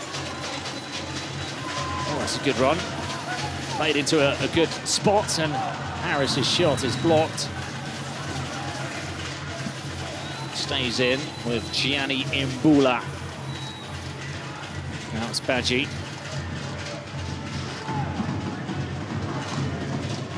Imbula.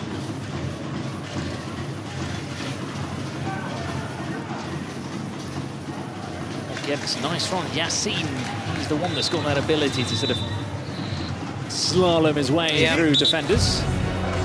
Well, here comes Amin. Well, we'll see whether... Put your laces through it. He can score this time. It's no monkey business. No, you know, trying to do a Panenka or something funny. No, there's a big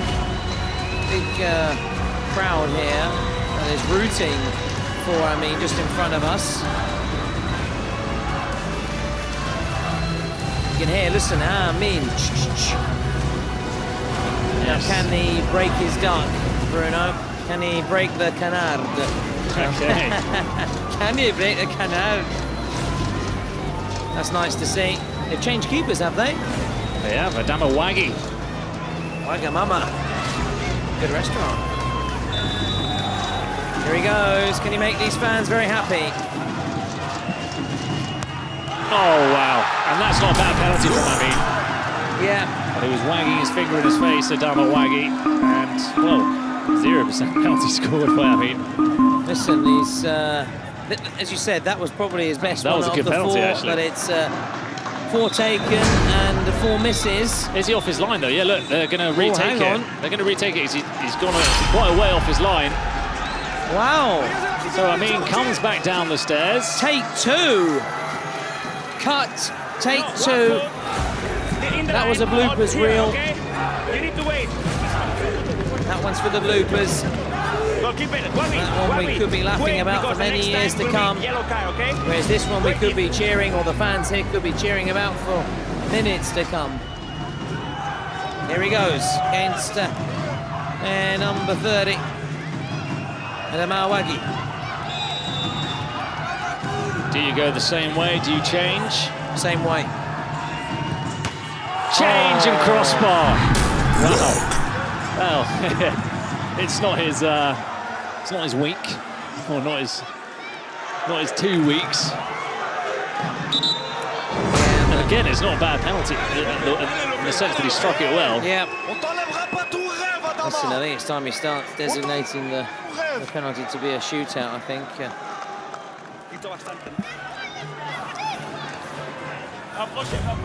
Are they taking a shootout down the other? No, here he is. Here he comes.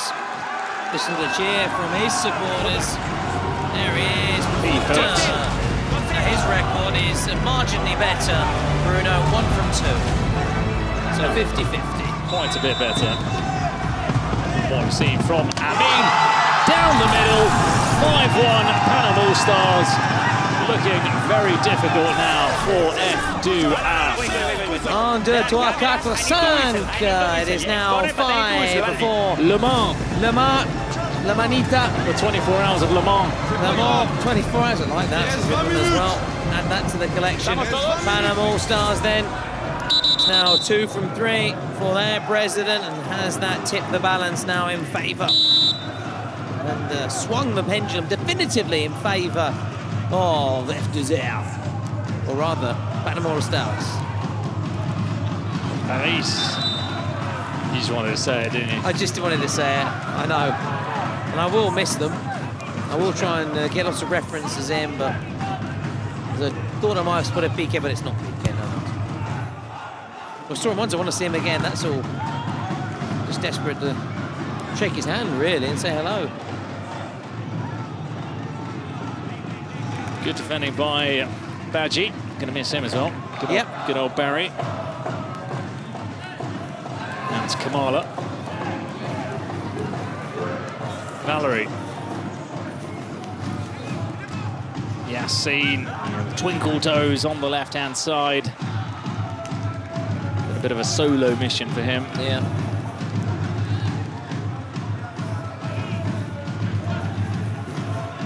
But is the reception the presidents get? Oh, that's given away. This could be a lifeline. And not even that's going to fall their way. Harhus was the only one that was really alert to the. Yeah. Well, I think he was saying, "Why don't you come over here, Valerie?" But he was a bit far away. I would never. That would have been copyright because I would have stolen it from you. I was saying the reception the presidents get sometimes is more. They get a bigger cheer, don't they, than the players? They're so popular with all their thousands, millions of followers. No, they are. They're huge names. That's why these fans support them so strongly. Yeah. That's why they come to the Cupra Arena, mainly for the presidents. I mean, that's the main. Yeah, the draw. The affinity towards one team or another. Yeah.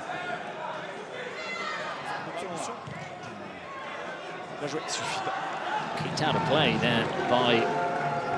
Is there still Wagi in goal?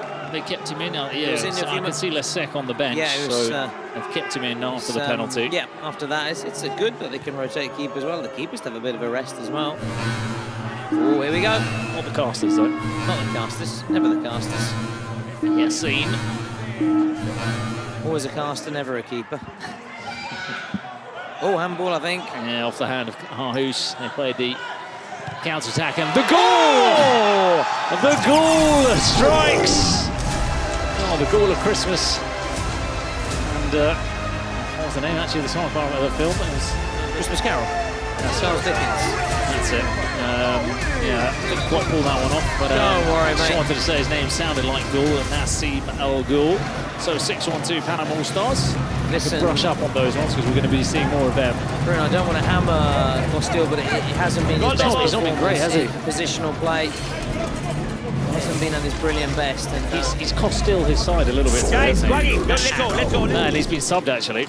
Yeah. For Alan, Alan Rakatu-Zaha. I'm going to be calling him Alan. Yeah, I think he likes to be known as Alan, he said. Nice, nice and simple. Yeah. Yeah, Costil will be massively disappointed don't know if he's maybe asked to go off or if the coach, I suppose Sami Nasri has no qualms in making a decision like that, but so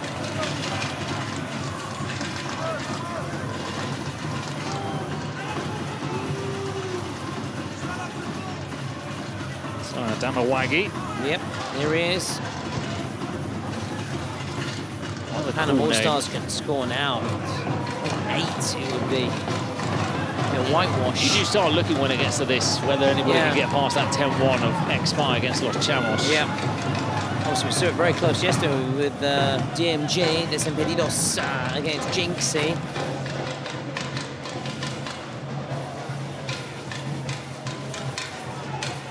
Out on the left, cross from Yassine. And you know, Alan, it's the first time he's actually playing in this competition. Oh, really? Yeah. Well, Benoit's always been playing, Benoit Costel. Shootout! Shootout! They need that. This is massive. They need this. Boy, do they need this now. Shootout. So, shootout. Who is going to take the shootout? It's going to be Aris. Okay. Well, the man who netted that penalty in the golden goal yesterday.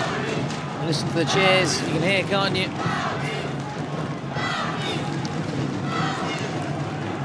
Chanting away. Yeah, a few hardcore fans just in front of us. Really getting involved in making sure that at least the F2Ach players have some energy in these last minutes. Oh, yeah, they need to get behind their team now. They need to be the team's 8th man. Aris, no. Damawagi towards the outside of the box, though. That's what they're going to be looking at. ¿Está fuera? ¿Seguro? Aguanta. No sé si está dentro o fuera, no lo sé. Would be. Checking in progress. No.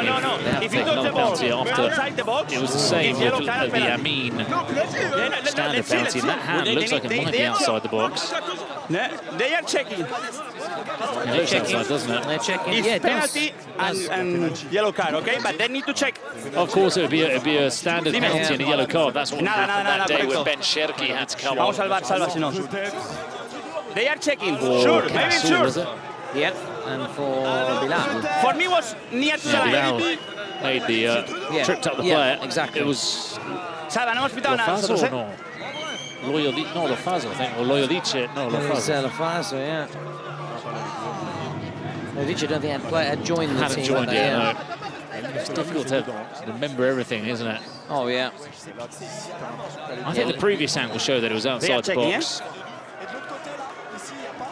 Bah, les gars, moi je pourrais pas vous dire. Carrément, je sais pas. That looks outside. Il l'accompagne dehors, il la touche à une, mais il l'accompagne dehors, non? Vale. Je sais pas. Vale. Oh, he's going over to have Here we go. another look. On-field review here. Vale. Vale, Salva, ahí es el contacto, ¿no? Vale. Vale, it will be penalty and yellow card for the goalkeeper, okay? There we go. Perfect explanation. Again. Salva, ponme la otra, Salva, ponme la otra. So Guillaume Lesec's going to have to come back on. Salva, o sea, ahí no hay contacto, Salva, o sea, necesito la otra. Si es la otra, vamos igual, ¿eh? O sea, si es la otra, no voy a pitar nada, Salva. Let me see, please, let me see. Dime. Freeze wants to look at this without any distractions. Vale. Pero que se vea claro, Salva, ¿eh?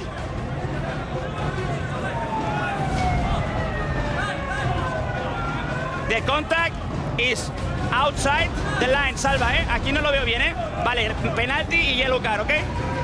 Well, there you go. Yeah. Contact outside Clear the as box. that. Yeah. As clear as that from the referee. And that's again the beautiful thing, isn't it, about the Kings League, having the referees mic'd up with the cameras as well. There's explanations. You understand the decision made. Yeah. It's outside. Even if you don't agree, disagree, but at least you have that explanation. Salva, no rebote. What a couple of minutes for Damawagi. Yeah. Saves a penalty. Yeah. Steps off the line. Has to be in between the sticks again. It's missed. And then faces a shootout and he's outside of the other line. No rebound. So, yeah. He's left an impression of Dami Waggy. I mean, I haven't spotted BK again, but I've spotted the catering staff and the very kind. Oh yes, and lovely gentlemen. helpful gentlemen. We're just if you do see him, don't ask him for a banana. Nothing extra, no. Yeah, or an extra bit of fruit. It will not go down well. No rebote, no rebote, Narri, no hay rebote, no hay rebote, no hay rebote. So here comes Guillaume Lasek. Well, he thought he was going to have a... I think he was looking forward to sort of sitting down and watching on in Yeah. the second half, but thought the job had been done, but now he's going to... called back into action. Yeah, and Harris who netted that penalty yesterday, as we all know. Just to do it again, just to give them a flicker of hope, Different boots from Addis, one colour each. Very modern. White boots man myself, I must say. Old school. Old school.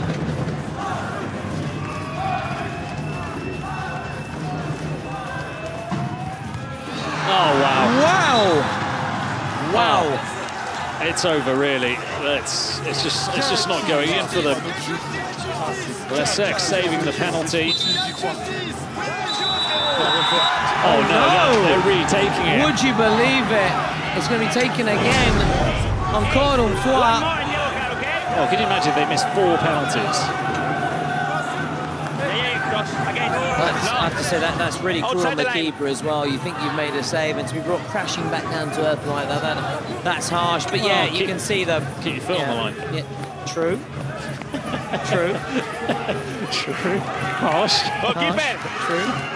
Be careful because if you repeat again, it's yellow card, okay? Oh wow, if he does it again, it's a yellow card. They'd have to bring someone else in goal. Yeah, who I don't think they've got they don't have any more goalkeeper, goalkeepers, so I think he won't be taking any chances here, so I'd imagine it'll be an easier penalty you for think Addis. this time it could be it. Now Harris, second time of asking.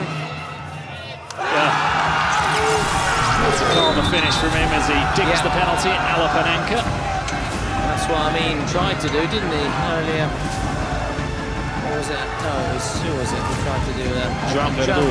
There we go. Yeah, I told you I was having a great one today. Still not going to be winning the MVP come the end of the night. So that was Still might get voted. Yeah, there's the losing side again. You are God. Yeah. But I'd like to think I still perform better than Bertha, surely, in terms of... More active. More active. More on your feet. Yeah. Fewer Snickers consumed. Yeah. People's champion. But no, joking aside, it was a very classy penalty. It just gives them a flicker of hope. They still trail by 4, and lest we forget the PANAM ALL STARZ have that goals worth double, although they are a man light, so if anything, they now have to strike while the iron is hot. Keep their foot firmly pressed to the accelerator, foot to the metal.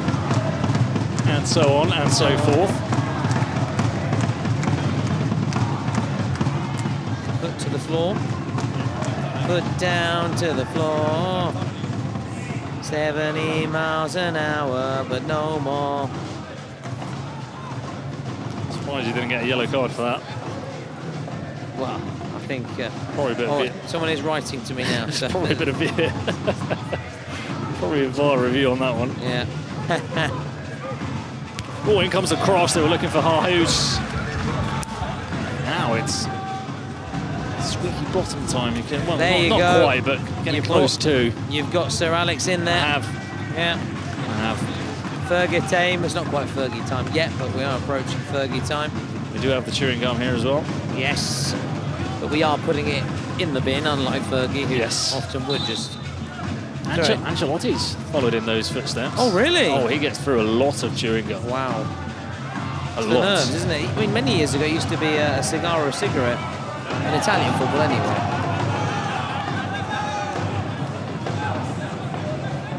In Bula. Still got the extra man for a couple more seconds, but now the time is up for that yellow card on Waggy. Yeah. So they will be able to bring somebody else on. See El Ghul sprinting on.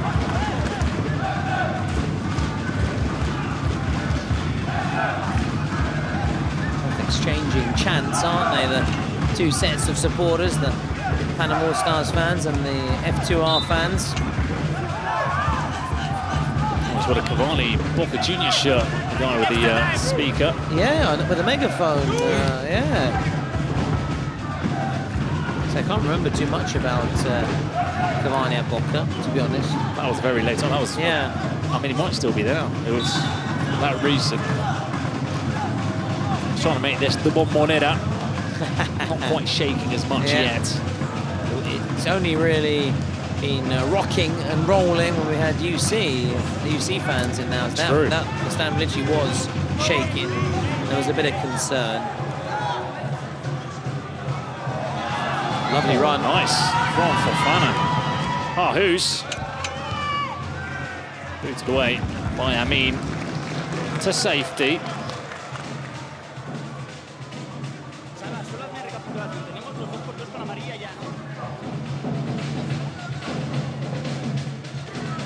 That's Yassine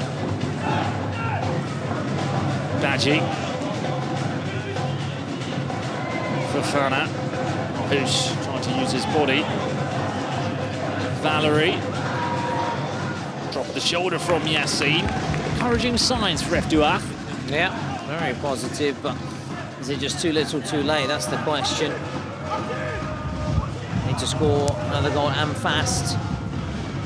Simple as that. No other option for F2R here. So that's floated in and all. There was a chance for Hus. I don't think he believed that the ball could have reached him. 50-50, taken by Valerie. It's got Hus on the outside. And that has gone out, so it will be a throw-in. Right in front of us here. Goes Valerie. He's looking towards the far post. Who's that going to drop to? Hus on the turn. Oh, lovely ball through to Valerie, saved by Adama Waggy. Needed that goal. Yeah. El Ghul down the other end. Yeah, PANAM ALL STARZ surviving there. F2R really need a goal. First one, 8 minutes plus. 2 minutes when goals are surely be worth double. I can't see F2R scoring 4 goals. Sure, PANAM ALL STARZ and their defensive record, which you've spoken about. Whereas United are the top scorers, aren't they? When it comes to the French sides, and we're really excited to see them in action, aren't we? French sides. See whether they can keep the French dream alive on home soil. Yeah, they've been a joy to watch. One of the sides that in the first game we saw them, thought it'd be something special. It'd be a very good team to stop them in their tracks.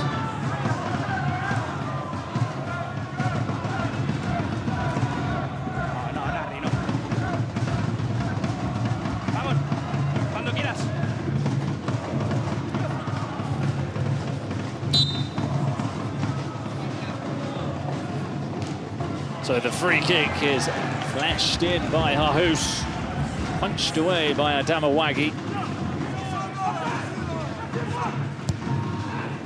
Another corner. Yeah, that's easier for the keeper. In, but it's a comfortable one for Waggy, and now Sao is set free. What a great finish from Musa Sao. He has had finer moments in the tournament.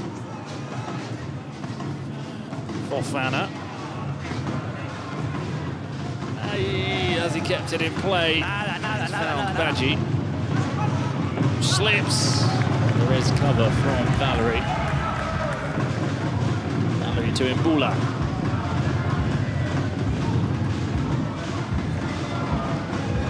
I was thinking about the shot. I thought he was going to go for it, Badji winding up, didn't he? He's got the ability.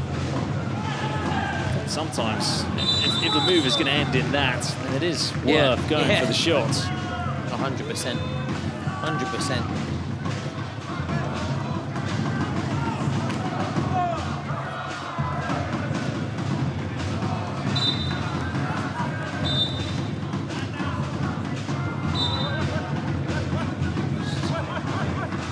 Speed things up, isn't he, the referee there? Quite rightly.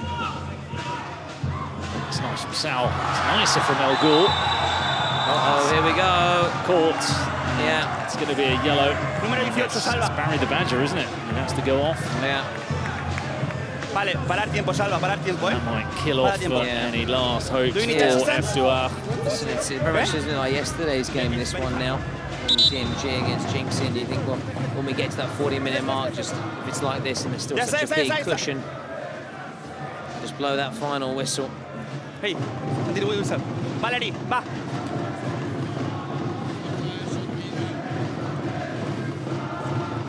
Vamos, Valerie, va, confía en mí. Believe me. Believe me, says to Valerie to trust him with the distance of that wall. We're going to get the free kick from El Ghul.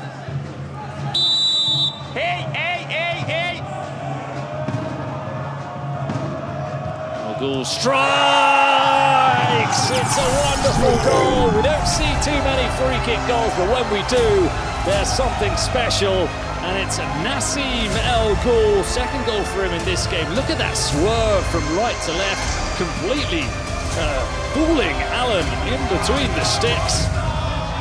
And it's time to sing. They'll be singing on the streets of Panam tonight as they look to be taking this derby more comfortably than anybody would have anticipated.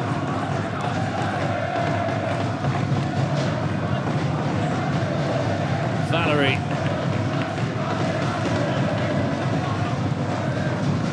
Mbula somehow found a way through. Back to Valerie. Boomhand plays it to Alan. He's aiming to chip it towards Fofana. It's intercepted. Doesn't look like a handball yet. Spotted by the referee. It's Yassine who handled the ball.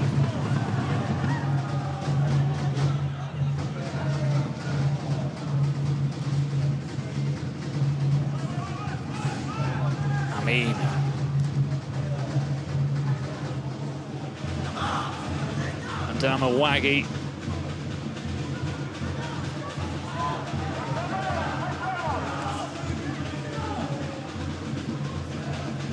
Waggy met the head of Sal, who just did enough to keep it in play. Now Boomhand comes forward. 5 goals to make up for F2R. Almost an impossible task now for them. It's Boomhand. Mbula. Back to Boomhand. Comfortable defending for Panam All Stars. Again, there seem to be a couple of yellow cards. As the yellow cards, handballs as Harhus goes down. Mbula, well, he does shoot, as we were asking him to do earlier, and it was a save, but still he made Adama Waggy work.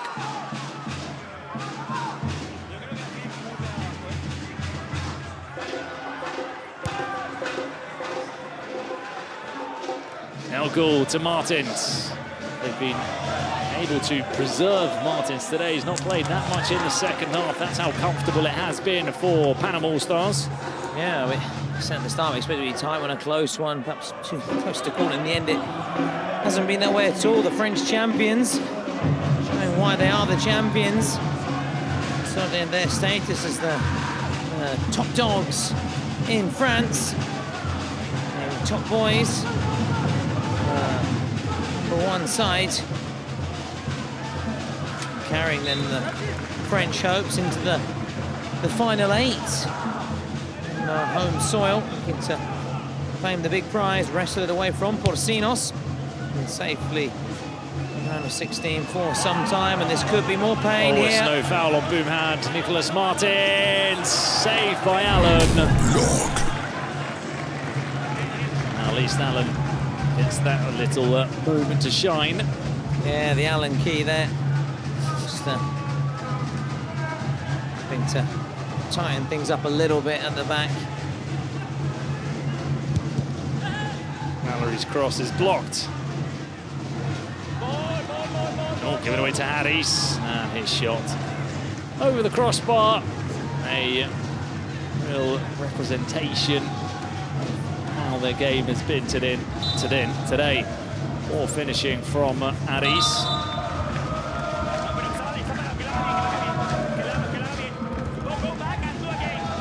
Yeah, I think as we said, very much like yesterday, the referee will avoid any sort of further humiliation, get to that 40-minute mark, blow that full-time whistle.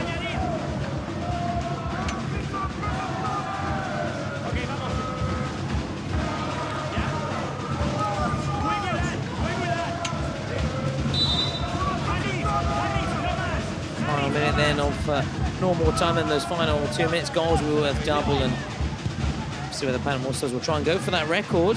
Biggest ever win in terms of goals scored anyway. Won't be the biggest margin. Could be if they get plenty more. Sal's looking to force his way through, and Allen with another save. Yeah, just trying to keep it damage limitation, isn't it? Damage limitation now for FLUXO. That was a nice save from Allen. Yeah, he was really good. Harris in Bula. Yassine. Given the penalty.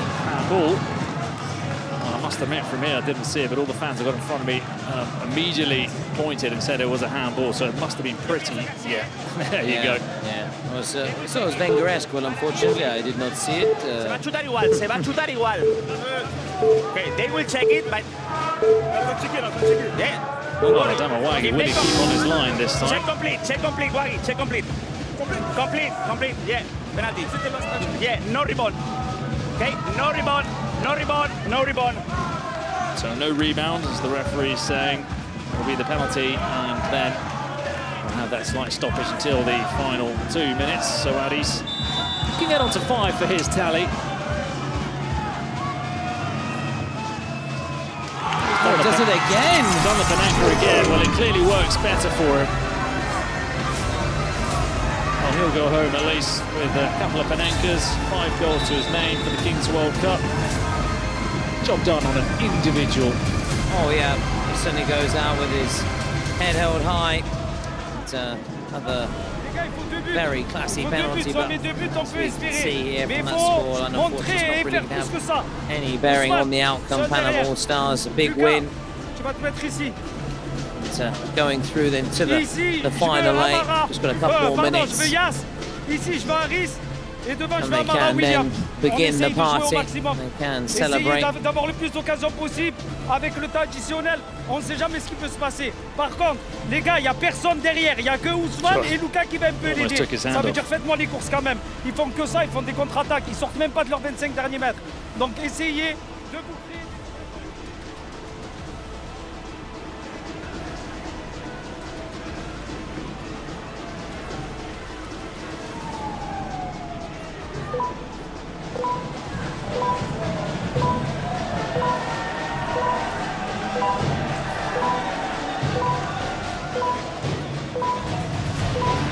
So final 2 minutes you fear for FLUXO in this tournament. They've had a lot of good memories of this experience. They've been good value, actually. Yeah, really good value. We'll certainly miss them. And we'll miss PERSAS, who went out earlier today. Yeah. We have to... I've said goodbye to a few heartbreaking farewells. Fazo, of course. Yeah, there have been a few teams which will... Yeah, LOS CHAMOS. PERSAS. Now FLUXO. And of course, Zeta. And their shirt. I like their shirt. So Harris working away down the wing. He'll continue as he throws it in, looking for Harhus. Valerie's shot goes wide, but it's a corner.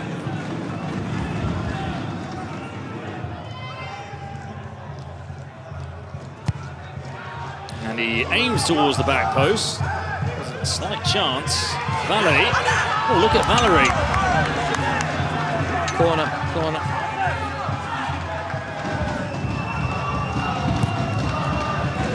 Again, they're looking for Jesus. How many times have we seen him do that? Again, it's that aerial prowess, isn't it? From their number 9, and just think it started so well, didn't it? He got that first goal, and we thought this was going to be a very close game. Difficult one to call. Somebody's packing his bag already. Well, I'm just putting the team sheets away for tomorrow because there was an incident, if you remember, where I didn't bring them lost one. a few, didn't you? Yeah. So that's what I'm just making sure they're here in the bag. Sorry, so they're there for the next couple of days. That's all. That's all. I'm not packing away before the teacher tells me. Don't worry about that. Remember that at school. Stop packing away, everybody. Please wait. We've still got 5 minutes. We've still got 1 minute. The bell hasn't gone yet. And the bell hasn't gone here either. But you feel the referee will call time on this fixture. Or he's going to actually allow these 3 minutes. He is. So 3 more minutes of play. No backpacking yet. Yassine.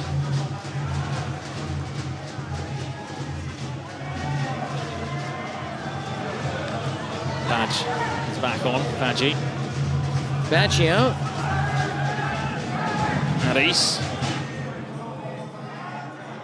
Now Yassine.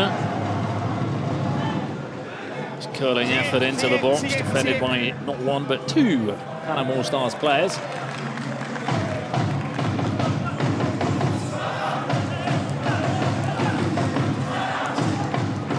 Can they at least get a goal here, just make it a little bit more respectable? Because that goal's worth double, so should they score it, make it 7-5. 2 goals, of course, to draw level, but appears to be out of reach, really, doesn't it, for FDUR? Got it in one more time before we say au revoir to FDUR. Got at least a short trip home, that's the only plus side, isn't it, for them? Oh, Fofana. Looking to turn around, the referee from the start saying, no. I'm going to give you a penalty for that. Martin's man of the match. Could be. He's not done much. He's popped up with the goals, I suppose, but you're right, overall. There's a lot of recency bias in MVPs. With Bolt as well, we've seen he's won all 3 for his side. FLUXO forwards. Aris. Sometimes it looks like I'm saying hello to someone. Aris. So we are now witnessing the final minute of FDUR in this competition. With the home sides bowing out. But on the plus side, they still have a... Oh, nice. Another French side in the final 8 here. And of course, we'll wait to see the fate of the other sides, United and Karasu. Aris couldn't flick it around the defender. There was a slight aroma inside the arena. Yeah. Not pleasant. It's not pleasant, and I assure you, it's not me. There's no references to myself. No, it's just the general window needing to be opened. Yeah. Or the AC needs to be put on. I think we're going to get this throw in and wrap up day 10 in the Kings World Cup. Time to celebrate for them. P-Foot scored his penalty. They'll allow them this one final attack. It's cleared, and it is the final whistle, and the Battle of Paris goes to PANAM ALL STARZ. FDUR are eliminated from the Kings World Cup. So we now have 4 quarter-finalists. The top end of the bracket, which we're going to see in a minute or so, is completed. We'll complete the bottom section of the draw tomorrow. Well deserved for PANAM ALL STARZ, proving to be really good value.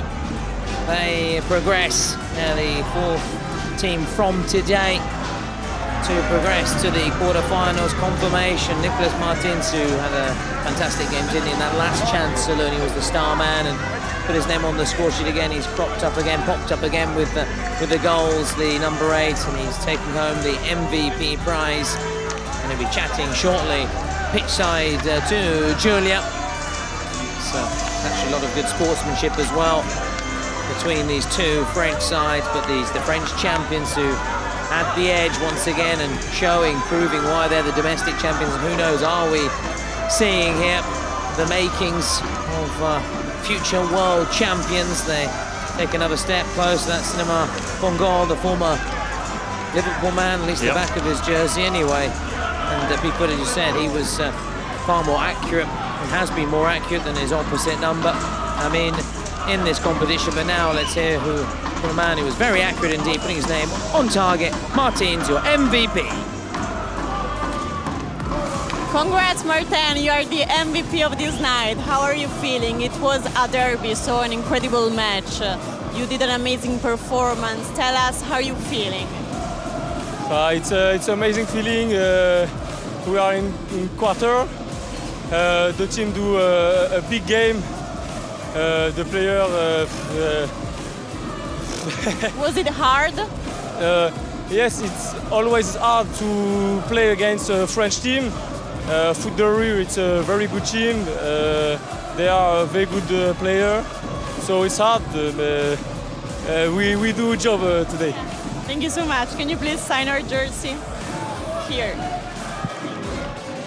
Guys, remember, you can only buy these jerseys on Bazaar, but you need to be fast because they are going sold out very quickly. So also we have thank you so much, other items like the ball that Piqué just signed, and other items such as fashion items, such as sports items, and much, much more. So what are you waiting for? See you there. Get the app and get ready. Get ready, and we saw that PANAM All Stars were certainly ready tonight, winning that all-French derby here and capping off an action-packed day 10, but the first day of the round of 16. GR7, FLUXO, LOS CHAMOS and PANAM All Stars all progressing to the final 8, the quarterfinals. So we've got our first 4 quarterfinalists. We're going to find out tomorrow our final 4 quarter-finalists and teams that will be going through. And as we can see here with our bracket, as our Swiss system, we've already got those 2 fixtures, haven't we? Look at that, for the quarterfinals, 4 different nationalities, which is fantastic. That's a good spot as well. And it's great to see the variety. And tomorrow we'll find out, we'll have obviously a Brazilian, a Spanish side, maybe another French side, another German side maybe. It would be good in that sense to have Futbolistas Locos progress to have it would. a side from Germany as well. But of course, United will have other ideas. Olaf would be delighted, yeah. Olaf, well, of course, Olaf alongside Tyler for those quarterfinals to be played on June the 12th. But of course, we've got tomorrow's fixtures to focus on first of all. When we are back, we'll be live tomorrow, 18:30. First match though, 1900 local time.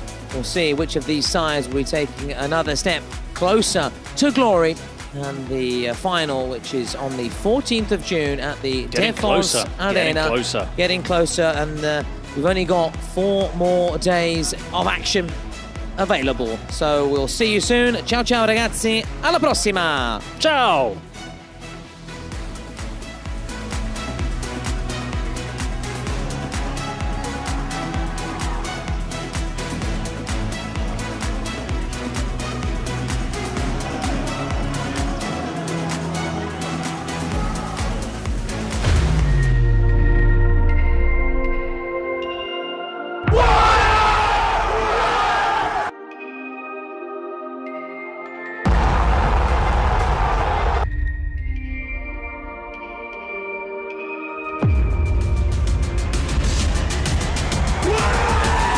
Voilà, coach, le montage.